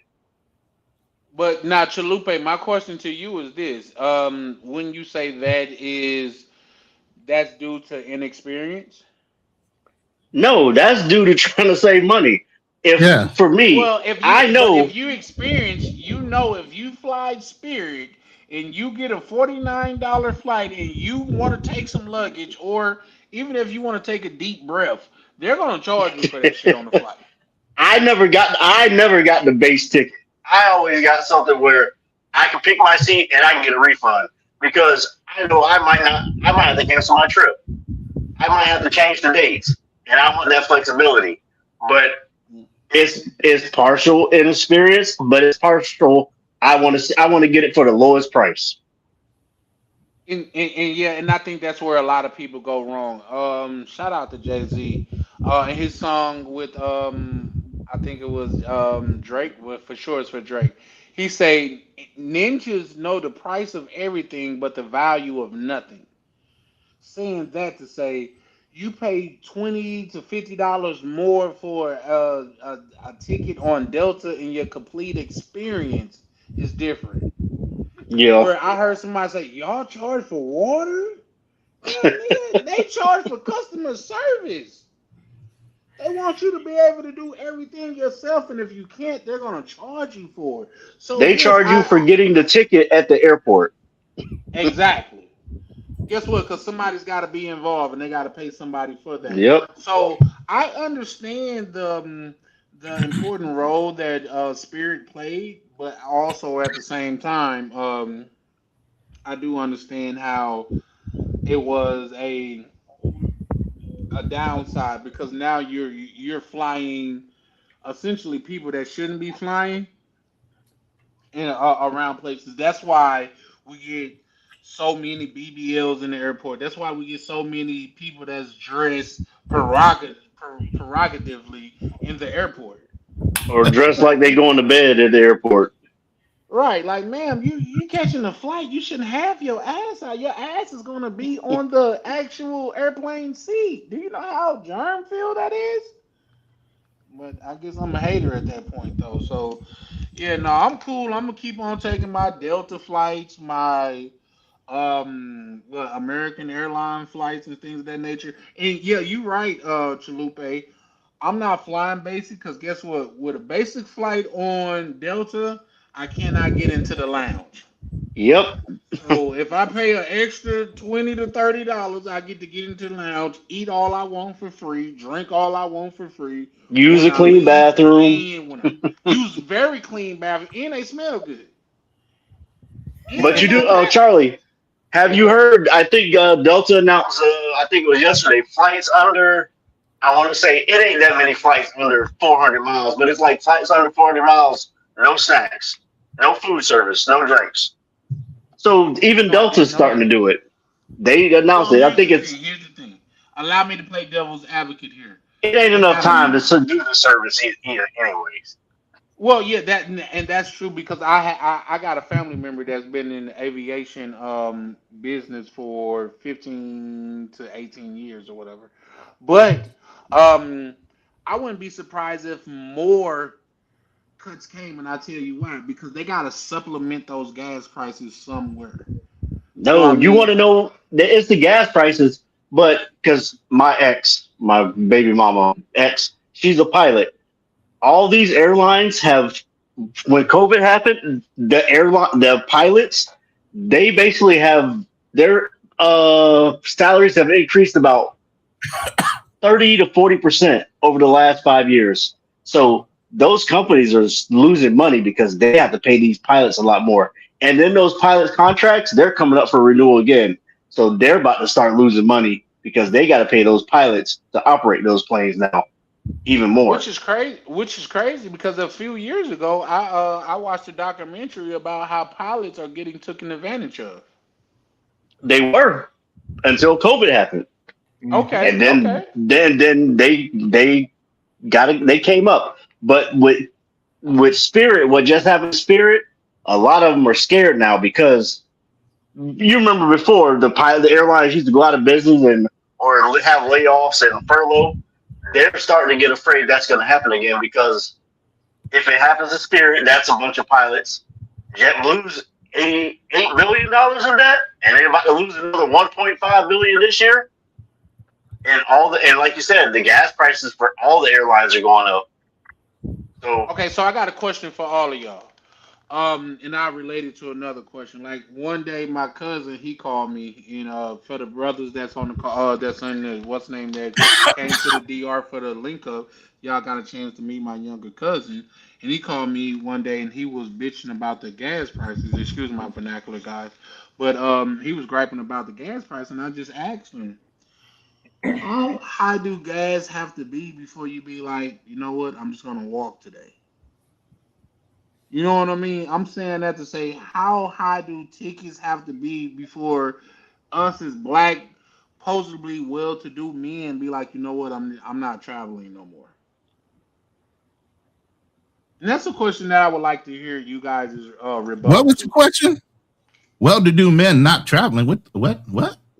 he's saying Okay, how high do the ticket prices have to get before you say I'm not taking this flight?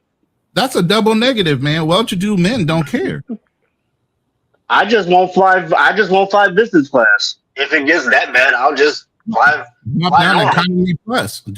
I mean, even economy well, plus is good.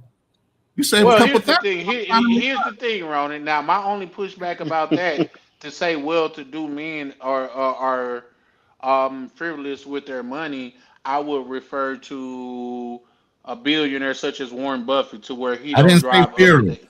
We Huh? understand value. There's a difference between being fearless and understanding the value of your piece. I, If your I don't. prices When I go say up, fearless, that means less people are somewhere else. I agree. You get what I'm I mean, saying? That's a value. That's not you being fearless with your money. Nobody wants to waste money. Now, if you see exactly. that it's worth your time and effort and there's a value behind why you're taking that trip, that's a different mindset than just thinking about the money. There's a value behind why you want to take the trip in the first place, regardless of how much it costs, right? Exactly. Right. So I'm not I agree. going because I'm going to see a chick. I'm going for the value and the experience of why I'm taking that trip. We don't think about the women. That's ancillary to us. So a man of means and purpose doesn't think about the women. That's just going to come along with the program. We're thinking about why we're going. So whatever it takes to get there is just the cost of getting there. Now, do we search But for a good deal? Yes, we try to be as economical as possible. But at the end of the day, if we can't be, we'll still spend the money if we see the value in the trip. Or you might take instead of taking 7 trips, you taking 5 trips this year. You might cut Right. back 1 or 2. no, that's I'm fair. still That's going fair. because That's why I got to it buy was a a ticket for genuine July question. right now. Mm-hmm. No, that's fair. Real quick, let me shout out to Lee Major. He said, Charlie, the lounge ain't really free. Um, You're supplementing with your ticket and card, but they make it feel free. Yeah. hey, speaking like a Right. person that got the card, for real. Right. Listen, Plus, the go membership ahead. costs money. The membership costs money. If you got their credit card, they're getting interest off that credit card based on the Yep. fact that you're participating in that plan. That's how they get you the It annual depends on fee, what the card you credit have. card interest, and stuff like that. No, I'm talking about if you use their cards because they give you bonus mileage for using their card. Do you get what I mean? Okay, yeah, yeah, with the because I have both cards. I have Right. the Platinum Delta American Express personal card, and I have the Platinum Personal. No, my Amex, just the apologies. I Amex have the personal. Platinum Business card, which is two different points entity. I'm Yeah, sure like Mm-hmm. Chalupe know what I mean when I say that. It's two different points entity because one of them is exclusively for Delta, and if you know how to move it around, you can. If you guys want to talk about that, let me know. I could tell and you. then the Amex is your business one, and Exactly. you can use that on a bunch of different Yep. transfer partners. Mm-hmm. I A just bunch got of different transfer. it's a Okay, bunch now of you them. speaking like a man that know what he doing when it comes I to just these got the. I points. told you, Charlie. I just got the Amex Platinum like 2 months ago. I got to get my 175,000 points. So See, that's I'm what. halfway there. I. See, now you know I'm that halfway that what there. get me going. That's what get me going. On the simple fact that 107. Okay, how many points you say it was? 175,000. 175,000. Anybody care to do the math on that at a 1 to 1 cent ratio? Or am I just talking out of my ass tonight? Say that again. Do anybody care to do the math on that at a one He's to saying one how cent much is that ratio? 175,000 points worth? At a 1 to 1 cent ratio, because that makes the whole difference. 1,750. $1,750. So if And I keep the car 2 years, go I'm ahead, breaking bro. even with the points, basically. That's just with the points. Not saying the coupon book that come with the card. You did. Yep. Because depending on what card you say you got the, so it's not I got the co-branded. personal, It's not just, the business. I got the personal. So but it's just a it's it's the just Amex, like, Amex but it's Platinum personal. okay. Now I don't have the personal MX Platinum because I don't want too many cards to where I'm paying Yeah. like, because as you know, the top premium cards went from, what was it, like 695 or seven ninety It was five to six, eight so ninety five. it's 895 for that one. Yeah. 895. You know what I mean? So I'm saying all of that to say, once you know what you're doing, that 895 you get back in, like say the coupon book with I'm one gonna of get my it back cards. basically with the Go with ahead. the hotel credit. I'm gonna end up that a hotel credit is basically that's $600 right there off with the hotel credit right there right off the bat each Off year. top. Off top. Um Hold on. Lee Major said that's only $300. Now, I'm not gonna even No, Lee ask you which one Majors. you're talking about. No, he's talking about, and it's not even $300. It's a little. It's, Oh, it's okay, it's okay. closer to four. He's talking Yeah. about the Delta American Express card. But with Okay, that okay. card is what I'm telling you is reason why I'm keeping the card, because you get a free companion pass anywhere around the United States and South America and in the Caribbean. Which is to say, if I was to buy a first class round trip ticket to the Caribbean, I could get another one for free. All I would have to do is pay the taxes on it. That within itself is worth the And another one, yeah, for sure, for sure. DJ Common. Say that again, I couldn't hear you. No, and another one, DJ Khalid. Khalid. He says, and another one. Oh, Yeah. DJ Khaled, yeah, and another one. Khalid. Yeah, for Yeah. sure, for sure. Like you guys got to understand, I'm not out here just doing this shit just cause like it's cool to have it. I see value in it. Like you guys have seen, I had a hotel room every night this week. I think tonight's the first, and I was supposed to get a hotel room downtown, which I'm glad I didn't because the Timberwolves lost, so it's gonna be dead down there. But going through, not just because I'm in American Express ecosystem, I'm also in the Marriott ecosystem. You guys want to ask me why Marriott? Because Marriott has the biggest eco footprint of the big three hotels. What's the big three hotels? Hyatt, Marriott, Hilton. Hilton. There you go. See, now I feel like I'm not preaching to the goddamn choir, because it's some people that understand it. When you talk about the biggest footprint is Marriott, Hilton, and Hyatt, which is to say, the more places that I go, is more of a chance that a Marriott will be there. When y'all see me at the JW in the DR, I was getting such great treatment because I was a platinum member. So, well, I land there because yeah, I don't want to turn this into a credit card thing, but you know I will, because I fucking Hey, love it. You know finance what I is a mean? good conversation. What you mean? Let people know. Well, You know, no, they that's got a to learn how fact, to but use that money. Financial information is good. no, that's a fact. If But if you use those travel cards correctly, they pay for themselves. You get a they lot pay of for benefits. themselves. When you're traveling overseas, you don't got to worry about them foreign transaction fees. They'll take your card. You ain't got to worry about it. I just hand them the card. Oh, because overseas you don't even hand them the card. They bring the machine to me. I just tap the card to it. I know my Yep. And be purchase done is with it. going through. Purchase is And going through. I don't have to yep. worry about going to the money exchange. Right there, done. Let me ask you this, Matter of fact, when I travel, I Chalupa. let them Go ahead. go ahead. No, go ahead. Ask your question. No, I'm I was sorry. asking Chalupa, is that your first American Express card? I have a USA American Express, but it's not like a it's like That's not a USA, but real. it's not. It's not a real And American that's how I know Express. you know what you're talking about because a lot of people don't know that's not a real card. Like, you could get an American Express card through Navy Federal, but that's not a real Yeah, American Express card. it's If not you the can't American go on Express their bank. site and see that specific card, it's not a real Right, American Express card. right. Bro said it's all a scam. Trust me. Shout out to But I pay the card off each month. That's what you want to do with it, especially with American Express. You pay it off, you're not paying them the interest. Well, and that's something else that I was going to allude to in this conversation. What a lot of people don't know, a lot of American Express flagship cards, especially when it comes to business, they're charge cards. Do you know the difference between a charge card and a regular card? Yes, because they did not give me a limit on my card. And I was about to say, what the hell? And then I had to think, oh, they trust me.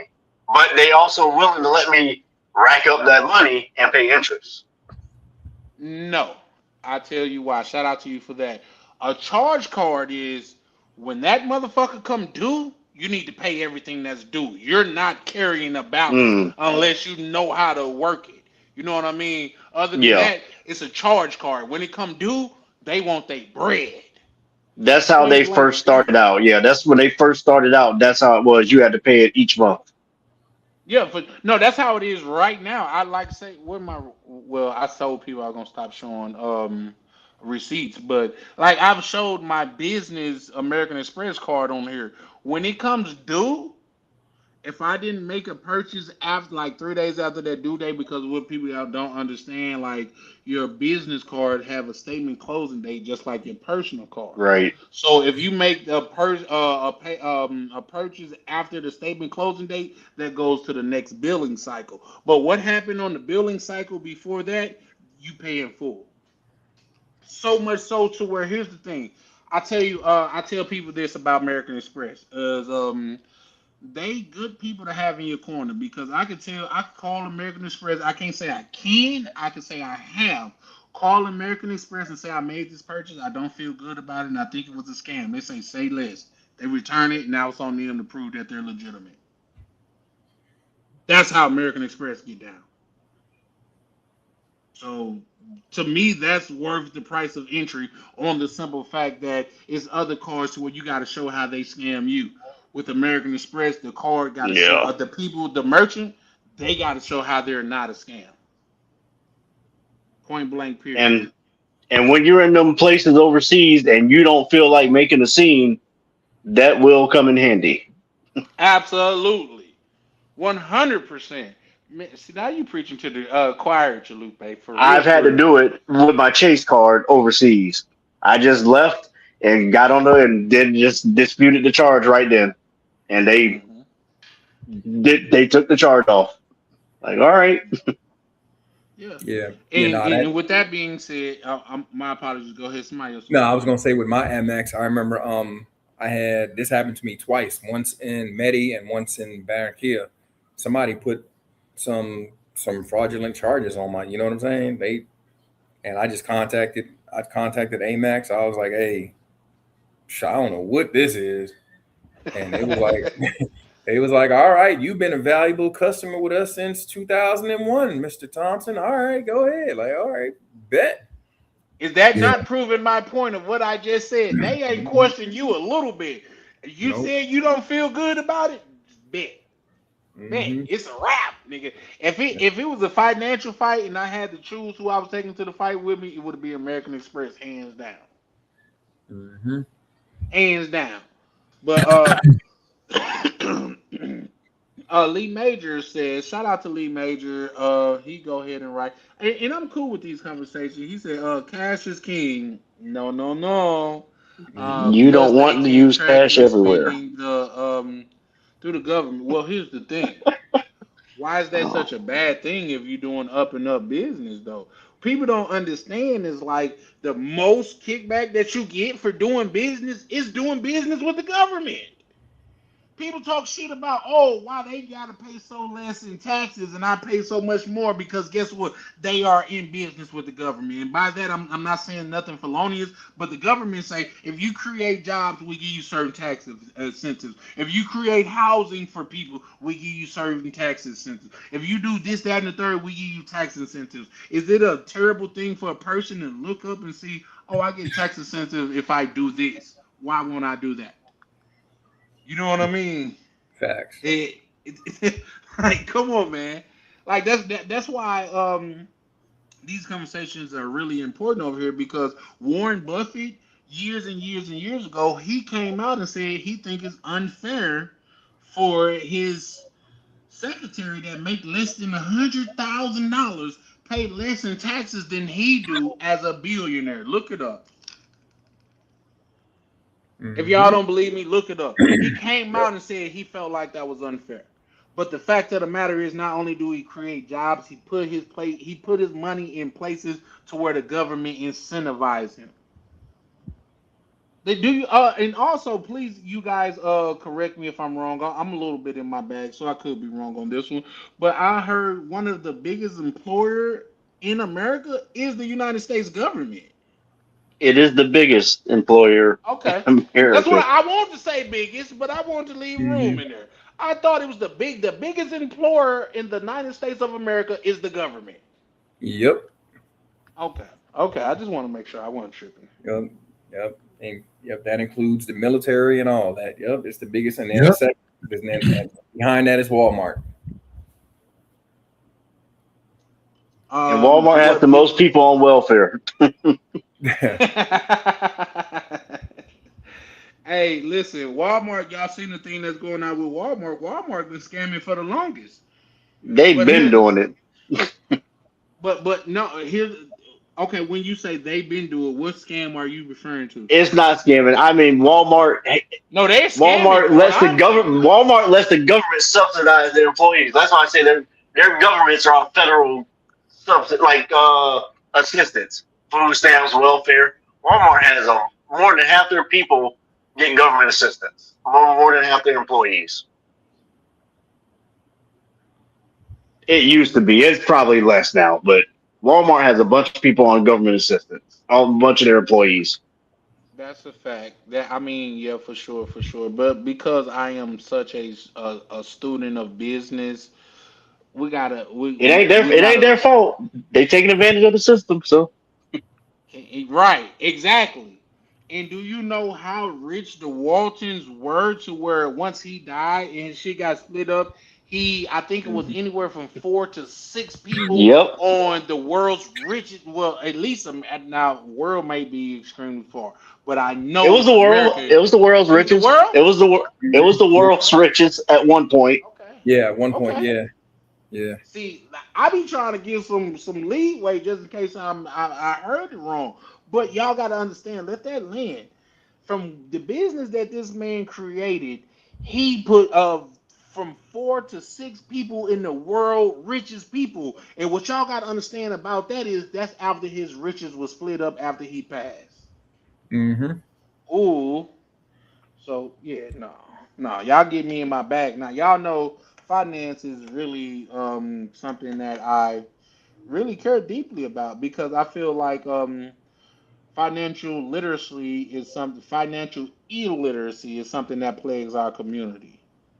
It Like is we something that spun needs to be. It needs to be taught, and it's not. We got. It's a big issue because people don't know how to manage money. yeah, yeah. And let's make it simple. Now, I don't have to go into my background or know things like that, but I do know understand this. Your tax return, sir, ma'am, is not a bonus. That's money that you work for. That they overtook the money to make sure they got their bread, and they just gave you You, what was left over. Do yeah, something useful with that. you loan the government money basically when you get a Basically, tax You return. loan the government money, so it's hmm not free money that you just won from a lottery. It's money that you rightfully work for. Put it to yeah, use. And they yeah, act like it's a bonus at the end of the year. Oh, I got my tax return. Yeah, I'm about to go get this. yeah. That's your money anyway. That's that's What your I money do, anyway. throughout the year, like the middle of the year, I'll get my paycheck or whatever and look at my deductions, and I'll go on the IRS website and I'll punch in the stuff, and it'll be like this is how much you need to adjust to pay nothing. Mm.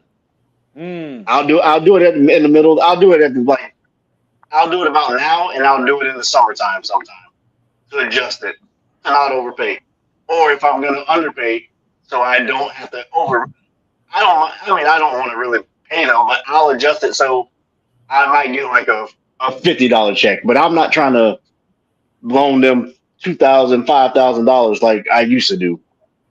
No. Mm-hmm. No, it's acidine to do so. So, quick question, Ronan. I know Chalupe got a Yes, sir. MX. Miguel have a MX. Myself, I'm trying to be the ambassador for the motherfuckers.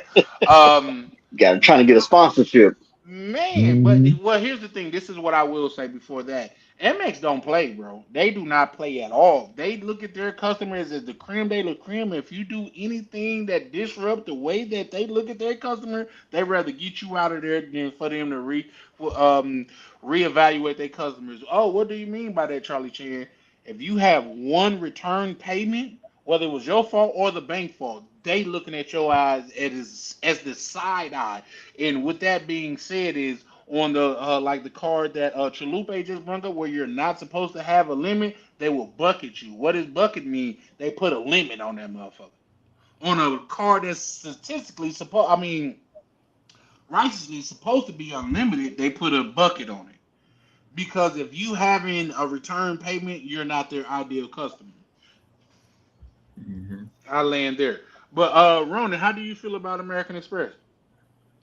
I mean, if you have a business and you are doing something where it warrants you wanting to be able to get certain things, and you know that you can pay it back in a month, is great. But if you're not the type of person to pay on time and you don't have the wherewithal and you're trying to extend over your credit limit every month, don't mess around with that card. No. Oh no, I tell people that yeah, no, that's real words of wisdom. I tell people the same thing about a Navy Federal. People like, oh, I know how to get in the Navy Federal, this, that, and the third. I said, bro, try your best to get in. There's back doors to where you could get in legally. But if you get in illegally and they question you about that and you can't Mm. prove it, you're blacklisted. You're Speaking of blacklisted and Navy it's not Federal, worth it. I'm sorry, yeah, go ahead. speaking of Navy Federal, I've been a member of Navy Federal since 1982. Hmm. True. Drop some gems on. I'm God sorry, damn, that's 1980, before I was alive. 19, wait, is it 1990, Oh, 1992? I was saying But 82. That's the why, year I was and here's alive. the thing, and why back in the day, Navy Federal and Miguel might be able to tell you that some banks would not even set you up an account unless you were deployed. Mm-hmm. Navy Federal was one of those banks. The only way you could become a member of Navy Federal, you literally, as a Marine or a Navy guy, had to be deployed overseas. I just happened to be in Hong Kong the year that we were deploying. They had a Navy Federal branch there. I literally went into the Navy Federal branch, which is a little office, and you had to wire money back to America to even establish the account. But you had to be overseas to do it. Now they just literally let anybody in that's in America, but there used to be a very close-knit type of network for the credit union, and they're one of the only international credit unions you can possibly be a member of. They're not a Well, when it local comes to credit union like you would think. They're an So international bank. so Navy here's the Federal, thing, you what don't people have to don't have understand. been a military tie at all. I thought you had to have a military No, tie. you I know definitely do. you. You definitely do. Okay, so you still have to And have if one. they It's like find out that you USAA. don't, that's where I All was right. talking about. You could get blacklisted for the rest of your life. So you definitely Okay. Mm-hmm. need some ties. Yeah. I think what Ronan is referring to, the requirement to get in is a lot more lax than it was. It's Yeah, it's a lot easier more. to get in now. All right. Just basically a tie. You either in the military or your Yeah, family even members been in the military. Okay, It's okay, the y'all same as spit you. some game. Y'all gonna make well, me well, drop some what I'm game. saying is Drink. some military guys never deployed, so they were never Okay. able to join the All right. bank. Okay. Understood. You get what I'm Understood. saying? Now they just let any military person in, period, regardless if you deployed or not. Okay. You get Understood. Understood. Yeah. Real quick, Lee Major. Okay, I guess. Shout out to Miguel. He said I got a question for Miguel. He said, can I bring a with A DSLR? DSLR, yeah, camera, yeah, you can bring it, bro. Yeah, What is? I brought For some mine. reason, Yeah, I'm drawing a blank. that's a But yeah, digital no. digital camera. A Yeah, mirrorless, yeah, it's a mirrorless camera or something like yeah. Okay. Shout out to Lee Major. He be on his goddamn other type of shit. But what I will say about Navy Federal is Navy Federal is extremely. If you could get in the right way, I don't recommend people getting in the wrong way. If you want a right way to get in, holler at me in the back channel. Here's the thing: what you guys won't catch me doing is on these YouTube channels giving away secrets because for sure. I know Navy Federal as well as American Express, they got people that comb the internet for that. And in fact, for sure, I have known of people, I have heard of people that to where they was giving away American Express secrets online, they found them and closed their account down. So that's not I heard recommended. about that recently. Yeah. You see what I'm saying? So Hmm. I don't like you ninjas that much to where they're gonna be like, you know what, you chose them. No sir. No, sir.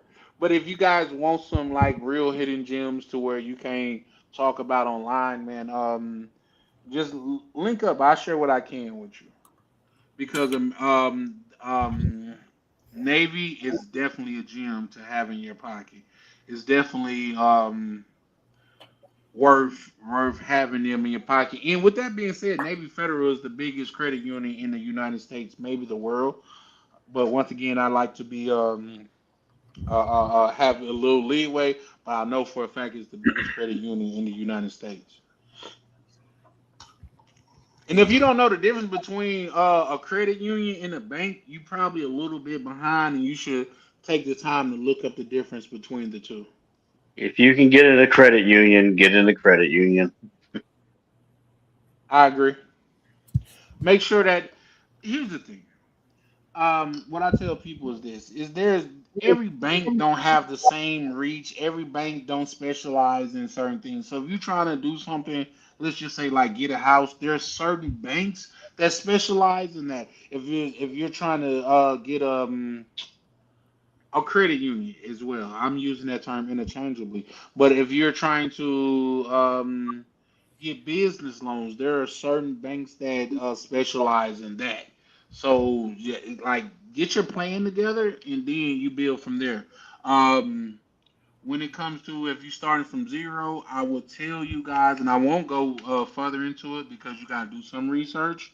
Um, Chase had 524. Mm. And I would strongly recommend for you to get in cahoots with Chase, but be aware of 524.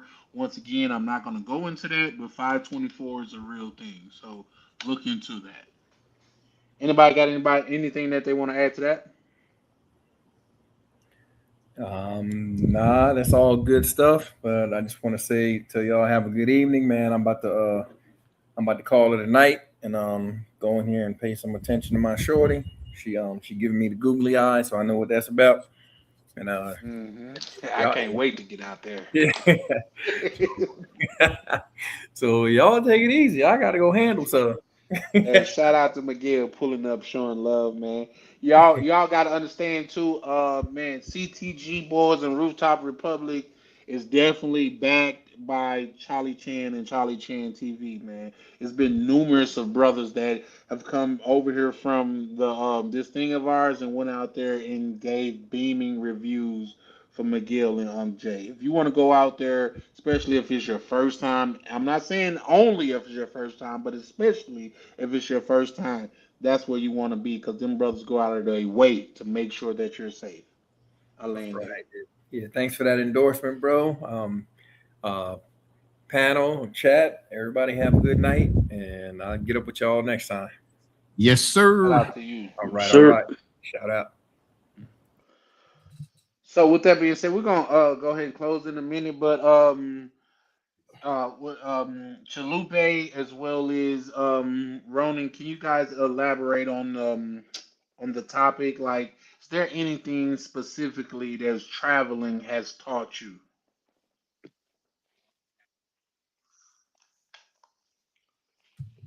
I was on there Um, earlier when Miguel was talking, but yeah, just patience.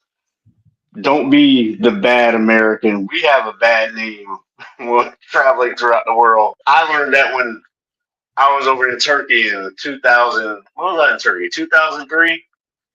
We have a bad name throughout the world when it comes to traveling. Don't be the ugly American. Have some patience. Not everybody does it like we do in America. Yeah, yeah, I agree. What about you, Ronan? How you feel? I'm in the same line of Chalupe is don't go over with your American mentality. You're going to a different country. Their bases might be based off of something different. Yes, I know in God we trust as Americans. We think of that, but even now, it's not even that godly. There's other countries that are very respectful of their religion and their culture when it comes to Muslim religions, even here in the Philippines, as far as their Catholic religion. That means they have grown up with different values than we have. And just because we know the laws in America, those laws do not apply in a lot of the countries. So stop going over there thinking like you know their laws. You don't. You don't know their mentality. They did not grow up the way you did. They did not have the same experiences as you.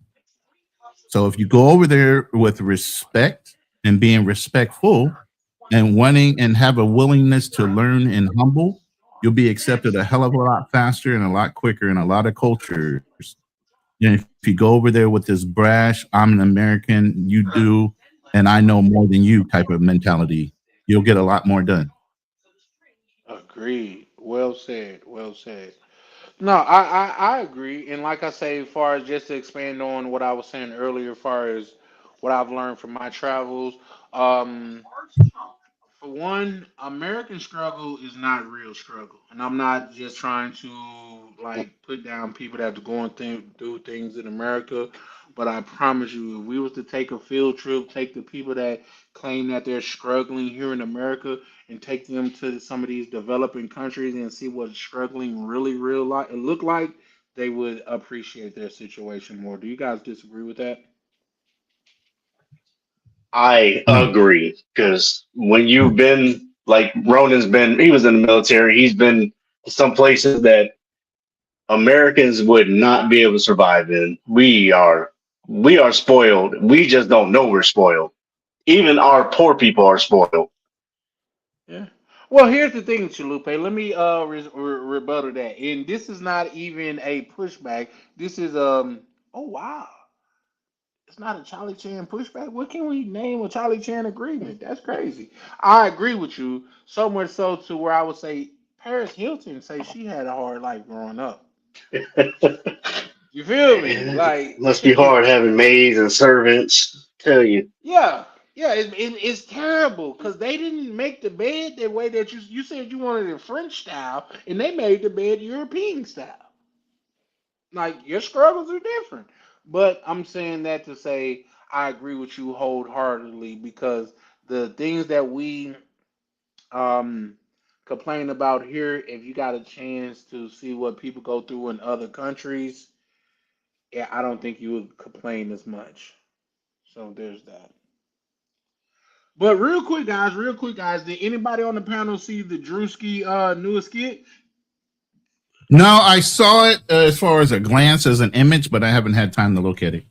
Oh man, I we're have to gonna talk check it about out. that tomorrow. I have to check it out a little later, but Drewski going crazy out here, man. Man, listen, Drewski is really cementing himself as like almost the king of skits or whatever they want to call what he doing because not only he's doing it, but he's doing it to death. Like, come on, man. He got this thing about how, and I myself have thought about that. Have you guys noticed how they bring these British actors in America to play ghetto these ghetto black American roles? Idris Elba in The Wire with Stringer Bell.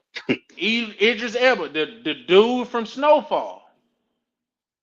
Like it goes on and on and on to where they are employing British black actors to relay an American black experience. And Drewski touched on that, and I think, man, the man going crazy out here.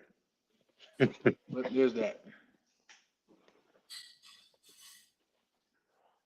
But yeah, no. With that being said, though, I guess we can go and get ready to close out, man. Chalupe, man, I sincerely appreciate you pulling up, good brother, because it's always good to put a face with the name. And with that being said, like say, I also I'm from the South, so everything come with a story, damn near, and my bloodline Haitian. But I was meeting people at the meetup in the DR to where they never spoke in the chat, they never came on the panel, but they are components of this thing of ours. And like I say, I was case in point, I was walking by somebody in the DR and I was talking. Somebody said, Charlie Chan? It's like, yeah, what's up, bro? How you doing? It's the meetup, so like I'm open to link and chop it up with anybody. He was like, bro, man, I didn't even know that was you, man. He said, man, listen, y'all done got me through so many nights of work to where, man, I just want to say I appreciate y'all, man. I was like, man, just appreciate you pulling up, man. And the fact that you're here at a link up and you never said anything in the chat or been on a panel shows how revolutionary this can be. How how much of a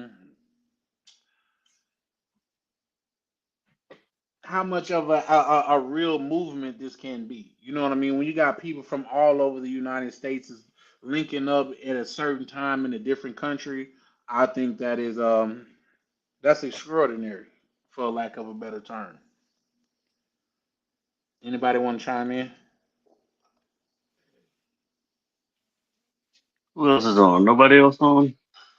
No, No, Rona's because here. like I said, Go ahead. What happened? Where did Chalupa go? No, oh shit! I think he dropped down by mistake. Well, because he was in the middle of talking, so I'm sure it Yeah, probably he wasn't was. on purpose. But yeah, Now, what was your statement? I'm sorry, I'm doing about 5 different things in the background. yeah. I know you multitask. I'm starting to think that's like a tick with you. You can't sit down and do one thing. You got to do five and six things at once, which is Hey, time is money, man. I'm an older guy, man. I ain't got too much long on this planet. I'm 58, so I you got to gonna live do forever, 20 bro.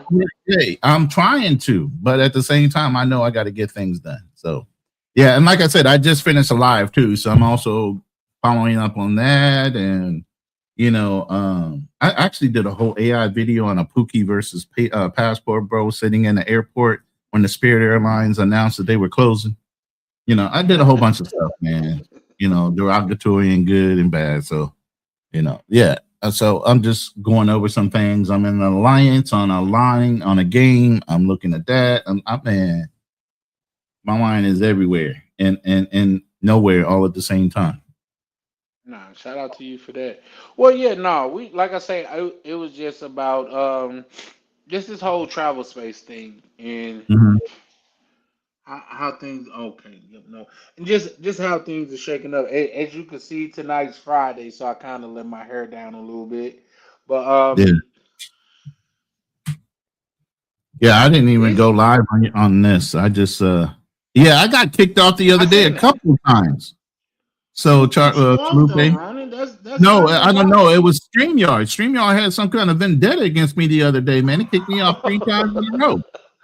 Like I Okay, get because the way going, that it was remember I shaping would up, get going just like Chalupe. I was talking about something, next thing you know, boom, I was gone. And I had to pop back on, remember? okay, that's what he just said. Shout out to Chalupe. He said I got kicked off. That means that it's bedtime. Nah, shout out to you, bro. Once again, Right. appreciate you pulling up, man. Even if you never pull up Yeah. again, Do it again, now, man. Yeah, keep doing it. yeah, for sure. Because I extend the same invitation to you that I extended to a lot of people that came on the channel and turned out to be good people. Anytime you see me and it's a Charlie Chan production, bro, feel free to pull up. You know what I mean? Yes, Just sir. because we need to foster voices like yours or the people that's out here that's not really on that Pookie time, man. So shout out to you, Chalupe. Sincerely appreciate you. Yep. But there's that.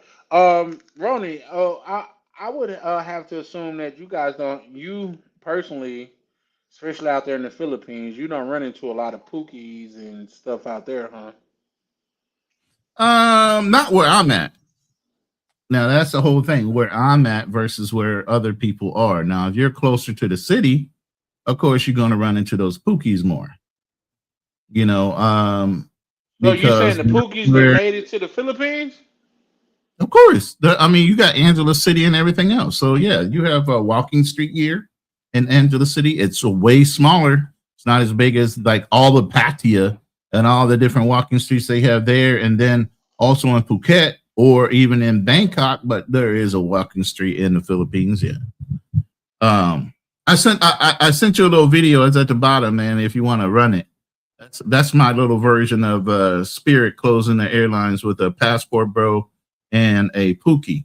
Now the character.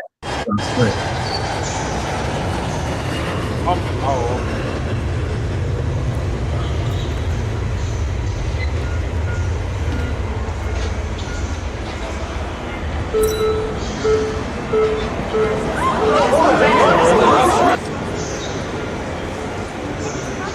What about my flight? Oh no, not again. Attention all passengers currently waiting for your Spirit Airlines flights. All Spirit Airlines flights have been canceled. Please check airport monitors, the Spirit app, or speak with a customer service representative for rebooking and refund options.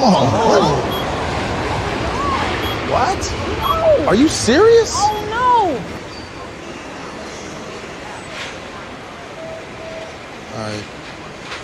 Let's have the boys. Please don't help.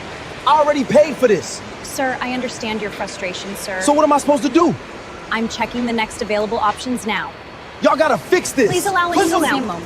Can you show me my next available options? Yes, sir, I'm checking that now. Nobody's telling us anything. We are experiencing system-wide cancellation. If rebooking is delayed, what are my refund options? You may be eligible for rebooking or refund depending on your itinerary. Please keep your receipts and monitor baggage instructions. All right. Understood. Thank you. Not the trip I planned, but it is what it is. Man, that's messed up. We're gonna go get our luggage. Why? Because our flight was canceled.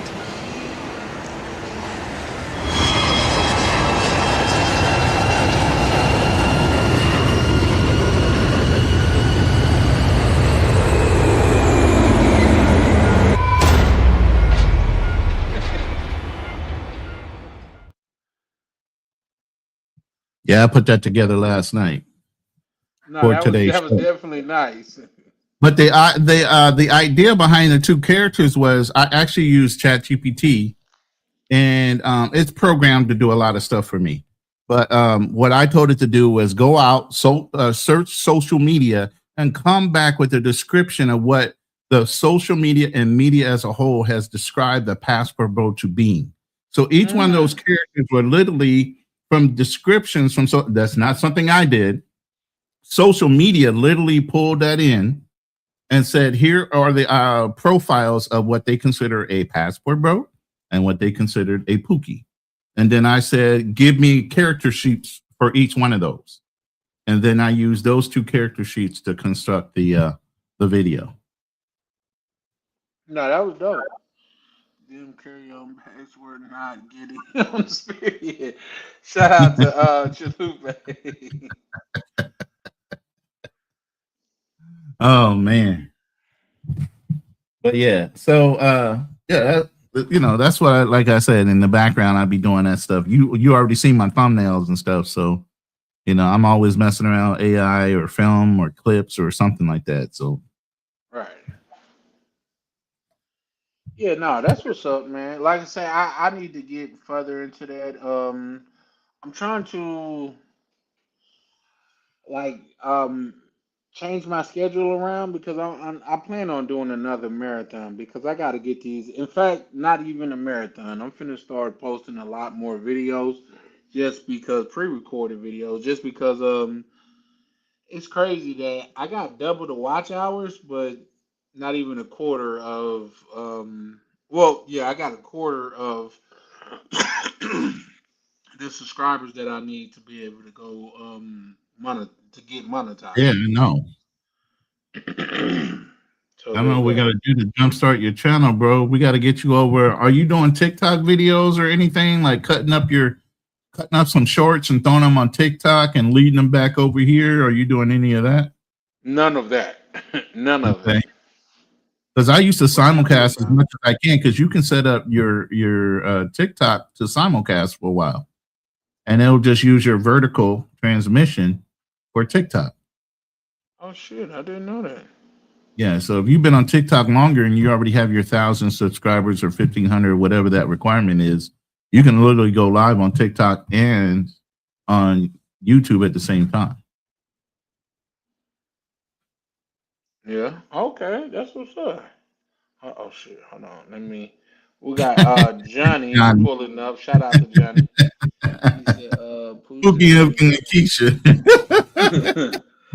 gonna They coming sail for to me? the Philippines to kick Ronin. It's about spirit. Hey, shout out to y'all. Shout out to you, Johnny. Nah, he gonna run into it. Like, can you imagine him walking down the street like, hey, you Ronin? He like, yeah. What's up with all that stuff that you was talking about, spirit? It's gonna go Hey, like I down. said, my partner in crime, Fearless, is a gold member of Spirit. So it wasn't like I was shooting at him. And matter of fact, the show was really a clickbait thing. We were talking about, different things and options that you had outside of Spirit to fly. And I'm a card carrying member of Southwest. He has the Spirit card. I have the Southwest card. So Did you do the hack with Southwest when you got the card? what's the hack for Southwest? I'll take that as no then. No, I don't know nothing about no hack. if you But if I got you like 75,000 travel miles with my card when I got it. But I don't know about any additional hack that goes along with the card. You know what I mean? Well, yeah, they give a promotion around a certain time of year, and if you time the Mhm. promotion right, if you want, I could probably look into it because it's definitely in a couple back channels that I'm in. But if you complete that promotion during a certain time, you get a companion pass for a minimum of a year. Now, people even go for as far as to freaky, and it goes a little bit longer than a year, but at the How very often does minimum. that happen, and does it happen on a semi-annual or annual basis? I Because thought it I'm not was, going to from use my my Southwest understanding, it was card. annual. I'm not going to use my Southwest card again until I'm back in the States, beside for running up points, Right. because there is no Southwest over here in the Philippines. So for Yeah. 2.5 years, I won't have an opportunity to get on a Southwest flight until I get back to the States. What made Unless you they go with start doing Southwest, if you international. don't mind me asking? I've been with Southwest. I mean, I lived in Kansas for a lot of years, and I lived in California for a lot of years, and going back and forth, Southwest was the one. And then Okay. traveling back and forth from Kansas or Missouri to Texas, Southwest again is the one. Because they're hubbed out of With that being Texas. said, what do you feel about them changing the assigned seats and what is it now? They charge you for your bag? Well, initially you had 2 bags for free. Are they starting to do that now? Because that changed after I Yep. left. Yep. So now They you now got to they're pay for charging for that. it, and you got to pay for your seat. You got to pay for your seat now. Yep. If you want a seat Well, that's I'm like expecting lower rates. Because here's the oh, thing that they were doing. The way they were doing it was you either paid early bird and you got an A boarding pass, and it was free range seats. You get whatever seat you want. If you're on an A boarding pass, you just get first pick at any seat in there. There's no priority or business class or anything like that. You know what I mean? You just got pick of the litter or whatever if you paid for the A boarding pass or you checked in early enough that you got the A boarding pass. If people didn't pay for the early bird. But then you already have priority seating if you're disabled, if you're a veteran, or if you're a military person that's in uniform, you have priority, and you had at least 2 bags that were free, right along with the carry-on. So now they've changed all that. Is that what you're telling me? yeah, for sure, for sure, for sure. Oh, They I'm even not have aware. commercials about it in the United Yeah. States. Well, yeah, I'm not aware because I'm not there. So, and they don't run ads in places they don't fly. So I had no idea. I'm gonna have to take a look at what the ads are saying. But yeah, that's Yeah. crazy. That's like basically they just reverted to Spirit. So that they changed their flight, their cost, or the tickets like dirt cheap, and then you start doing the a la carte thing like Spirit. Well, with that, if I'm being honest, I can't answer because Mhm. I'm not a big component of Southwest. Just Mhm. because the couple times that I took the flight, I almost got to fighting with someone because it's two of y'all, and one of you want to sit towards the window and you want to sit towards the aisle, but you want to bogart the middle seat. I break your jaw on this plane. I'm too You big for that. know. My shoulders are way too wide. You ain't trying to get me in like that. Nah, Well, I'm here's the sorry. thing. I'll never take It's them for out. me. It's people that's trying to beat the system. You Right. want the whole row to yourself, so one of you guys sit towards the window, and the other guy sit in the aisle, and then you Sits want in to the make it aisle to seem try to block out, right? To hurt right the middle whoever sits seat, in the middle between y'all. Right. right, and that's Now what my I've seen thing that is. game played, and I've never played it, but most people see how big I am as far as my shoulders, and they already know. You sit next to me, you better be small because you ain't pushing me like that, Well, my thing is, and I'm not going to shrink myself to appease you either. yeah, no. Only way you're gonna shrink yourself is you get on the Spirit flight. You gotta You sitting there automatically like shrink this. You yourself sitting to there get on like there. this, trying to be like a cordial to everybody. Nah, you knew what it was when you sat next to me. Big burly nigga. I'm sitting here, Yeah, goddamn, spread it out, taking much room. I'm talking about. I'm goddamn it on my wingspan type shit. You know what I mean? So, but at the same time, I don't be wanting to get into it with nobody on the way to my I don't destination. normally. Right? Yeah, nobody usually pushes it that much. I've never had a conflict in public like that. Yeah. It happen, and these spirit flyers finna be everywhere, so you got to be cautious nowadays. Yeah, I'm. That's the question. Where are the Spirit customers going to go to as a priority choice in flights now? Well, Now that I've there's already no more said Spirit, that. are they going to JetBlue? Are they going to go to Frontier? They need to go to Where are they Frontier. going? I don't want them coming over to Delta. I'm sorry, we don't be fighting over Oh, that, man. they wouldn't Like, come to Delta. They definitely wouldn't yeah, come to Delta, American Airlines. None of the big three. I don't think they would come if they had a choice. You know what I mean? yeah, yeah. If they do, I'm like, bro, whatever side of the airport you gonna Now, be on on, our I'm gonna be show, on the we ran opposite. through options for flights other than the Spirit Hub. What people could use, and I'll pull it up real quick so you can just share it. But most of the people that travel there know already what they're using as a filler. But the new people or people that are flying there for the first or second time might not know what those filler airlines are. But if you pull up that image I sent you, I shared that earlier today.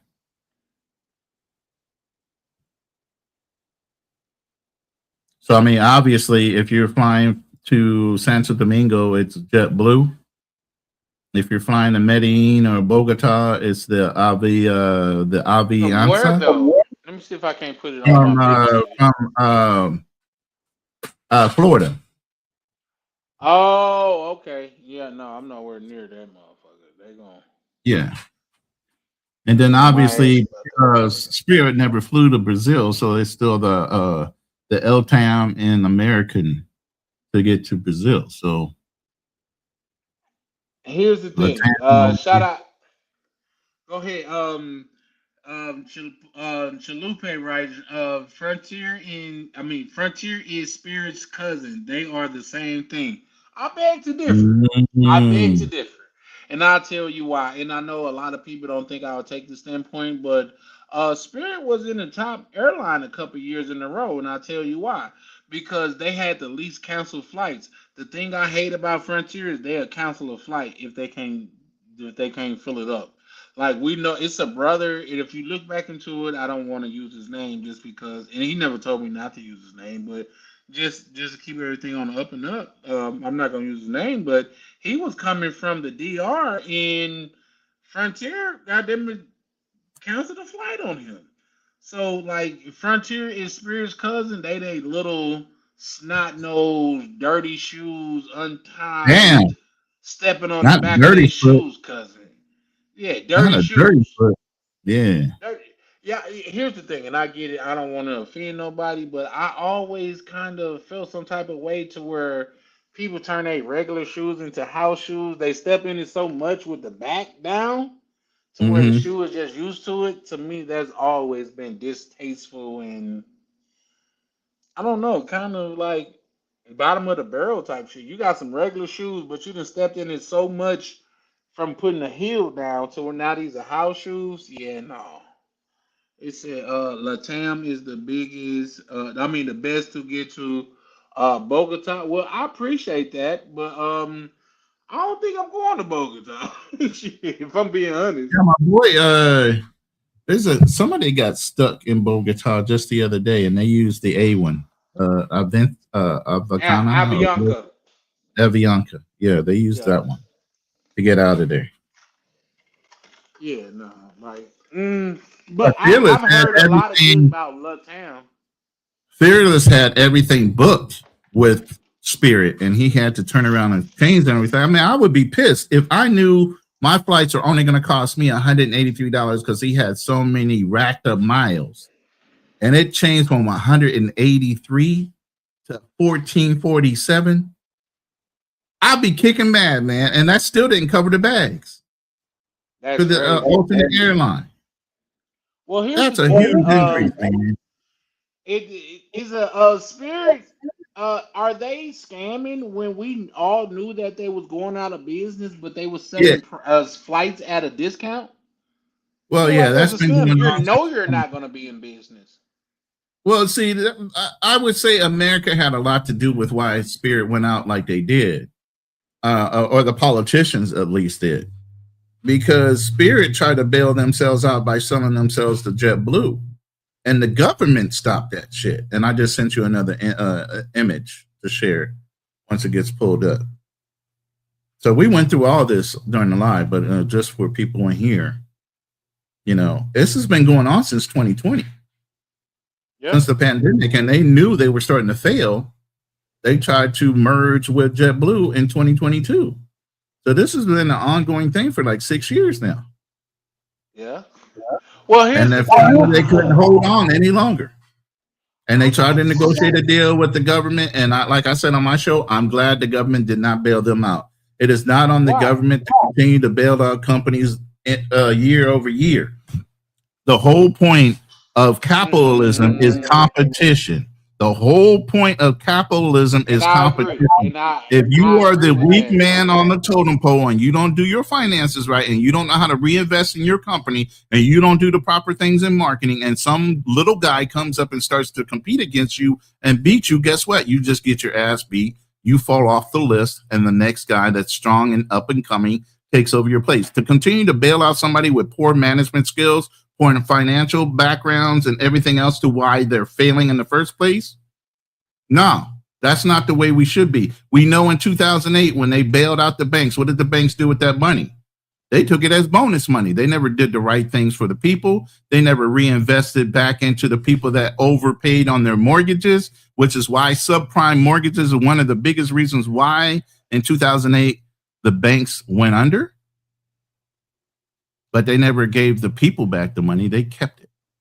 So I don't think the government needs to be giving taxpayer money to corporations and not have any vested interest in paying back the taxpayers or the people independently. It's our money. I think that's and I get that, but in my opinion, respectfully, I think that's a little bit disingenuous. Why is that? Because so they should give up our taxpayer money to invest in a company and not get any vested interest back out of that company. Allow them to do whatever with the money. It's unique that you interchange company with country because they have been doing that for countries for years. Would you disagree with that? No, and I don't necessarily agree with us backing certain countries and backing wars. But again, we're incorporated now. It's a business, right? We are now the United States Corporation. It is not the United States of America. We are incorporated. So when you put bad money, if you put money out, you should be looking for an investment back, some kind of vested interest coming back to the country. You shouldn't be giving out money just to be giving out money. But they do, and they do it all the time. And Ronan, honestly, we will both be placating or being disingenuous if we was to carry on as if this is not a common practice of the United States. Would you But disagree that this is a common practice of the United States? now, I would say this about the United States: if we are doing something up front in front of the public for them to see, there's nothing to say that there's no other backdoor agreement that's coming back to the United States that the people are not aware of. There's a vested interest in some of the things we do on the back end, whether it be in trade, whether it be in rare earth metals, whether it be in whatever positioning, global positioning when it comes to our bases. If we're doing something in that regard, but we don't know as a people, the public doesn't know, I get it. I understand intelligence and not divulging every reason why we're doing certain things. But if we're just giving out money after bad, like the little hat people who feel like we owe them and we are owned by them, you get what I mean? That's something we keep kicking out money for. We don't get nothing back from them. They keep taking and saying we owe them when we actually help liberate them during the World War II. Yeah. So let me with that scenario that you just built, with that being in place, do you think we as Americans, my apologies for my slurring or whatever, but Sorry, brother. would you think that that money will be best served going into an American country to where at the very least Americans can they could prosper from the deal with Spirit being prolonged, opposed to this money going out to these countries to where we'll never get a return on that money. Yeah, I don't think we should be giving out money to any country where we're not getting some kind of rate of return, but it should Okay. also benefit the American people in Okay, some way, so fashion. you answered If my it's our question in a tax dollars, roundabout way. yeah. So if it came down to the two, you would prefer them to back up Spirit Airlines opposed to paying for a country that we have no residual income or anything that's going to benefit the American people. Am Yeah, I I mean, wrong in even assuming Donald that? Trump was saying if the deal looked good, we would have backed Spirit and keeping them open. I Well, think if the here's the government thing. and there was rumors even that the government was going to buy Spirit Airline as some kind of an investment. Now, if that was something where they were reinvesting back into a company and it has some kind of vested interest and income coming back to the people or subsidies in some way, then that's great. That's awesome. But to just give money to a company that we pay into our tax dollars, should be going to our roads, our cities, our schools, and other things, nah, no, that's not what we're here for. We're Yeah, not here no, to help other I people agree get with that. wealthier. I agree with that, but that in my attention is like concentrating on a black eye when you have a broke arm, and I'll tell you why. Because yes, we have more than enough money. If we was to redirect it, we have more than enough money to pay for our schools. If we didn't send money overseas to countries Exactly. that Yeah. wasn't, we have more than enough money We to have do more that. than enough to pay for everything. We could have got rid of homelessness just with the money we sent to Ukraine. We Years could have ago, had yep, reparations. We could have had reparations paid just from the money we sent to Ukraine. right, and that's my point. Again, So yeah. for them to opt out of doing what's best for America and like doing something outside of that, how can we as Americans that want the best for America kind to like make an excuse for that what they're doing? Because at the end of the day, and I'm sure you can agree that Mhm. Spirit Airlines had an effect on the whole airline industry, which made So that, travel more but here's affordable the for thing. a To be lot of honest, people. hold up. To be honest, so did Braniff Airlines and other airlines that came before them, or at the same Well, time as them. Do you remember I gotta Braniff? disagree with that. Do I you gotta remember disagree. Braniff Airlines? Do you remember But Braniff Airlines based out of Texas? I don't. I haven't been having money for long. Like I only been rich for the last Okay, but 5, 10 this is years. not the one and Nope, not only rich. airline, I'm not rich. Let right? me read. I've been drinking, But so I what didn't I'm mean to say saying is, rich. this is not the I've been one and fine. only airline. This is not the one and only airline that has failed in America. This Well, is one here's of the thing. many. No, that's a fact. But it's one of, if not the one, that actually changed the aviation game. Would you disagree with that? Change it how? By making Because everything by making everything a la carte. They changed what? They gave you the perception that flights were cheaper by selling you just the actual ticket, and then you had to add the seat, you had to add the bags, you had to add this, you had to add that, and then you finally got your real price. But people always want the deal, so that actually in marketing, it's a smart thing they did by just showing you one price, but then on the back end showing you and telling you, oh, by the way, you got to pay for this, that, and the other, but don't worry about it, you're still getting a great initial price. That's well, not really being absolutely, that's not really being absolutely. in a marketing and a sales way. And I've been selling for 40 years, so that's a great strategy as far as marketing, but on the back end, are you really getting a deal? Well, whether they was getting a deal or not, you nor I can deny it made travel a lot more accessible because people don't pay for what they can afford; they pay for what they want. Would you disagree with that? They pay for things that they feel like they're getting. Everybody wants a good deal, everybody wants to pay a cheap No, rate. And when no. you perceive or you give somebody, let's put it this way. I've been in marketing for a while and I've been in sales for a while, and I understand what loss leader items are and everything else. Walmart has the same deceptive selling practices. So Walmart, what they'll do is they'll put certain things on sale to get you through the door. Those are what they call Lost. loss leaders. Okay. So the loss leader gets you in the door, but they sell other things on those shelves that they really want you to buy. So they'll bring you in the store for a loss leader so that they can advertise something even bigger and better to get you to buy that instead of or including the loss leader. My good That's the brother idea. Ronan. My Yeah. good brother Ronan. I Yes, sir. understand loss leaders so much Yeah, but so to I'm where I I'm can. explaining that to everybody else. I know you do. I'm explaining Okay. that to everybody else listening, so they have a Okay. background on what is a loss leader. You get what I Okay. mean? Well, let me explain it to them in a more, let's just say, simplistic format. We don't see. In fact, I've never seen a Costco commercial. Have you? They don't need to advertise.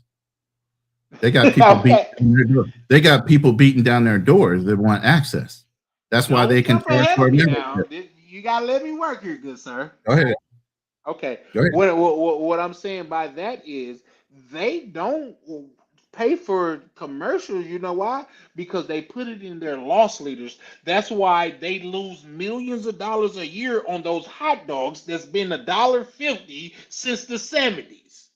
That's Correct. why even with those chickens, it's a lost leader. But guess what? They get those peoples in the store. So what they would spend on the commercials, they would rather have lost leaders in their store because people are Correct. literally have to walk in the store and purchase it. And while they're in the store, they get them to You buy other what's the things. running That's a gag? lost You leader. can't go into Costco without breaking at least $100 to $200 walking out. Easy, easy. Right. So we understand the premises of a lost leader for sure, for Right. sure. What I am saying about this is with American Express. I'm sorry, with Spirit. Yeah, we understand like say how that worked, but there are people out there that took advantage of the system. There are people that played the system. I can't say took advantage of the system because it sounds derogatory, but they played the system in their favor because if you're going from let's just say LA to Vegas every weekend, you don't need to bring a bag of clothes and you could fly there for $35. So there were people that was really using those prices what they was meant for and Right. they wasn't paying the high baggage fee or the big front seat and things of that nature. So Right. those are Because there's things a that lot we of have to. people, and I've talked about this too, Airbus. A lot of people felt like it was cheaper just to hop on a plane, take a like an overnight bag and their business stuff, and hop on a plane and fly to where they needed to drive. Yeah. And then they would fly home, or they would stay somebody temporary for a couple of days and then fly home. That was cheap. Matter of fact, Fearless even used an example like he used to go down to Brazil and buy Colombian coffee and get a couple other things his wife needed on a $28 flight and then fly back 3 days later. It was still You see cheaper. what I mean? Yeah. So real quick, I want to highlight what Chalupe said. He said now all the airlines have adopted Mm-hmm. forms of Spirit a la carte pricing. Yeah, for sure, for sure. And that's my whole point Which is of. terrible to me. No, That's terrible and I customer. agree. I agree. You that's not my argument because I agree Yeah. with that. What I'm saying is Spirit has such an impact to where they got the big three having to react to what they've done. They had to implement a la carte system because Spirit was taking that much more of the market share. And that's not my opinion. Those are just numbers, and that's how numbers work. Right.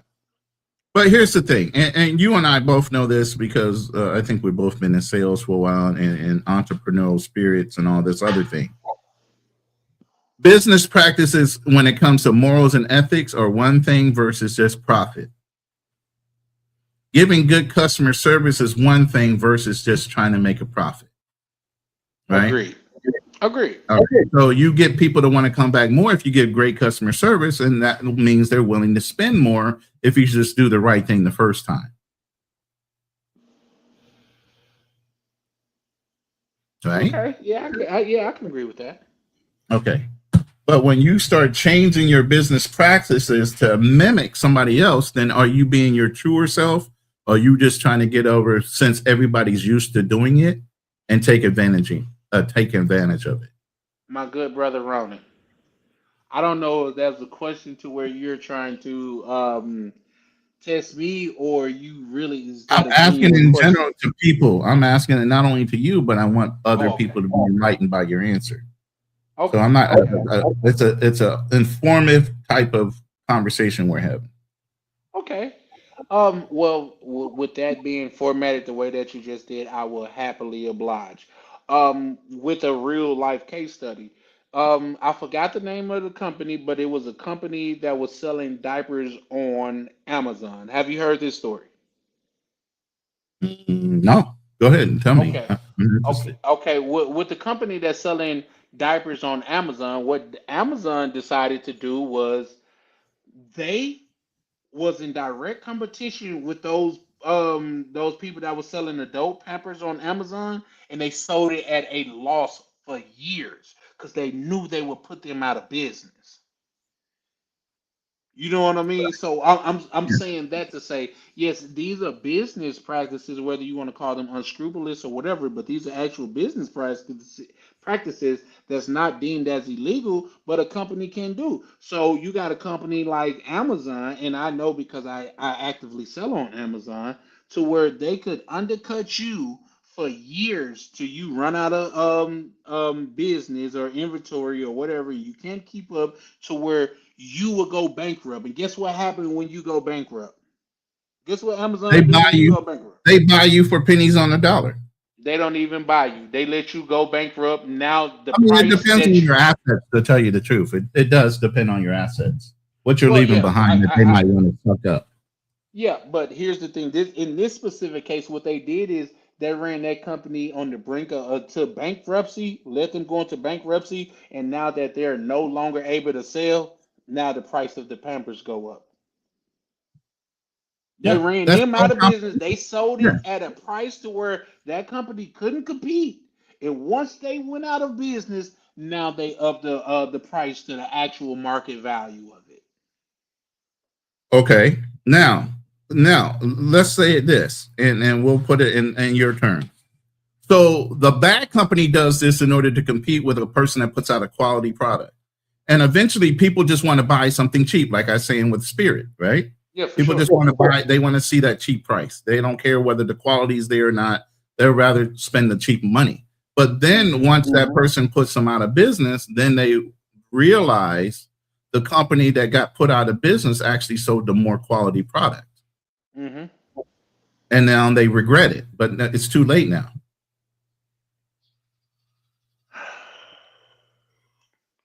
When you So say now they too have to late now, live. what do you It's mean? too late now because now they have to live with the poor quality product at a higher price than what they would be willing to pay for because they allowed themselves to be suckered in by the cheaper price but less quality.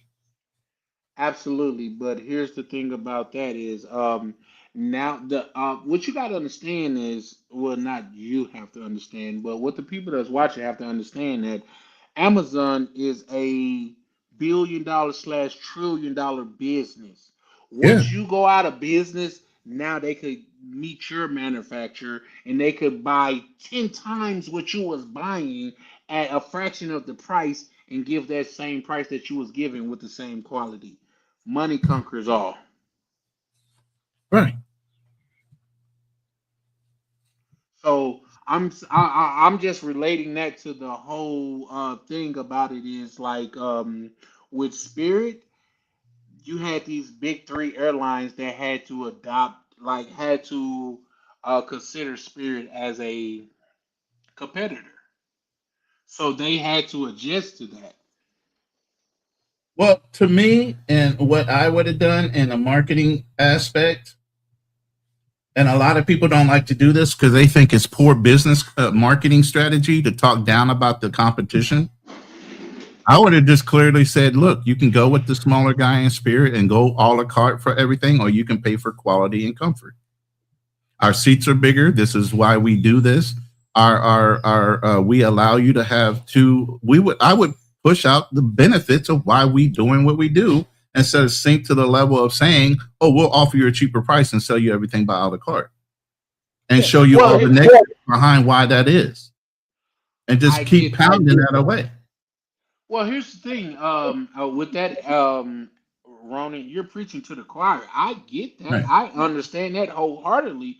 But the people that are not so financially sophisticated, they look at the price of their ticket and think they're getting a deal. You and I know they're not getting a deal because once they get done and get to the airport, you're paying $10 less for a flight to where you have no reclining seats, you have no free amenities, you have no lounge access, and things of that nature, but they make you feel like you got a great deal. And a lot of times it's not what you're actually getting, it's what you're perceived to getting. We Correct. know me personally, I like once I in so much so to where I've made up in my mind if there's like a anywhere from a $20 to $80 difference between a Spirit flight and a Delta flight, I'm taking Delta all day. Right. All day. But that's just me because the way that It's I not that big arrive of a is difference. important to Right. me. To me, the way that I arrive, if I got to take a whole day to rejuvenate because my knees hurt or I was bumped up in a seat like this and stuff like that, I'd rather go ahead and spend that extra money. And when Mm-hmm. I arrive, I'm ready to hit the ground running. So Right. that's what I mean by that. But see, I think what the whole model is, and some people say there's a lot of experienced people they take it, but I think a lot of inexperienced people take Spirit the first couple times and realize I don't feel like that's worth my time before they understand value over being cheap. That was me. That was me. Once I flown for the Spirit probably like three times. The first time I was like, whatever. It probably was a one off. That was the plane I was on. The second time I was like, I got to where I was going, but once I got done paying for my bags, and that's where my gripe came in. How you charge more for the bag than you charge for a seat? That's the you have down south roots. So when I say the pee in the cup, that's what that Yeah. is, the P in the cup. They just moving around the prices, and you Yeah. pick a oh shit. You know what I mean? So Yeah. that's what I mean by that. But I land. Go ahead.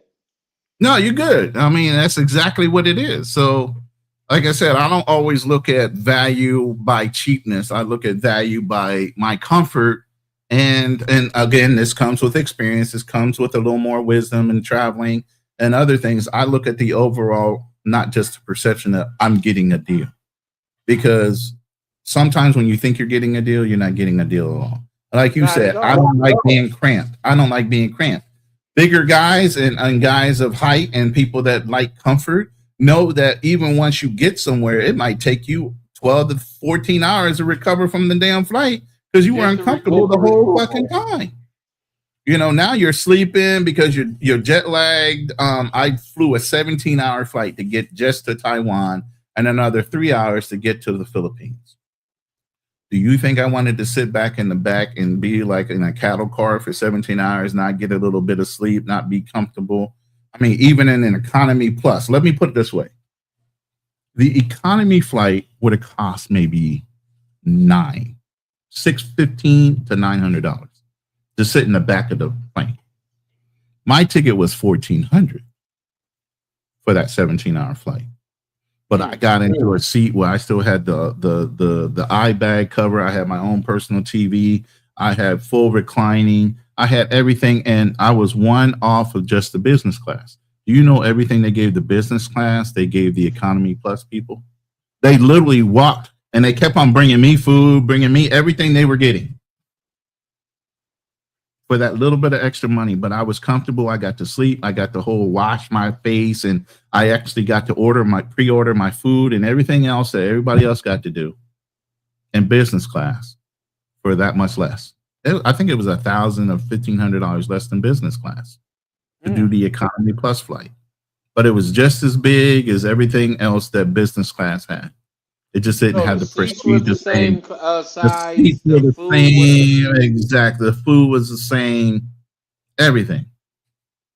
You just had the perception that you were business class versus economy plus. That's interesting. And that was on a top 10 airline. That's EVA. Okay. So that when you start looking at that value for comfort, value for this, value for peace, we travel for peace. We travel for what? We want to be able to have an experience. I don't want to have to recover from the experience of just the flight before I can actually have fun. But people don't think about that. They just want to get there. They'll figure it all out once they get there. Part of the experience is the flight. Part of the experience is the comfort of whatever you're doing. Absolutely. Your trip start once you get to the airport. Yeah. I agree with that 100%. Yeah, you want to feel like, yo, hey, if I'm going to spend some money and have a trip, I want it to be an experience from the moment I step in the airport to whether I'm in a lounge while I'm waiting. Like my lady never flew to Manila. So they don't have that stuff here in the small province. But once we got to Manila on the flight back, we got to sit in the lounge. There was all kind of food and stuff for her to drink. She had never had that experience in her life, sitting in a lounge. You know, but it wasn't that much more to do that than take a regular plane ticket and pay for it. Yeah. People don't even realize that the lounge has a bathroom. You can take a shower. You can wash up if you feel like you've been, a little hot and sweating, and you're carrying a little extra body odor, whatever it is. You have the time and the wherewithal to get all that done in a lounge. People never had a lounge experience. Plus they have the buffet. Plus they have the buffet in there with all kind of food, soda, even some limited alcohol, depending on where you're at. All that's accommodating part of you being on the lounge. And even if you don't have the type of credit card that has a lounge, you can pay $20 or $30 extra to get into the lounge, which gives you access to all that other stuff. So you buy airport food and you're going to spend $30 or $40 for a basic burger. You don't get the comfort and the peace and quiet of not being in the main terminal area where you do have that in the lounge. No, that's a fact. That's definitely a fact. So if you want to take a trip, spend an extra $30 and go in the lounge. Spend an extra $40 or $50. You're going to spend that just in the food, but you're not going to have the peace, especially if you have a decent long-term layover. Yeah, listen, you preaching to the choir with that one. Yeah, we're talking to the audience at this point. You know what I mean? Yeah, for and sure. Anybody on the playback. I'm not even broadcasting it. This is all for you. This is nothing to do with me. I done did my 3 hours of broadcasting, so I'm done for the day. No, I think this is an intriguing conversation that we are having, but we could get ready to wrap up in a minute. I'm not tired, bro. I told you it's 1 o'clock in the afternoon for me. It's midnight, 1, 2, 3 o'clock there. That's my day. You know what I'm saying? I just started my day. It's Saturday for me. Saturday afternoon, having a conversation. It's Y'all 1 are the o'clock ones. Saturday for me. Yeah. Listen, you ain't gotta rub it in my face, brother. I'm gonna be on the road soon enough. I'm gonna be on the road soon Ladies enough. You know downstairs what I mean? cooking me something to eat right now. So the minute that gets done, I would be excusing myself anyway. Yeah, But no. I decided to come on because you guys were having a good conversation. So no. Yeah, yeah, definitely. It's just that I think just everything. Now, here's the thing, and this could be radical thinking. They are cutting off access to the world because so many more things could happen with people being able to have access to be go somewhere else. Like say, where it would take. They say if you make $100,000 in New York, you're Mm-hmm. still medium to low class Yeah. as far as a Now, class standpoint. But if you make $100,000 in the Philippines, mm, how does that change your life? I'm gonna show you. This comes right off of the live I just did the other day. So I might as well just pull out the sheet. I ain't gonna use it for nothing else. Matter of fact, I just sent it to somebody else that was asking for them. Hmm. Hold on one second. Let me find them. Go ahead. Well, I'm Oh, you looking found for it? it. No, I said go ahead while I'm looking for it. Oh, okay. Well, yeah, Finish no, your. I would just say this, guys.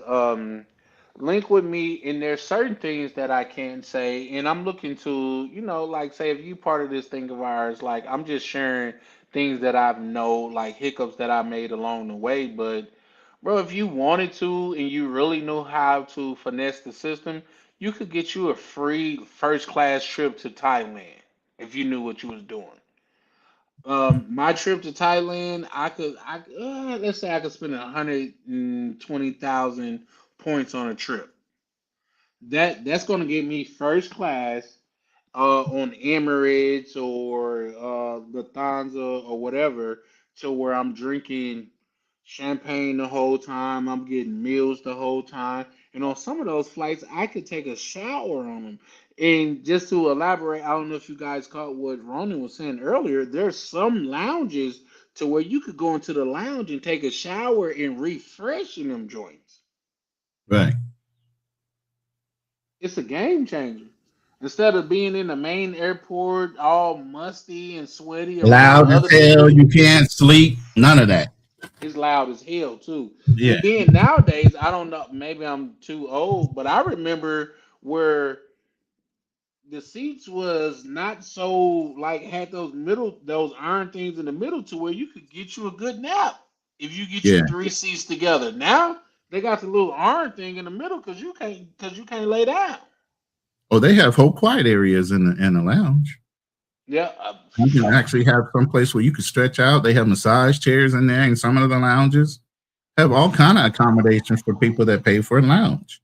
And yeah. by the way, some of your credit cards automatically come with lounge, but y'all Yeah, don't with know certain that. lounges. Yep, yep, Yeah, yep. The on Palazzo travel. Lounge or Mm-hmm. Priority Lounge and things of that nature.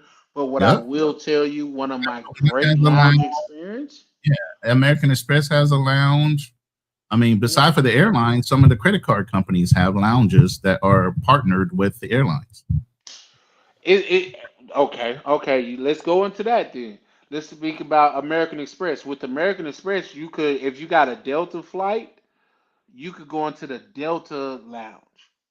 But Mm-hmm. also, if you got just a regular, they got a thing they call Centurion Lounge, and that's American Express Lounge, Exclusive lounge, right? exclusively to American Express, and is Yeah. you got to have a more prestigious credit card. But once you get in there, bro, it's like you in VIP. There got charges everywhere. Phone charge. You know how you used to looking for phone charges in They a give you the regular little airport? warm napkins to wash your hand and wipe your face off. They do all the high class stuff that you would think you would have to do in an upper echelon type of place. They give that to you as part of your That's service. But you guys don't that's a take fact. advantage. No, and that's a fact. Oh, one of my best lounge experiences, like not only did they have some great food there, but to lounge members, they was giving out free massages to where they had a massage room. You could Yep. go in there with a bottle, with a glass of champagne, and get a massage. If you guys don't believe me, call me on it, please. I have the receipts for it. He Now, said, I got the because video. yeah, for sure, for sure. Now I done had a couple brothers that's a part of this thing of ours that say, stop showing receipts, man. If people not gonna believe you, they're not gonna even believe you real receipts because they're gonna say it's manufactured or it's AI or whatever. So stop showing receipts. But the beautiful thing about really doing what you say you do, that you have no problem proving it. So there's Yeah. that. But what I will say is when I went to Sao Paulo, because if you guys watch me, you've been watching me long enough. On my way to Brazil, I got so lit in the lounge, I missed my flight. It's something about them just giving you free drinks that help you forget track of time. I I'm think just that's a keeping it a setup. buck, Ronnie. Say All that right. again. I think they set you up for that. I'm telling you, I feel like, hey, yep, he here right now. We finna give him the strongest thing that we got. So I missed my flight directly to Rio, but shout out to United because they rerouted me with no additional cost or anything, and I'm saying all of that to say they rerouted me through Sao Paulo, and they had a quiet lounge. This is my first time ever seeing a quiet lounge to where they got recliners all through it, and it's meant for you to go in there and get you a nap. Yep. It was crazy to me. Now, my thing is every time I go into these lounges, oh, I'm getting my money worth in liquor. That's just what I'm doing. You know what I Liquor, mean? But food, whatever you want. Don't be shamed. That's what it's there for. no, and here's the thing: I was shamed at first, Ronan. And here's, let me see, can I say that in a more of an artistic By way? the way, I When, dropped two images there for you to pull up, just to accent what you were talking about with foreign currency and percentage of your perception of who you are. You can pull up okay, either one. let's The get first to it. one closest to me, yeah. That's the exchange rate from here, and this is just in the last year, me being in the Philippines. Okay, it started off at 58.7. It's now at 61.10. Okay. Mm, So on the left hand side of that chart, just under me, you can see what 2,000, 2,500, or 3,000 looks like in the Philippines as far as their currency. That mm, blue area, you can see the average national income of a Filipino, also an American. So 342 to 456 rounded up to $500 a month on average is all they earn a month. So when people say you're not a target, you are a target of opportunity. You are a target of love if you don't understand that. And a lot of these countries, because they know you're coming in at, and just under that, it shows you what your percentage of percentile is to their national income. Your top 4 percentile if you make above $3,000 a month mm. of earners in their whole country, including doctors, lawyers, and everybody else. That's interesting. Get So, me? Ronan, I have a question for you. Yeah. What would you say to the people that say like Filipino women, they don't really want black men, they want white men? It depends. Some are more conscious and aware and awake. Some know that they're out for money, and white men usually carry a little more money than brothers do, and a little more freer with their money, especially if they come from old money.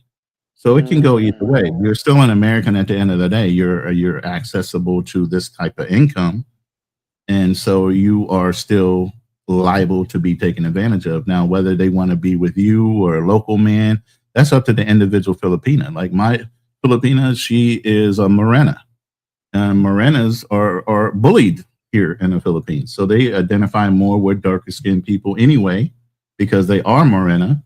So they identify more with maybe a black man versus a white man who mm. is more preferred.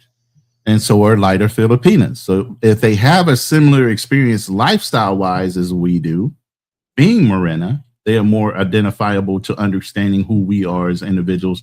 And I call Filipinos the black people of the Asian culture anyway. Okay. So it just depends on where you're at. If you're in the city versus if you're in a province. No, that's Now, are they dope. settling for what they like or don't like? That's up to you to decide and how the family perceives you to be. But you'll weed that out if the longer you're here. But don't go in with your eyes closed. Be aware. And that's all I tell people. Be aware. You are still somebody that's a high earner. You're still somebody that's coming from a country where they are very used to. We owned the Philippines up until the 1940s. They understand who Americans are. We've been traveling here as far as military for a long time. We had several bases here. So there is nothing you can do to finesse them. They probably have more games that have been taught to them over the years than us. A We're dealing with lot. Listen, hey, listen, this shit that I got instilled in me, man. I'm just in my bag right now, so don't read too much into don't it. worry But about it. man, I was forged by some of the sharpest tools in the shed, man. You know what I mean? Like Yeah. just the nature of a woman, the wants of a woman, how a woman look at her man, like and things of that nature. So that's why I do well because here's the thing, it's not lost on me. I'm not no light skinned nigga with good hair. That's not at you though. Yo, But I knew you was gonna that's say the something. second time you done been shady about light skinned Pretty Ricky now. But we know they got an advantage in the game. Let's just be honest. Oh man, Y'all do, Ronnie. Listen, if you say y'all don't, you're not being genuine, I'm Ronnie. not lying. No, no, no. I understand what you're saying. Yeah, Oh, okay, yeah. okay. There's a So, because preference too. if There's you also a light preference. skin, Are we easier accepted than a darker skinned man? Yes, but there are still preferences in everybody. They might like a darker skinned man. Like I prefer dark skinned women initially, here's the thing. Here's the thing. You want to know what the thing is, Ronnie? but The women that I've messed with that don't like that feel like they don't rock with light skinned man. It was like I don't want a man that feel like he prettier than I am. yeah, We because need they don't want something the real. hassle of having to worry about another woman wanting to take them. They don't want to compete. Ah, no, no, because No, I can't let seriously, you do think that. about it. No, think about it. That's what they don't want to do. They don't want to have to worry about that nigga being talked to by other people because he is a good looking guy. Take it from a guy that's been in that Wow. mode. Wow. That's how you been feeling this whole time, Ronnie? I'm not saying that it's just me, but I'm just saying when you grow up around that kind of environment, other people are intimidated that you come from that environment So you that aren't you. saying like hold on, let me make sure that I'm comprehending this correctly because as you could tell, I've been having a drink.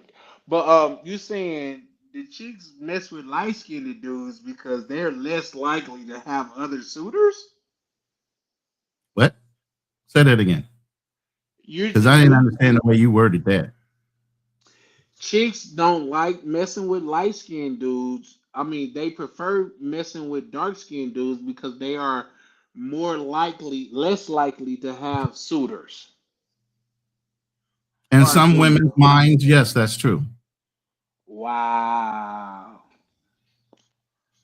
And some Maybe I women, don't get it in because some, I'm no, light no, skin. in I mean, some, because well, I'm listen, dark listen, skinned, listen. but that's In some women's crazy. minds, it is true. I said in some women's mind, a lot of men are fetishized by their skin tone, right? Mm. While I'm being fetishized by my skin tone for what I might present to them in their mind's eye, darker skinned men are fetishized as being more mandingo, more masculine, more this, more that, and they are fetishized as well, right? Hmm. So it's an even keel. There's not competition. It's preference. You It's get what just a I'm saying? preference. There you go. There you go. Yeah, I could. Yeah, for Right. sure, for sure. It's Here's the not a thing. downer. It's not a downer or a negative. It's just other people have preferences for certain things. Are lighter skinned people more preferred in some cases than darker skinned because they're not used to being around that? Yeah, but they're fetishized more in that respect. Okay, okay, you want to go there? Okay, I feel it. Let's go there. Good, my good light skinned brother. Um, I don't think light skinned brothers has been in since like the early '90s, since the Right. Chico DeBarge, you know what I You, mean? Like, you don't understand, bro. And I said this the other night. I think we were in the room together. I think I was in your room where I I'm just said I giving you have been shit. approached. First off, No, no, no. I'm just saying I've been approached by more sisters talking about they want babies with good hair and bright eyes. no, no, I can agree with that. Yeah, I've heard that myself from women. Right. you self-hating Jezebel. Who are Right, you? exactly. And I look at him crazy, like, what the fuck did you just say to me? Because I'm 95%, like I said, I'm the darkest skinned, light skinned brother you will ever meet. You're I'm not. like as dark. No, man, you don't understand. My grandfather's darker than you. So while you might think I'm light and I take advantage of that shit, I'm more of like a spy. I hear shit that most of y'all will never hear, and I turn around and tell y'all the truth. Okay, tell me some You truth get what then, I'm saying? Ron. There you go. Tell me some truth. You tell me what you want to know. But like I said, like in the military, because my hair was cut so low and you can't really tell what I look like when you first looked at me, a lot of white boys would be very comfortable about sharing their racism and their likes or dislikes about certain people in Yeah, units. fuck white boys though. I don't care Right. about them. But I'm just saying, We even with fucking all that, they be. Whether you you light get skin or dark skin, we if fucking they you can bitch. get them to relax, if you can get them relaxed, you can get a lot of other things relaxed. If you can get a white boy to talk to you about certain things, you can get sister or sisters or even like girls to say damn near anything they really want to say on what they like and don't like. Yeah. Remember, I'm in the middle ground where I blend in a lot. Now I got the same kind of hate from my brothers that say you're not dark enough to be considered white. You talk too proper. You're not white. You want to be like them. You get what I'm saying? I get I that get self that hate. when I go down south. I have to Right. remind them of who I am. Like, oh bro, you Right. talk proper, nigga. Like, bro, I'm the same nigga that shot the nigga in the park. Are you serious? Right. Like, don't think my gun don't Don't work test because my I know how to gangster. pronounce I my mean, you got to words. test my gangster to say that I'm black enough. Come on now, Right. stop. Right. Call your uncle and ask him, do you want to play with me? That'd be my thing. Like, oh, you're speaking proper. Okay, this all right. That's a whole nother Right. I can't show you, but I can tell. I can't tell you, but I can show you. Yep. You Hmm. go ahead and cross that line and see what happens. Yeah, And, what they and say, what I used to you say, gonna fuck what around I and used to find say, out. yeah, what I used to say, if you see a light skinned person that ain't got a cut on their face and they ain't got their nose broke, you got somebody that knows how to fight and has been tested enough to prove to you that they know how to fight, Mm. especially if they're super good looking. Because I can tell you right now, every black woman in the world, if a light skinned black chick showed up with good hair and green eyes, they were all after her while she was growing up. And she came out of that Mm. unscathed with no cuts, no gashes, no broken noses, no Did you say damage. light skinned woman? Yeah. Mm. How many of them you seen ain't got no cuts, no scrapes, no fights, never been in no issues or nothing from being Nah. self-hated when they were growing up as children? That's an Think about that. interesting standpoint for sure, for sure. That's definitely an interesting standpoint. But I don't know. Like say the mother of my daughter, she's chocolate. One of my other, I would say, like say she one of my great loves. Like she had like some certain African chicks to where let's just be honest. We've never seen that with white people. At least I haven't. To where a black person can have some skin so beautiful to where it makes them beautiful. Like your skin is so melanated and perfect to where it's damn near flawless. Have Yeah. you ever seen that? Yes. Love that. You see what I'm saying? My daughter's mother, she was like that back then. Another chick to where I used to fuck with, I mean mess with, she was like that back when we was into it. Like she had like some like milk chocolate black dark skin to where it just seemed like if she got too hot in the sun, she would melt. Very, very beautiful woman. Oh my god! Like if I showed y'all, oh, do I got any pictures? But I said I'm done showing receipts. But No, if that's I show, funny though. You're what's that? looking Go ahead. for pictures and you're single. My I'm my looking for my who? lady pictures that you of your exes and girls that you dated. Hmm. I have the personality and the mentality. I don't keep any kind of pictures like that.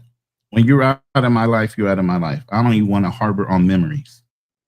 So even my Well, lady goes, "Can you show me pictures like your ex-wife and this, that, and the other?" I said, "I really would have to go dig on like my son's website pages, like their IG or their Facebook, in order to even find a picture of my ex, because I don't keep those as souvenirs of conquest or when I'm done with you, I'm done with you. I don't want to see you. I don't want to reminisce about you. I don't want none of that. And you know what? That's a fair point. But for me, when I what I'm alluding to is the fact that all the matter is, if I got a picture with a chick, it's more or less up in an extravagant situation. It's not never us sitting at Do home you and have a taking a picture of your picture. ex that you have your kids by? No, I don't. See And what I I only mean? have one That's child. what I mean. Right. I And have that's one what I child. mean. Okay, but that's what I mean. You won't keep a picture like that. For what? When you're done, right? Yeah, well, if you just expand on what I was saying is, if it's a picture with me and them, like say my most recent ex, the only pictures that I have of her is us at monuments or us like say we was in Vegas in foreign cars. Like I think what was that? I had a Porsche 911. We was together then, so she's in that picture. When we was at the Cosmopolitan Suite, we was together then, so she was in that picture. It's never no picture to, oh my God, you look so good. Let me take a picture of you. No, I'm not that guy. So I get what you're saying, but yeah, no. Mm-mm. And I don't have a picture of my daughter's mother because my daughter's 21 and we Facts. haven't been All my together kids since are then. grown. I got grandchildren, man. All my kids are grown. Why would I keep an ex picture of my grown ass son's mother? You know, I Yeah. don't do that. One of my other ex, like say we was on Ocean Drive in Miami, and I got a picture of us having breakfast that morning. You know what I mean? It's never the chick is the centerpiece of the photo. It's everything else that got to do with the photo. It's the If moment. that Yeah. makes sense. It's the moment. I like the way you put. It's the moment. So she was there. That's just like where niggas be like, "Oh my God, we don't do this for chicks," or "You a trick." I'm like, bro, it's the difference between tricking and accommodating. If I drink good, if a chick's around me, she's gonna drink good too. If I smoke good and the chick around me, she's gonna smoke good too. If I eat good and it just relates like that, so you mean to tell me I need to have a lower quality of life because the chick is around me? That's Me, just not if how you're I'm that cut. concerned, you're fucking up the vibe and you're not really enjoying yourself. You worried about the vibe. You worried about the perception versus the vibe. I don't care. You part of the vibe. You can catch the wave with me. But once the wave is over, I'm out the door. It's nothing It's a personal. wrap. I'm gone. Once it's done, it's over. You know what I mean? Shout out to Black Cleaner pulling up. He said, "Wow, you are still online." Yeah, sometimes we kick more shit than a cattle farmer. It happens. It's a rare occasion. Those phrases, bro. Those country phrases. I love it. Hey, you know what? My nephew asked me. He said, where do you get all of these phrases from?" I'm like, I don't know, bro. I just being in the South, man, people say some crazy ass shit. Somebody asked me for like it's gonna be 20 gauchos. I was like, what is gauchos? I said, nigga, you don't know what gauchos is? Give them $20. I was like, okay. So yeah, Mm, the South is different. But yeah. yeah, no, though. But here's the thing, Ronan. Now that I'm onto a bigger scale, my scope is way bigger. Like the chick that I had in Brazil, I can't even say she's the most beautiful woman that I've ever had in my mix. It was an American woman, and we was in a relationship. But the chick that I had in Brazil was a beautiful, beautiful. I had two very extraordinarily beautiful chicks. It was one chick, and I said this before. If I felt like I could have got away with putting her in my suitcase and smuggling her to the United States, I would have done it. She was that bad. Oh my God. Oh my God. She was that bad. And then there's a whole vibe out there. Rona, have you been to Brazil? No, I have not. You don't plan on going, do you? Not unless it's a trip for both of us to go. Yeah. Yep, yep. I was finna say, in which case you shouldn't go. Why? I know how to control myself. I'm a grown ass man. What you mean? I get that. I get that, and I'm with that. It's just like my first time in the DR. I stayed at what it was New Garden, and everybody like say it's a men like Sasua is like a man's paradise. So obviously, it's gonna be a lot of men there, particularly a lot of black men. So when I stayed at New Garden, like say every room, especially at least the one that I had, it had a balcony My neighbors had balconies, so we three different black men. Like I said, my hotel room was in the middle with a balcony. It was some younger guys. They had a hotel room with a balcony that was close to mine. It was another guy that he had it like, mind you, because the brotherhood is strong down there. Like everybody's linking up. We all sitting on our balconies having a smoke or a drink or whatever. And it was this two dudes showed up with their two chicks. Tell me why everybody in the compound, everybody that was on their balcony, which like this time of day for some reason everybody was out there. Everybody that was on their balcony just bust out laughing. And I'm saying that to say, because I asked like, what's so funny? He was like, man, they finna be into it all weekend. I was like, why? He said, bro, we're in Sasua. Those females that's with them is finna feel so inferior to us, finna make them mad at the dude that they're with. And it wasn't until I walked down the street or I really experienced Sasua, I got what they Mhm. mean because they treat you like a piece of meat out there as a man. Now you a piece of meat with some money, but yeah, it's different. So yeah, nah. But I land there. I mean, I've been in those environments, especially coming off of a ship and you're in the Marine Corps. You come off of ships in certain towns and certain countries, and they already looking at you like they know what you're up to. You Mm-hmm. only, I mean, how many times do ships pull into a port in certain countries? You get what I mean? And what do most of those dudes want? Your reputation precedes you. Mm. You get what I'm saying? Yeah. Mm. Yeah, nah. Yeah, I definitely feel what you mean.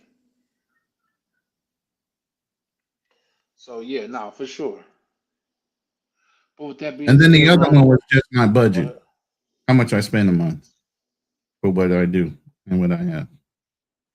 Well, I'm sure if you was out there with the armed services, y'all was good. Like that's one experience. Well, two experiences in my life to where I wish I would have took advantage of, and that's being in the armed service or even going to college because the college experience is something different. Speaking of that, people talk what they want to talk about Bill Cosby, and we get it. We could say, oh, this, that, and the third, but Bill Cosby and Spike Lee was responsible for the highest enrollment in of black people in colleges. Put some respect on their name. Mm-hmm. And Ron, I'm sorry, but for the sake of conversation, I gotta ask you why, right? Why what? Why Spike Lee and Bill Cosby was responsible for the spike in black people enrollment in college? Maybe the movie School Days back in the day was the reason, and the whole Greek situation that was going on in School Days. I would say would be a good way of putting it. Yeah, that's the Spike Lee aspect. And with that Yeah. being said, like say the Bill Cosby aspect is like a given. When it comes to a different world in school days, so many black people wanted to go get the college experience after that.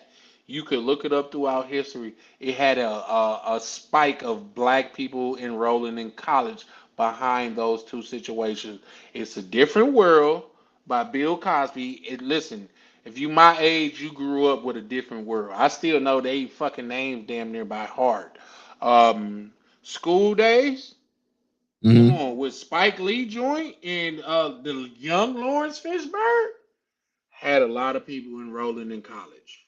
So yeah, is Mario right there. Shout out to Black Cleaner. But yeah, no.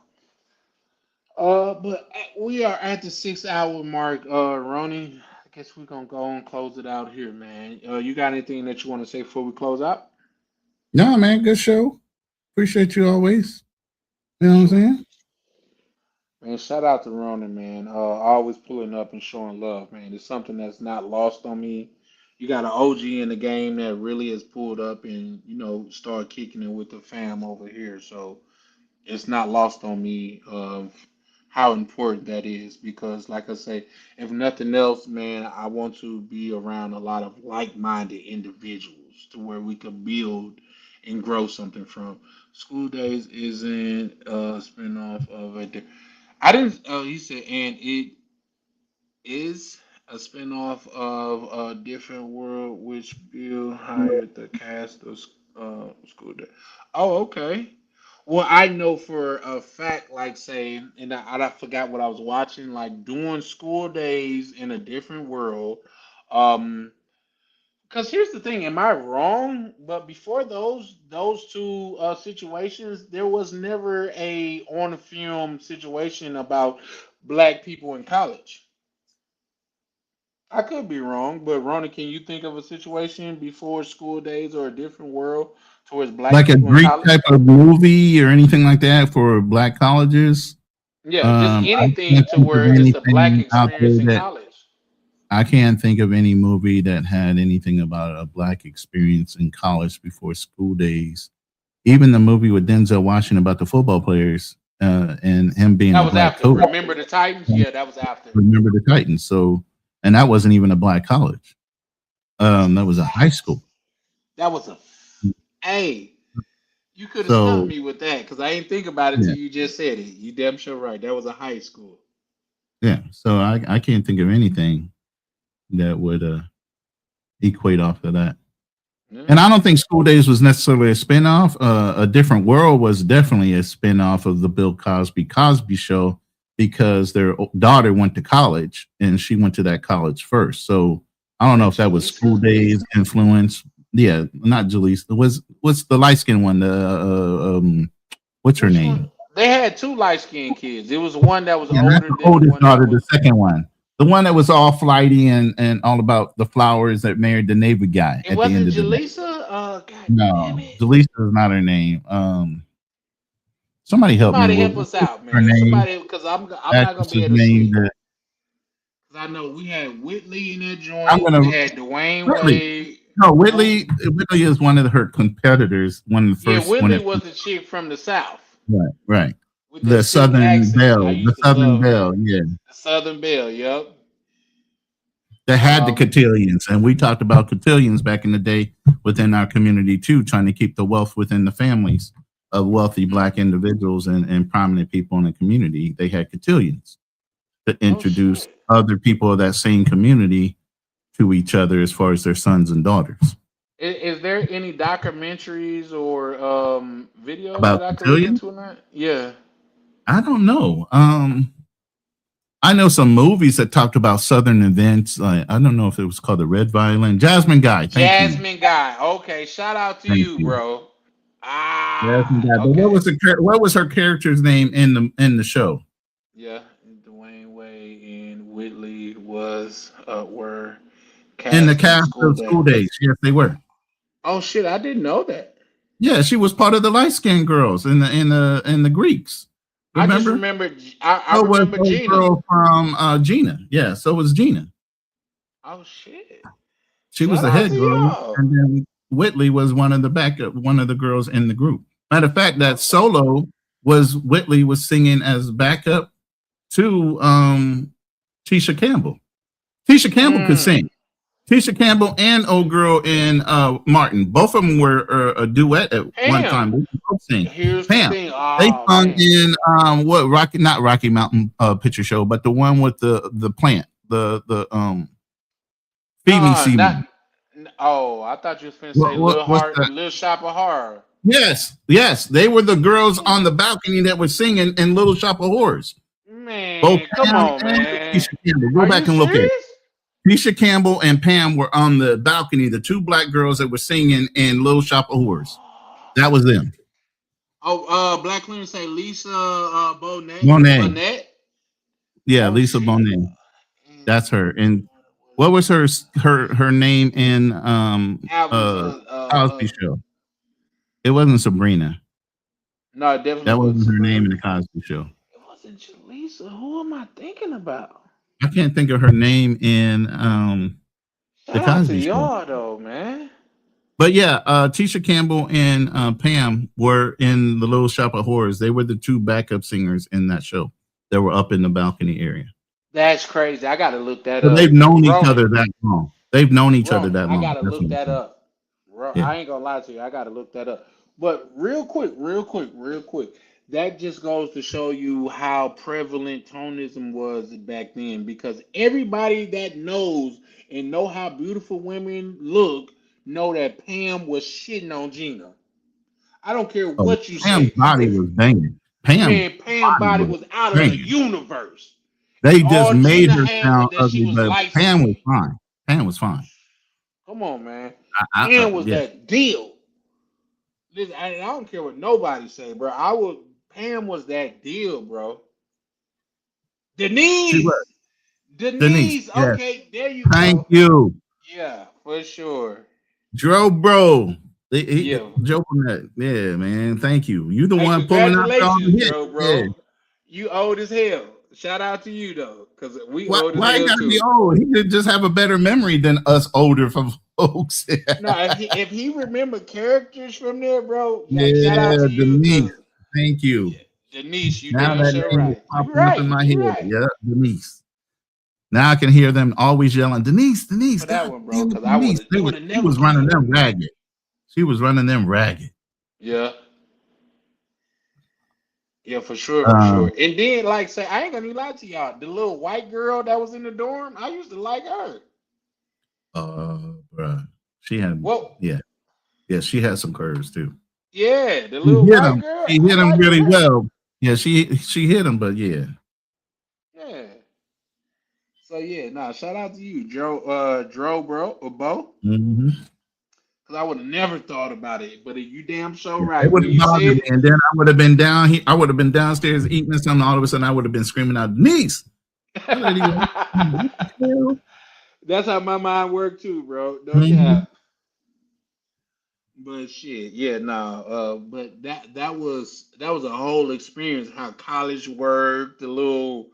Oh man, now I'm gonna be mad. I ain't gonna even ask y'all his name, but the bald head dude that was over the cafeteria, Mr. Gaines. Mister. Okay, yeah.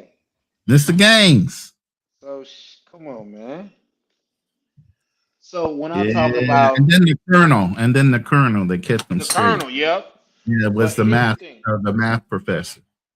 That's why I get a little bit irritated when you said that was it should come out on the dorm. Okay. Yep, yep, that's her. See, Black Cleaner knows that was her. Yep, Black Marissa. Cleaner old too though. Shout out to my Mhm. good brother Black Cleaner. But no, when I talk about people that want to come up, and it was a brother, and I'm not gonna bring him up because once he said, well, it was my fault because I didn't really know. I don't harp on things like that. But when people come out and say, "Oh, black people have no culture" and stuff like that, that's culture. Yeah. That's culture. And another thing is, like, say, you could be black and not have a black culture, but when I tell you this, Ronan, God is good, All the time. and all the time, See, listen. and all the There, time, you got to listen. finish it though, and Yeah, all the all the time. time, Right. God But is here's the good. thing. That is a good key. This is the thing. This is how you find out who's cosplaying American, who's not. Mhm. Because we know certain phrases like "God is good" all the time, right? That's something you Not just all stand the time, say. but it's another part that go with it though, Right, Ronan. right. You know the rest of it, right? God is good all the time, and somebody else put the rest in the chat. We're gonna see how, and all the time. God is good. I'm just saying. Right. I'm just But what that's I'm saying is culture. there's little nuances about our culture that we know. Now, when you Mhm. go and you run into an African or somebody cosplaying an American, just even the standard, you're traveling and you do the little head nod, right? Most brother does a black, they're gonna go ahead and head bob you up or Some give you a little slight and light. Some, yep, something you damn sure right, right. some little Yeah. signal that yeah, we know we see each other. Right. I But was just gonna say that. I see you and if you you run see up on me. an African, if you run up on somebody that's not American, English even, and you do a head nod, they look at you like, what the heck is that? They don't know. They don't know that's code.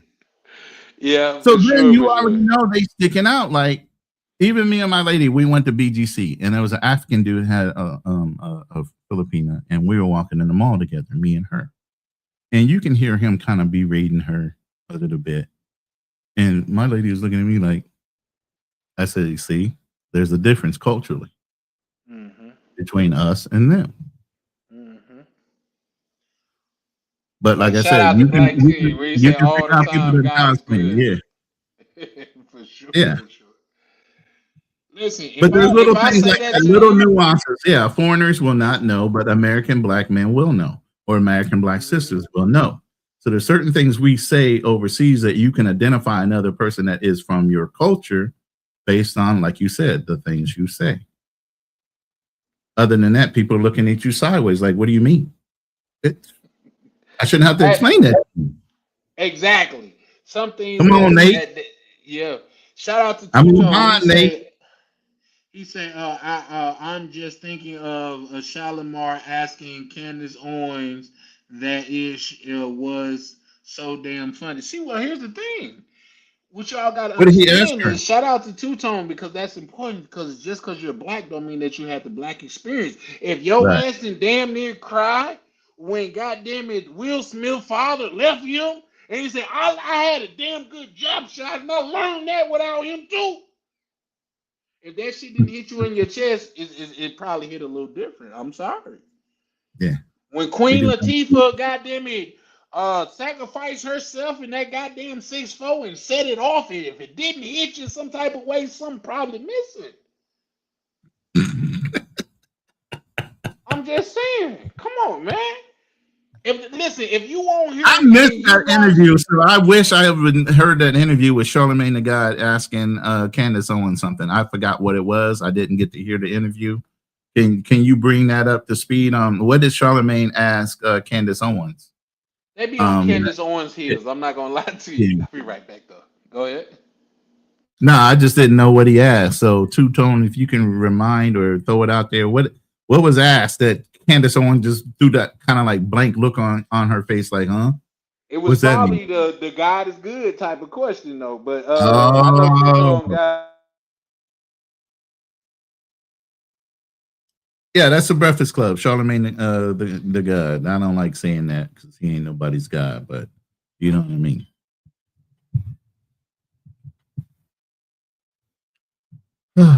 Man, it is steaming up here, man.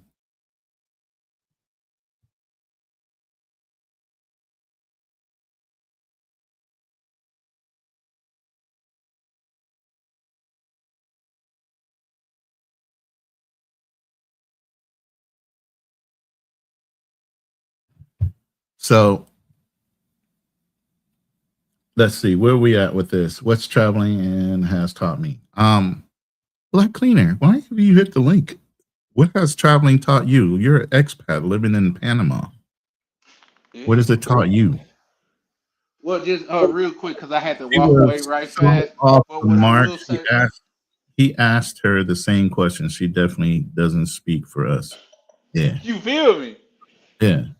I mean, there's a But lot of people, even in politics, that are cosplaying being Americans. They're second generation or third generation immigrant, but they really can't speak to the whole experience being that because and their I'm sorry. parents don't have the experience.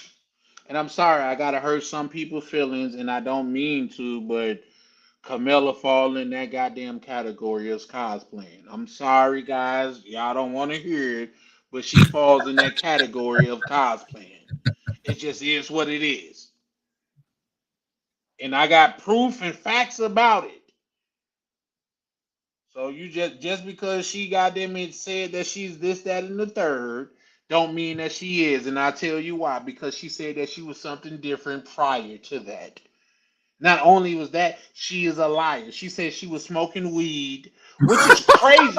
Which is crazy because she ran on putting people in jail in San Oh my Francisco god. as the DA as for weed, but she remembers smoking weed in college, listening to Tupac, forgetting Tupac wasn't out when her old ass was in college.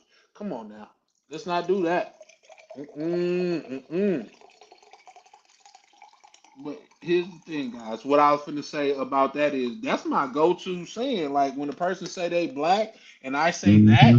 God is good, and they be like, yes, He Yeah, look is. at He's your damn highway. sure good. I don't even correct it. I'll Mhm. be like, you know what? We just not the same. Yeah. He said, Those shoot are little Tone. tests, little verbal tests you give to people like hooty hoo type of thing. Right. What the heck? What is he doing? Right. They was like, oh, are you into watching owls too? I like owls. You know what I mean? Hmm. So you can't tell me this thing of ours, even as black That's Mr. people, Charlie coming doesn't for you. have culture. Hmm. We come on, man. I can't We, drop the we link. Black Cleaner is like, can you drop the link? But man, absolutely. Black cleaner, you ain't even gotta ask, good mhm, sir. I'm not live right now. I'm on Charlie's time. Hold on, let me figure out where do I definitely got you though, bro. So you saying she said God is good, and she said like freedom and justice for all. What the? Oh hell! He lied. Hey, Two-Tone, you gotta be bullshit, bro. Please tell me you BSing. You got me That was cursing Black on Cleaner here. that said that. So Oh, John, is that. that what Hold you on. said? Let me Did drop your this link granny so Black soak Cleaner can pull greens up. in the bathtub? Hold on. Let me. God. Okay, I got it. Oh my goodness! I got you, Black Cleaner. Oh, I guess we kicking it late into the night tonight. It is what it is. Fuck it. Hey, it's on y'all. My lady's still cooking, man. And then she says soup's on, man. I'm going downstairs. But yeah, that's funny. Hey, oh shit. Hold on. You catch them all the time out there, and that's why they be hating. I think there was a brother. I don't know if it was BMT just the other day. He was in Vietnam, and him and some other dude was walking up the street. Aaron Ferris from Mm. Passport Bro. He was walking up the street with another brother, and he had just kind of like did the head bob and say hey to somebody. And it was an African, like Nigerian or something like Ghanan, and they were like "fuck you" or da da da da da. And we're like, "Wait a minute, what the hell? I thought we were brothers." You know, you hate Americans. What the hell? Yeah, you hate Americans because we're blowing up your spot. Because you can't fake being American while an American is there. All You right. ain't got the same swagger as us. Oh, real quick. What Two Tone right? He said, "Did your granny soak greens in the bathtub?" F out of here, Kamala. You see what I'm talking about? You see what I'm talking about? Now she was trying to get to people. Oh, she's a woman of color. Well, let's be honest. A woman of color don't necessarily mean she's black. Come on now. Mm-hmm. Come on now. Welcome to the panel, Black Cleaner. How you doing, good sir? Doing all right. How's everybody? Man, it's a blessing and a half, man. I get to kick it on here with some melanated brothers while I talk my shit, and they don't Mm-hmm. goddamn it feel like I'm over blacking the situation. Yeah, yeah, I hear you definitely. But yeah, it was something lame like that. She was just, saying "God bless America." She said something funny at the end, and everybody just looked sideways, like, what the hell did you just say, Kansas Owen?" But Hey, I hope you playing Black Cleaner because I'm gonna look that up, um, bro. That shit look is it up. hilarious. Yeah, that shit is hilarious. If she did that, I know everybody in the room stopped and went like, "The hell you say?" Right. Be like, "You Because they just, excommunicated. We're taking your black card right now." And well, I with that mean, type of shit, she ain't never had a black card. I ain't gonna lie to you. well, she's Haitian. That's why she has. That's why everybody keeps on trying to check what background are they? Are they really foundational Black Americans? Is their family originally from the states, or are they coming from other countries? And as you said, because a lot of times when they are coming from other countries, their family is going to tell them, "Hey, don't be hanging around those Black folks because they're gonna get you deported." That's what a lot of my African friends told me. They would say during the debriefing, they would tell them, "Hey, stay away from those Negroes over there because those Negroes ain't nothing but trouble, and if you mess around with them, they're gonna get you deported." So that's what they told the kids, and the kids would try to stay away from us growing up. Mm. Well, speaking of that, Black Cleaner, you bring up something else, and now we just free balling it right now. But what is you guys' standpoint on where they was talking about black people should stand with people that's getting deported because you guys are gonna be next. No, What's we your won't. No, What are you we saying, definitely mister? won't. This our shit, nigga. What the fuck you mean? I'm trying not to cuss. I'm apologizing to myself, but what's you Yeah. guys' standpoint on that? Hell no. It ain't gonna happen like that. It's never gonna go down like that. Where were you? To you might try to encompass all of us when it's your turn to go, but we know where we belong. You know you don't belong here, and you know you're always flying up that other flag when y'all do something great. But when we do something great, we don't have any individuality. Y'all get to cosplay as part of the overall group. It's Mm, done and over with that now. Well, now here's mm. the thing: we tried to be inclusive. When we changed from Negro and Black American to Afro American back in the 70s and 80s, that was us trying to be inclusive of everybody. And I think But then when you unrightfully kept so, though, your Ronnie. tribalism, right? But then when you try to keep your tribalism and your individuality when you came in here, like you were just saying, and then when you do something great, all of a sudden your national flag comes out, and then you're never us, but you're always wanting to get the benefits of being us. You know, scholarships, all those things that are set aside for Black Americans. Do you know they just changed the law? I think if there's something that's supposed to be for Black FBA Americans, it's no longer going to be inclusive of other Africans or immigrants that come on that are non. It's about damn time. I think that was It's just about damn spoken time. the other And week, here's something and about that. here's the thing, Ronnie. Please send me the article on that because I would love to I'm read gonna it. look it up. Because I'm gonna these have to look same it people that get on here on these public platforms and try to shit on black people don't know the rights that you have right now today in this country is because of black people. Pay up. Right. homage and move to the back of the fuck. Okay, my bad, Up, guys. up. See, My bad, see. guys. My bad. I never asked You're for gonna people not to demonetize be yourself. human.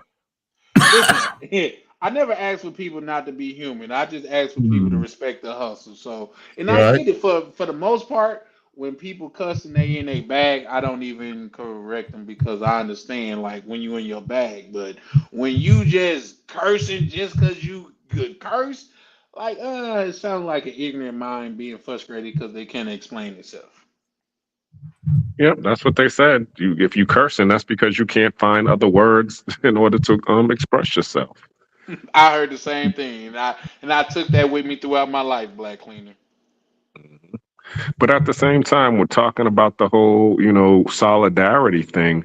Where were you all when we were trying to, fight for getting the oppression, the thumb of oppression off of us? That's really why we called you all. We stood and fought after we was able to get civil rights, and when they were trying to prevent black immigrants from coming to America, because the only ones that they wanted were the Europeans and And that's the Indians. what Not even the Deontay Indians Wilder coming over said. here. To this day, that's what they want to this day. You know what I mean? But at the same time, Black Cleaner, my thing is this. And you and Ronan are both older than me, so please correct me if I'm wrong. But in all of those black and white videos where people was fighting for civil rights and fighting to be equal. I didn't see no Latin niggas getting sprayed with water hose or getting the dogs sicked on them. I didn't see no Asian people out there or no red dot Indian people. Now, Exactly. if it's something different, please inform me of it. Send me the article. That way I could change my perspective. But until I'm then, I'm looking steady. at something similar to the article, but it's in the Department of Education right now. It's since July of 2025. The U.S. Department of Education opened investigations of several universities regarding exclusionary scholarships that were in view only accessible to undocumented students or deferred action and childhood arrivals when they were supposed to be for American citizens first. So Mm. some of these colleges have, immigrant administrations. And so they're cued in and clued in on some of these scholarships prior, and they only allow certain applications to come through, is basically what they're saying. And Yep. so even Donald Trump has brought that up, and several press releases that they're going in and looking at making sure the people that are applying for certain scholarships are supposed to be set aside for that community to only be able to be applied for by that community. By that Meaning, community. yeah. Because But with I got that to being go. My said, lady just got done cooking, so I'm gonna step out. I'm gonna be listening in, but I'm gonna step down for a minute. shout If out you to guys you. Me and go on, Black and Cleaner will cook a little bit, and then we'll okay. shut the kitchen down. Shout out to y'all. Appreciate you, Um, brother. yeah, for Yep. sure, for sure. Nice In fact, hearing you from guys you. pull in tomorrow because I just came up with the live for tomorrow, and it's gonna be the kitchen is open. We're talking about it all. How about it? But I like real, that. yeah, for sure, for sure. You know when the kitchen, like here's the thing, and another black thing If before you anything, go, if you want Ron. to be derogatory, say FBA against the world. Let's say that, and then watch what happens when your live comes up. Oh, I got botted today where it was only like 30,000 people in the room Damn, because I Wow. was talking about passport bros and spirit. All of a sudden, I was yeah. botted out. But yeah, you put something derogatory up there, somebody's gonna find a reason to pop up in the room. But yeah, I'll see you later. Peace. Shout out to you, Ronnie. Appreciate you, good brother. Real quick, I want to read this comment from Two Tone. Shout out to Two Tone, brother. Still rocking with us, man. Two Tone, me and you gotta, bro. We gotta converse, you and I. He said, when I realized how many foreign brothers, um, were running around saying you have no culture, that kind of hurt my heart.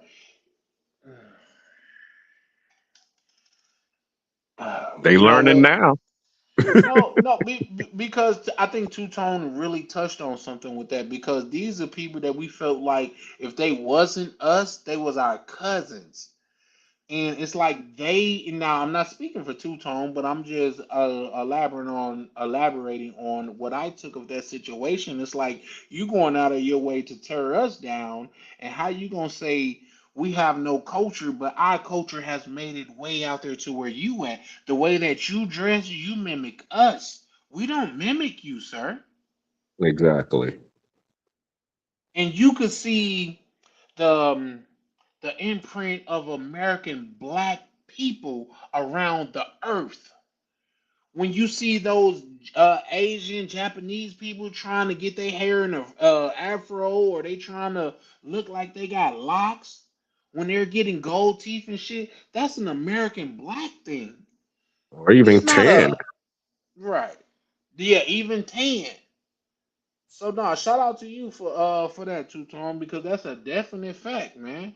But you know what? I don't even think he's a super dope rapper, but I think he said something to where, and I'm speaking about Meek Mills, to where his brother was like, not his brother, a person that was in his camp was like, "Oh, y'all wait till Meek Mill get home, y'all gonna hate the time the day that you guys turned your back on us." And when he came home, I guess in this little song, he said, "Bro, these niggas was never on our side for real."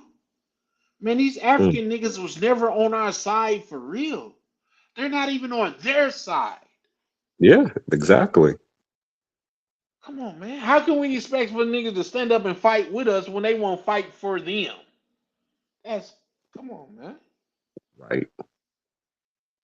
But to add to that, that's one of the things that I was saying too was I can see a lot of that was because there was a lot of gatekeeping going on.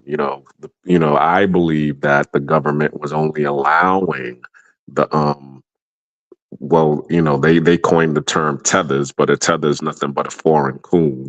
So they was only allowing the coons to come in, the ones who was really about revolution. They was like, nah, take your take your African revolutionary ass back to Africa. Right. But the ones who was over here, like, I'm here for the religion. And it was funny because what's his name? Shout out to Michael Blackson. He actually did a his stand up on that when he was talking about his mother trying to come over here and they kept on sending her back.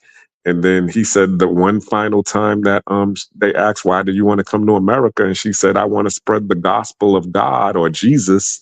They was like, "Oh, come on in," because that let them know that she was, a coon, pretty much. You know what I'm Yeah. saying? It's like, okay, yeah, we got her. She's one of the brainwashed ones. We can let her in. But everybody else talking about, some revolution. They was like, nope, denied. Yeah. So I guess we can't blame that neither. I elaborate what you mean when you say you can't blame that. What I'm saying is, okay, if like I just said, if the only people that they're going to allow in are the ones who is answering the question, I'm here to spread the gospel of Jesus, Mm. to pretty much letting them know, hey, I'm not one of these revolutionary people. I'm on your side. Then that's what you're going to get, coming through the gates. Everybody else who's really about it, who's really going to fight for um oppression to be, for us, for freedom, for real freedom, justice, and equality, and get this oppression off of us, they rejected them. Mm. Well, here's the thing. My thing about that is I'm not giving them no leadway, and I'm very low on leadway for this type of shit. Because if that was the case, those people would have been coming over here, been coming over here to build a bridge between the two. But they get over here and they look down on us as Yeah. Black American people. So all of that kumbaya shit, I am not with. And if that was the case, what they was really doing, you act like not you, but the narrative is act like lying just became goddamn it popular for some reason. You could have lied to get over here and said your agenda was one thing, but you had a different agenda. You could have did that. In fact, so much so, and you guys can correct me because I didn't do any additional research into it. But when Abraham Lincoln was on freeing the slaves and things or whatever, he wasn't running on that. That was just a part of it because if he put that front and center, it would have been a dead duck before it even got off the ground. So he had to put something up there far as a red herring or something to distract them from that. You know what I mean? So I'm saying that to say if it's depending on what you're saying, you could have said anything if that's what you wanted to do to get over here and unite black people. But the fact of the matter is this, those people can't even unite themselves in their own country.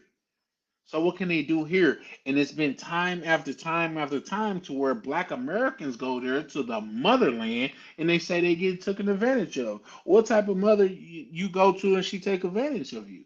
Let's just be Mm, honest. We are a different breed. I'm not saying it's good or bad. I'm just saying the side that I'm on is better. How about it? mm, I like that. Now you need to cue. They not like us. You dig? You They dig? You not know what like I us. mean? They not like us.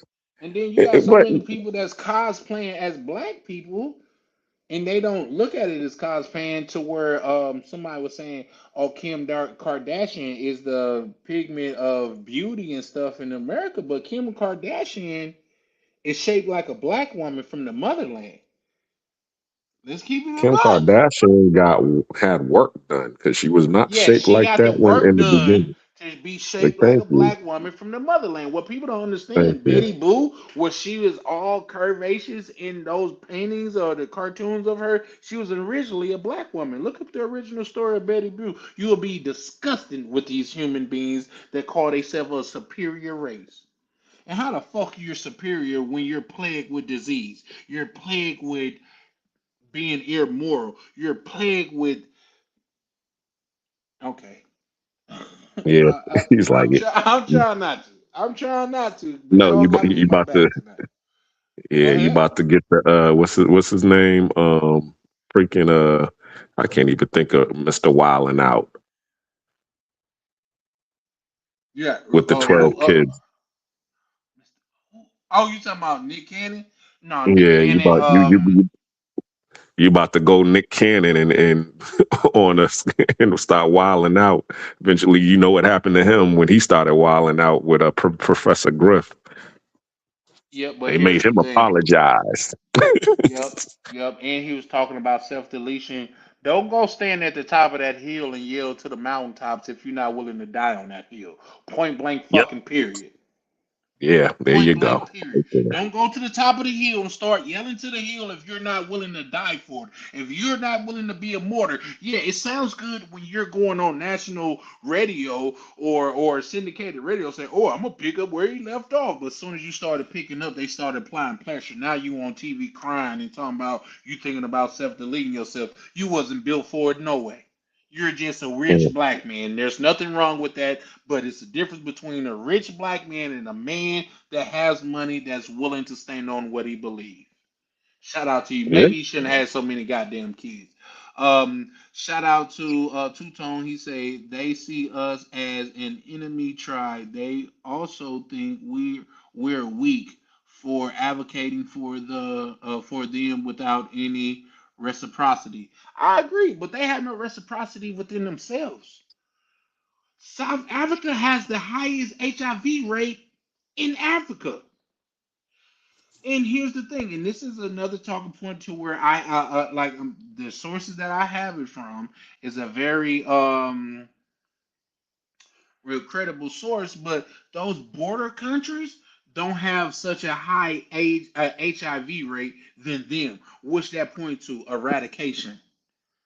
They wanted to eradicate them. And let's go deeper, guy. When the average age of a citizen there is less than 20, it's got to be something that we got to look into. There's got to be something because without any connection to your past, how do you know where you're going? When I was in school and I was like, why do we need to learn history? And I was at a school in Mississippi and it was a black history teacher. He said, how can you know where you're going if you don't know where you came Where from? you been? It's the thank you. Yep. Come on, man. Y'all Exactly. got me in my bag tonight. So yeah, shout out to you too, Tone. Johnny say he say they not like us, and you better know it. And you better know it. I think that's where we go wrong when we thinking they are like us. These are the same people that these are the same people that people to where they come to their land and it's known that it's their land. They can't be tricked out of knowing that their land because biology, by geographically say there's no way this can be your land. You know why? Because people of fairer skin come from the mountains of Caucasus. And their skin has been adapted to where the fuck they're from. You mean to tell me, Mm, in order for me not to believe that, you mean to tell me a pure white man lived and grew in motherfucking what's the word I'm looking for? Excelled in Africa and he stayed white? How does that make sense? exactly.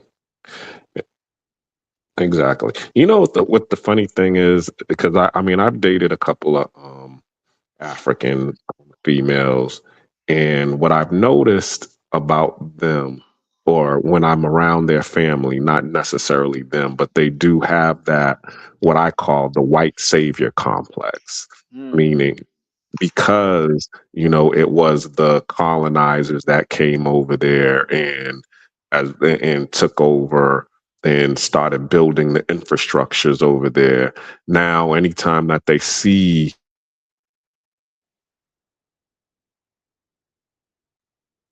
Black Cleaner, you there? And was that just my? Can y'all hear Black Cleaner? Because it went out for some reason. Black Cleaner, can you hear me? They hating. They hating. They hating. Once we get on here and start uniting us and shit like that, they gonna hate. Black Cleaner, can you hear me? Turn on your camera if you can hear me, bro. Damn. I lost Black Cleaner, man. Damn. And he was dropping some jewels too.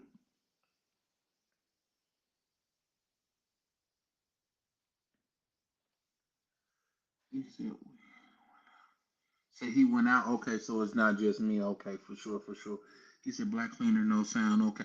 Hey, they went at him, guys. They went at him for sure, for sure. How come everything been good the whole night, but when he get on, he start dropping historical facts now that it went out.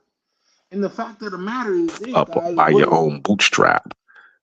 Oh So shit! Now that's you, what I Black Cleaner, try can you hear to me? do is pull myself up by my own bootstraps. But then when I see other people talking about write your governor, vote, it's like none of that's gonna help you. What you need to do is, pull yourself up by your own bootstraps and align with your own people. I agree. Black Cleaner, can you hear me? I can hear you now. Okay, you had went out for the vast majority of that. You wanna just give us the short and skinny of it because even in the chat that Johnny was like Black Cleaner, no sound, and Robo says he went out. So you want to give us the short and skinny of that, bro? Well, basically, stop looking to white folks and the pie in the sky to save you. Pull yourself up by your own bootstraps. And as they said in the Nation of Islam, accept your own and be yourself That's a and fact. align with yourself. Listen, to dive into that a little bit more is that like not to quote Drake, but I'm gonna quote Drake when he said all the love I need is here in OVO. Everything that we need, as far as my standpoint, is over here in this community, man. We got brothers that's not only getting money, we got brothers with professional accolades. We got brothers that's been traveling for a while. We got brothers that's been getting money for a while over here. We got brothers that stay in Panama and been staying over there for a while that seem to figure out a blueprint. All we need is here within us. You can't tell me that we gotta build a fucking community. My bad. My bad. Y'all get me in my bag a little bit. But Charlie Chan can get I don't want to use the word radical because they could use that against me in a very derogatory way. But I am extremely for my people. Not saying, and when I say my people, y'all gotta understand this. I'm talking about my people. I'm talking about just because you're black don't mean you're my people. I'm talking about the people with the same mindset, like-minded brothers. I'm talking about people like Black Cleaner. I'm talking about people like Miguel. I'm talking about people like Two Tone. I'm talking about people like Ronan. I'm talking about people like DCPRT. I'm talking about people like uh, uh, Vacation Right. Time with Ryan. All right. What do we need to where we need permission from a Caucasian or somebody of fairer skin for us to do what we need to do? Come on, man. Exactly. Come on, man. Yes, yeah, okay. Ooh, they finna get me now. Listen, what y'all gotta understand is when it comes to this shit, bro, especially when this movement get up and going, I'm the easiest nigga for these white people to kill. So I'm not gonna be around long and I'm okay with that. Because what y'all gotta understand is this. When I was under the impression that I wouldn't live to get old, my life what I thought my life would be successful if I died in a blaze of glory. I wanted to die like 20 niggas against me, and I got my best firearms with me, and I take 15 of them, but the last five eventually gets me. That was what was in my mind. But now that I'm like, okay, I not only can I get old, but I could link with like-minded brothers. Brothers from around the globe, brothers from around the United States. Yep, nope, they're gonna get me, guys. But I'm okay with it because if you stand for nothing, you'll fall for anything. And as you said, brothers who are riders, because I mean, there's plenty of brothers that's on the team that's riding, that ride or die, and about business and standing on business ten toes down. 10 toes down. Ten. You better say that shit, Black Cleaner. You know what I mean? So when you got brothers like Black Cleaner that's on here now, here's the thing. I get Black Cleaner shit sometimes, but Black Cleaner, one thing that I can respect and I fuck with him about, he's unapologetically black. Facts. I've never seen him get on here and push a white agenda, not even once. Now, Black Not at Cleaner, if all. I'm wrong on that, please correct me now and we'll move forward. But I've never seen you do it, not even No, once. nah, because I mean, well, told my history on my page last week about my family, and actually, because I I was seen telling that. them about the Michael Jackson movie, the whole Bill Bray situation. My great grandfather is actually the I what's it remember you called? saying that. Yeah. Yeah, Bill Bray is, one of his descendants. And if anybody knows the story, well, I told the story of my great grandfather. He didn't know how to read. He bought 13 acres of land in his county in Georgia, and he had money because he was saving and hustling, and he had 13 kids. He wanted to have an acre of land for each of his kids, so he bought 13 acres, and he was one of the wealthiest landowners in his county. And them white folks did not like that, and they conspired to take his land from him, and they did. That Yeah. because he couldn't read, they called him into the office and told him to put his X on these documents, and he's thinking that he's just paying his taxes and putting his X on the document, and he was really signing his land over back over to the county. And when his oldest turned 18 and got married and was ready to claim the land that his father bought for him, they was like, nah, he ain't got no land. We his land is gone. So he was ready to go down there and fight them white folks. And they was ready to go lynch him. They was like, oh yeah, I know he upset. So if he want to come down here, he gonna, as they say, he gonna F around and find out. Because the lynch mob was down in the center of town waiting for him. And they had to sneak my great uncle out of town. You know what I'm Mm. saying? So but as you can see, okay, and then they did that backhand compliment. Once my great grandfather died, they gonna name a street after him where his land, was where they took his land. They named it Bray Street. Hmm. You know what I'm saying? They didn't give him his land back. They just said, "Hey, yeah, this is where your land was, but in honor of you, being a good black man here and faithful, we're gonna name this land after you, Bray Street." But as you can see, okay, his legacy was that the people who came after him moved on to do great things. Bill Bray is one of them. And we also had a uncle who was in the military who came home, and he was able to get another street named after him in Boston. But also too, let's one of our my great another great uncle of mine, Cecil Bray, was one of the first black colonels in the army. Mm. Colin Powell wrote about him in his book. And also um one of the mayors of Atlanta is related to the Brays. Shout out to Her you name guys. is Keisha Lance Bottoms. That was the mayor before this one that was elected. I Because remember that name. yeah, Keisha Lance Bottoms, Celestine Bray is my aunt, or excuse me, that's my father's first cousin. But her maiden name is Bray, and then she married her husband, whose last name is Bottoms, and her son, who was actually the CFO of Home Depot, Derek Bottoms, is married to Keisha Lance Bottoms. So that's how Keisha is married is in our family.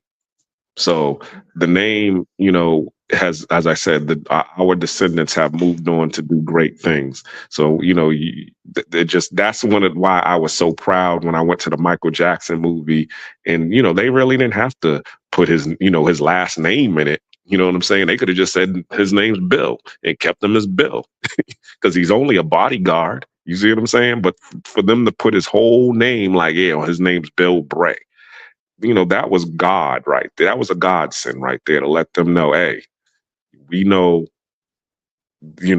what they did to you, what they did to your family, and we ain't gonna let them forget. Your name is gonna be known all around the world. And I'm here in Panama watching the Michael Jackson movie and hearing my family, my father's last name being said in Spanish at that, because I'm watching the dub version and I'm like, what did they say? My my father's last name? Oh shoot!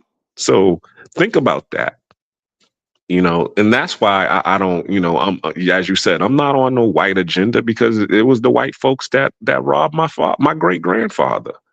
So no, I'm not going to be over here, on some. Can we all just get along? Oh yeah, we can get along when you all repay and repair what you all did to us. Mm. And here's the thing, Black man.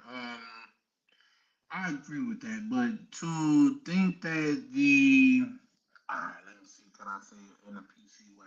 To think that people that have written a wrong, that has made a wrong, is gonna right that wrong when they have no history of doing so, I think we're doing each other a disjustice. And the way that we get reparations is by coming together. And this is something. Okay. I'm gonna touch on it a little bit. Um, this is something that has always been in the back of my mind. And guys, and maybe I'm biased because I'm black, but I don't know of any other race that in America that's been held back as much as the black people.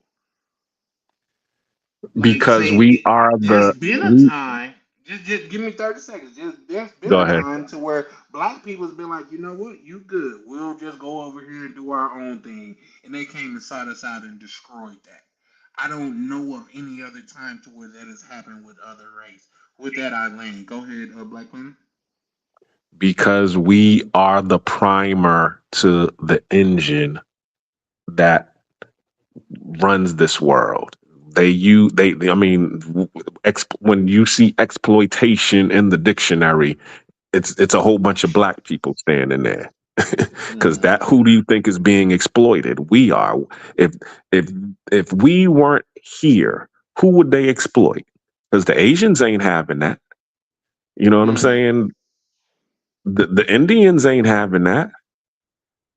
So the only people that are up for exploitation is us. That's why.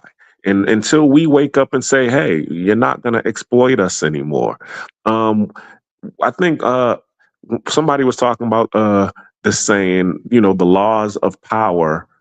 Um, Power is not given, power is taken. So That's a no, I, fact. I get what you're saying. You know what I'm saying? That, the person who's sitting on the throne, he is not gonna just, hey, I was just keeping it warm for you and dusting it off for you. Here's your seat. No. In order to get into that throne, you're gonna have to force him out of that throne. You're gonna have to pull that motherfucker up and get and throw his ass off the goddamn seat and Yeah. take your seat. Yep. And shout out to Most Def, man. He said a quote, and I hope I don't misquote him because I've heard it years ago, over 20 years ago. Said whoever trade their freedom for peace don't deserve either. And the funny thing about that's one of the things that they say in not Rich Dad Poor Dad, but he says in his book, I believe it's Unfair Advantage, where he actually talks about that. He says, you know, you you have a choice. You have freedom and security. But when you choose security, meaning you want that safe, secure job, that's going to give you the good paycheck, that's when you lose both freedom and security. But when you Mm, choose freedom, you get both freedom and security.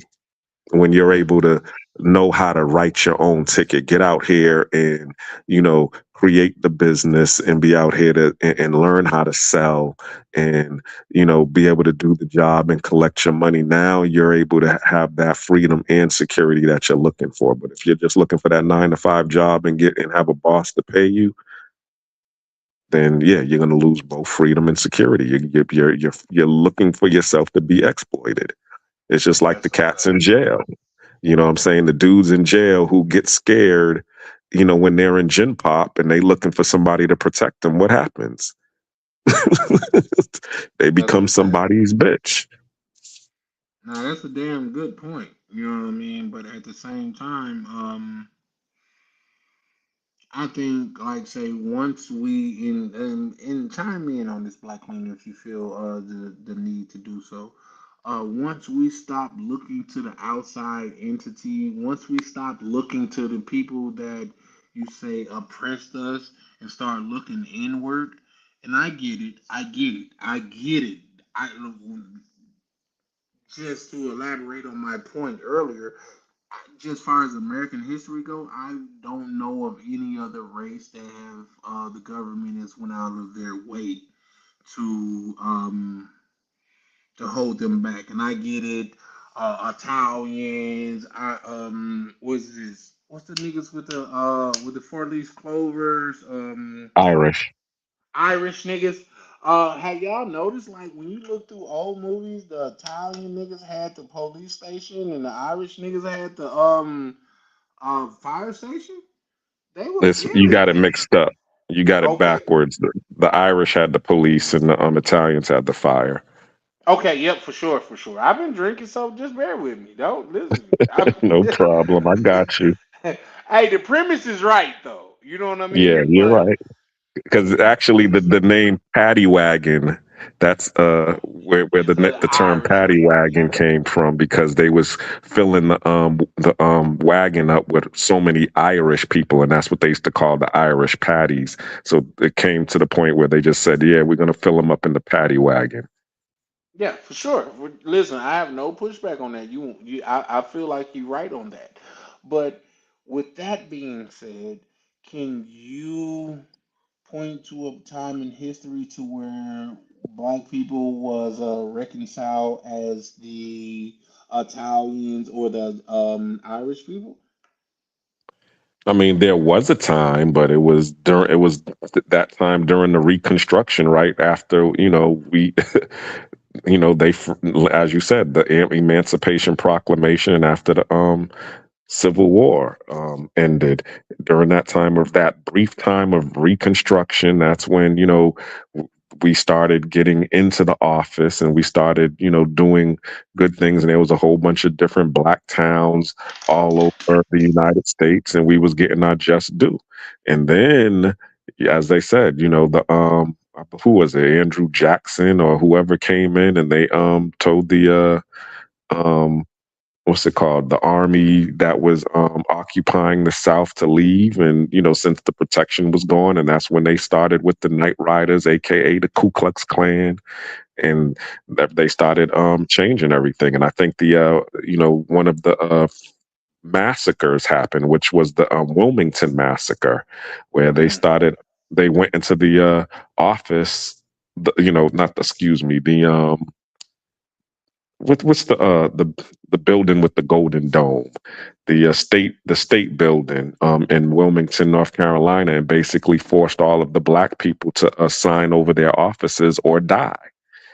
And all of the black folks had to their sign out of office, and put in it, reinstate the white folks back in the office. And that was happening all over the United States.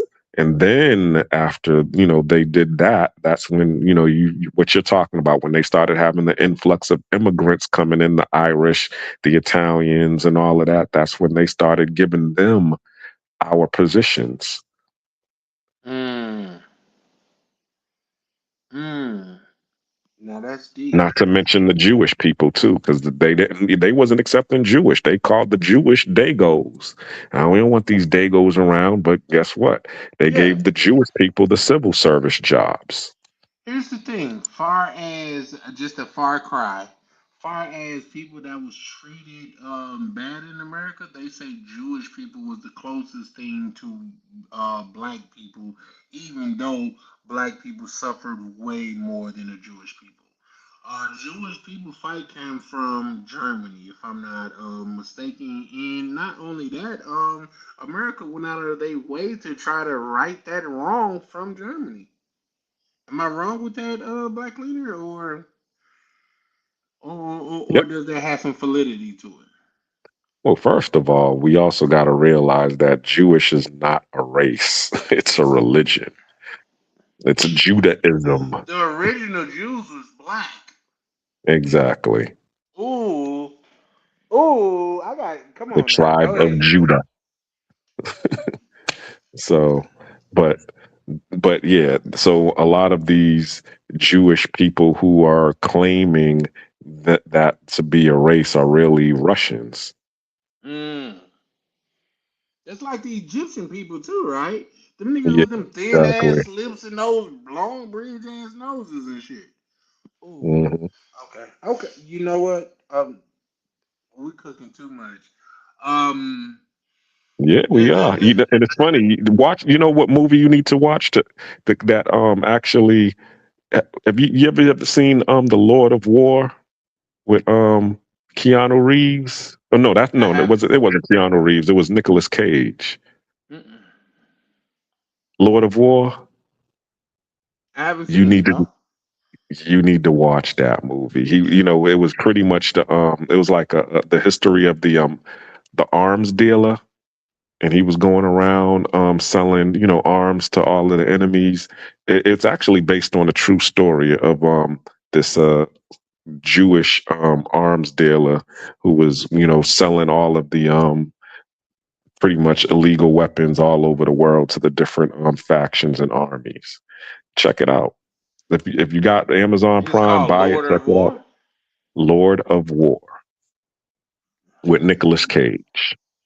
I'm gonna put that shit on my TV right now because I'm gonna be watching that shit. In the beginning, it starts with what we're talking about. How after what was it, World War II with Hitler and the all of the people that was getting persecuted, basically that were Russians or Austrian and all of that.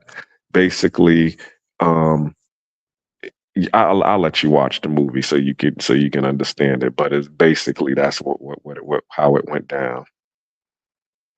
It's basically all of these. You've heard of the term $5 Indians, right? Yeah, somewhat, but I'm not really familiar with it. Okay, the five. Okay, here in America, you know, during the whole uh, Trail of Tears, or to give the Indians or Native American reparations, they came up with what that's called as the Dawes Roll to apologize to the Native Americans for what they did to them. But guess what? Who was the gatekeepers of the Dawes Roll? White folks. So white Mm. folks, so what they would do is let people know, hey, you know, we're giving, reparations, or we're going to give land and money to the Native Americans, and pretty much as reparations. So they went to their white buddies, and their white buddies was like, oh, well, put me on the Dodge roll.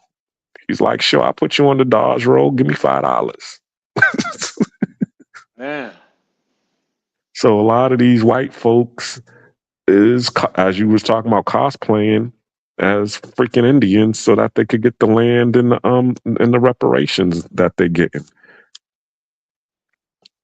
Well, here's the thing. So I definitely know about. I've looked into that a little bit to where you have red dot Indians to where they was cosplaying as black people to get certain programs that was specifically for black people. that too. But the point that I was trying to make is there's Russians that's also cosplaying as Jewish people. So you got some $5 Jews out here too. Mm. Mm. Yeah, we said $5 Indian. YT folks lie and cheat. They can't help. Oh shit! My bad. Let me put it up here. Shout out to Ronan the Traveler, very still active. He said, $5 Indian, YT folks lie and cheat. They can't help themselves. Yeah, no, I believe it. I believe it. And the thing about it is, I'm not gonna die on the hill defending a motherfucker. That's just not me. That's not how my people raised me. Uh, Mhm. But I tell you what, man, I'm gonna be trying to go live tomorrow as well because it is so late, and this is a 7 hour live. Um, it's, yeah, it's just I'm gonna try to go live tomorrow. I won't give you guys my guarantee or whatever, but I'll definitely try to go live tomorrow. But with that being said, we could go ahead and close out right here.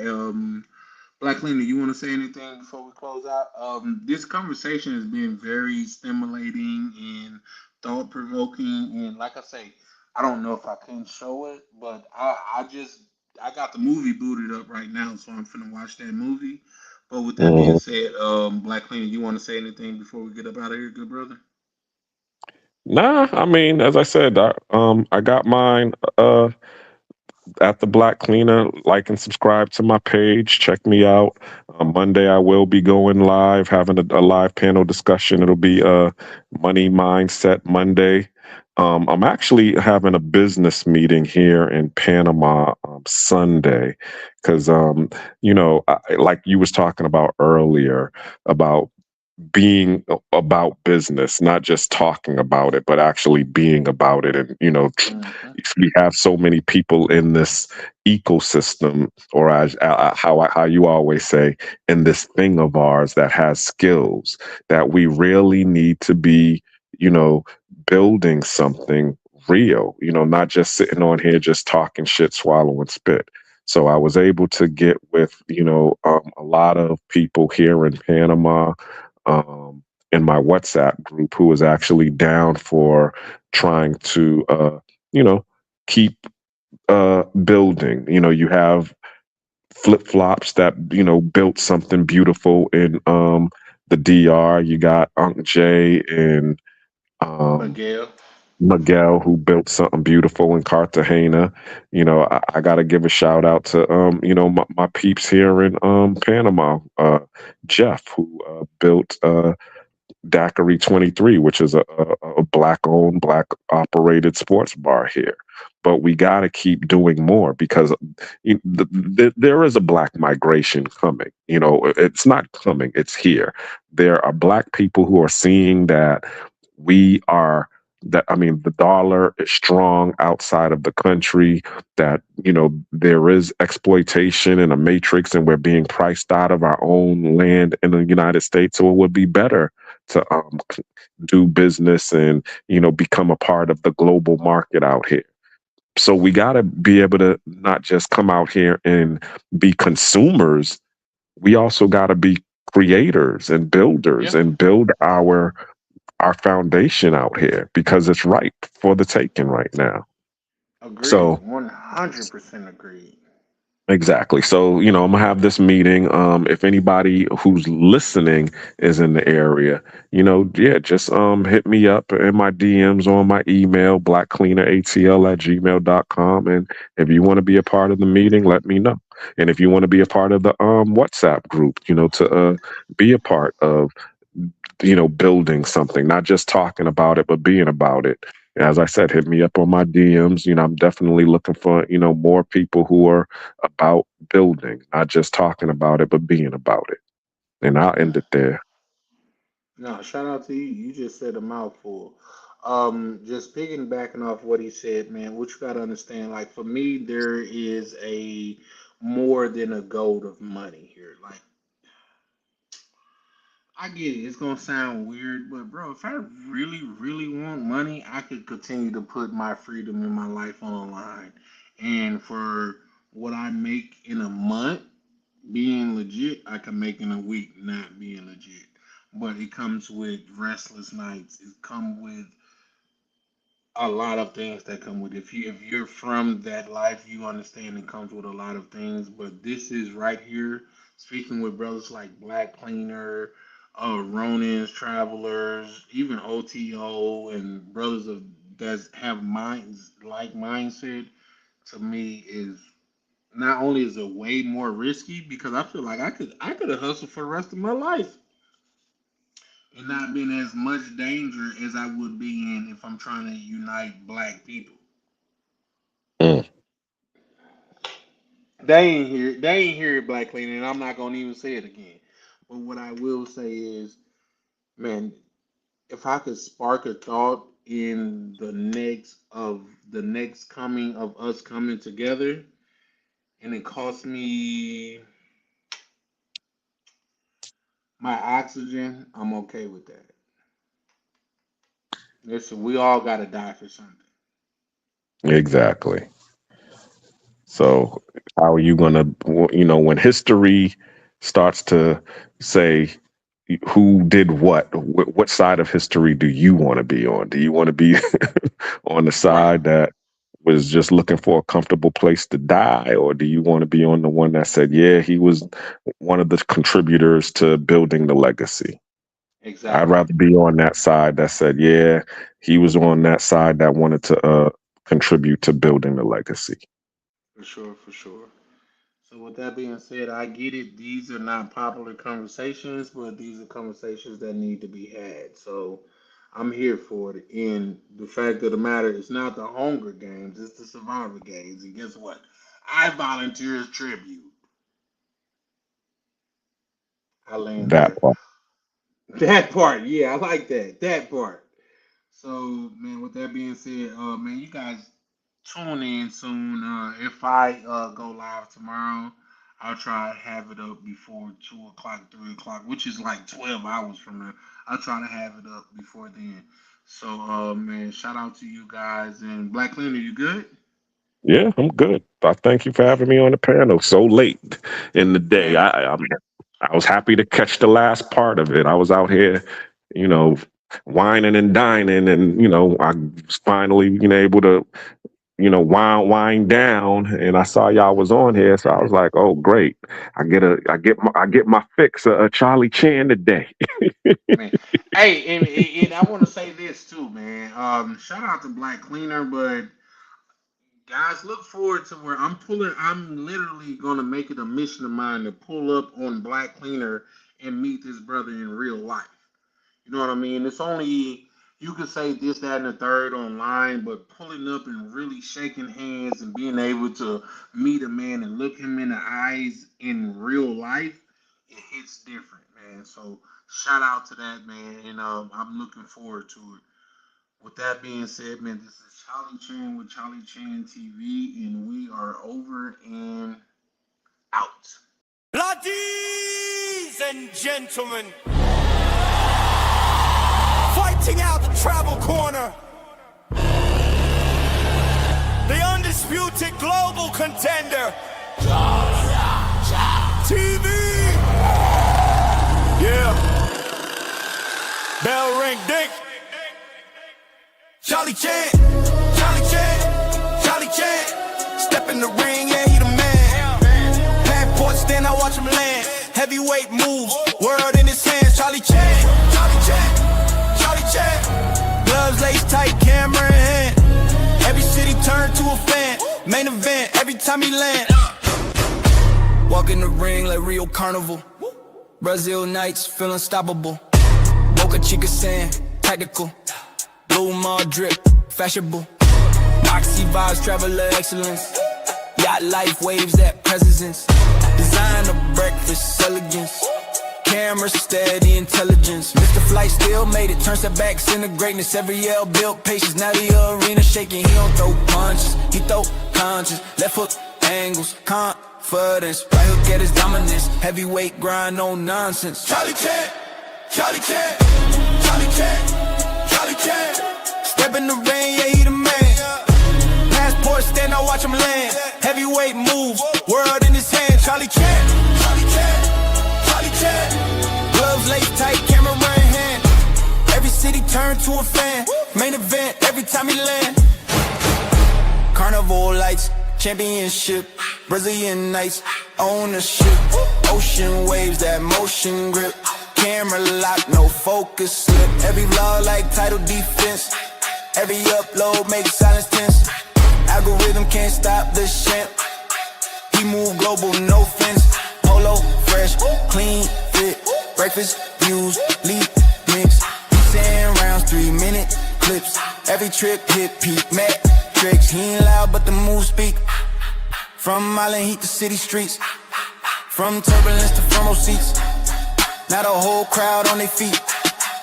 They doubted the vision, he tightened the gloves. They questioned the grind, he rose above. Now the lights flash bright, every city prime time. Every vlog prime time, yeah, prime time. Charlie Chan, Charlie Chan, Charlie Chan.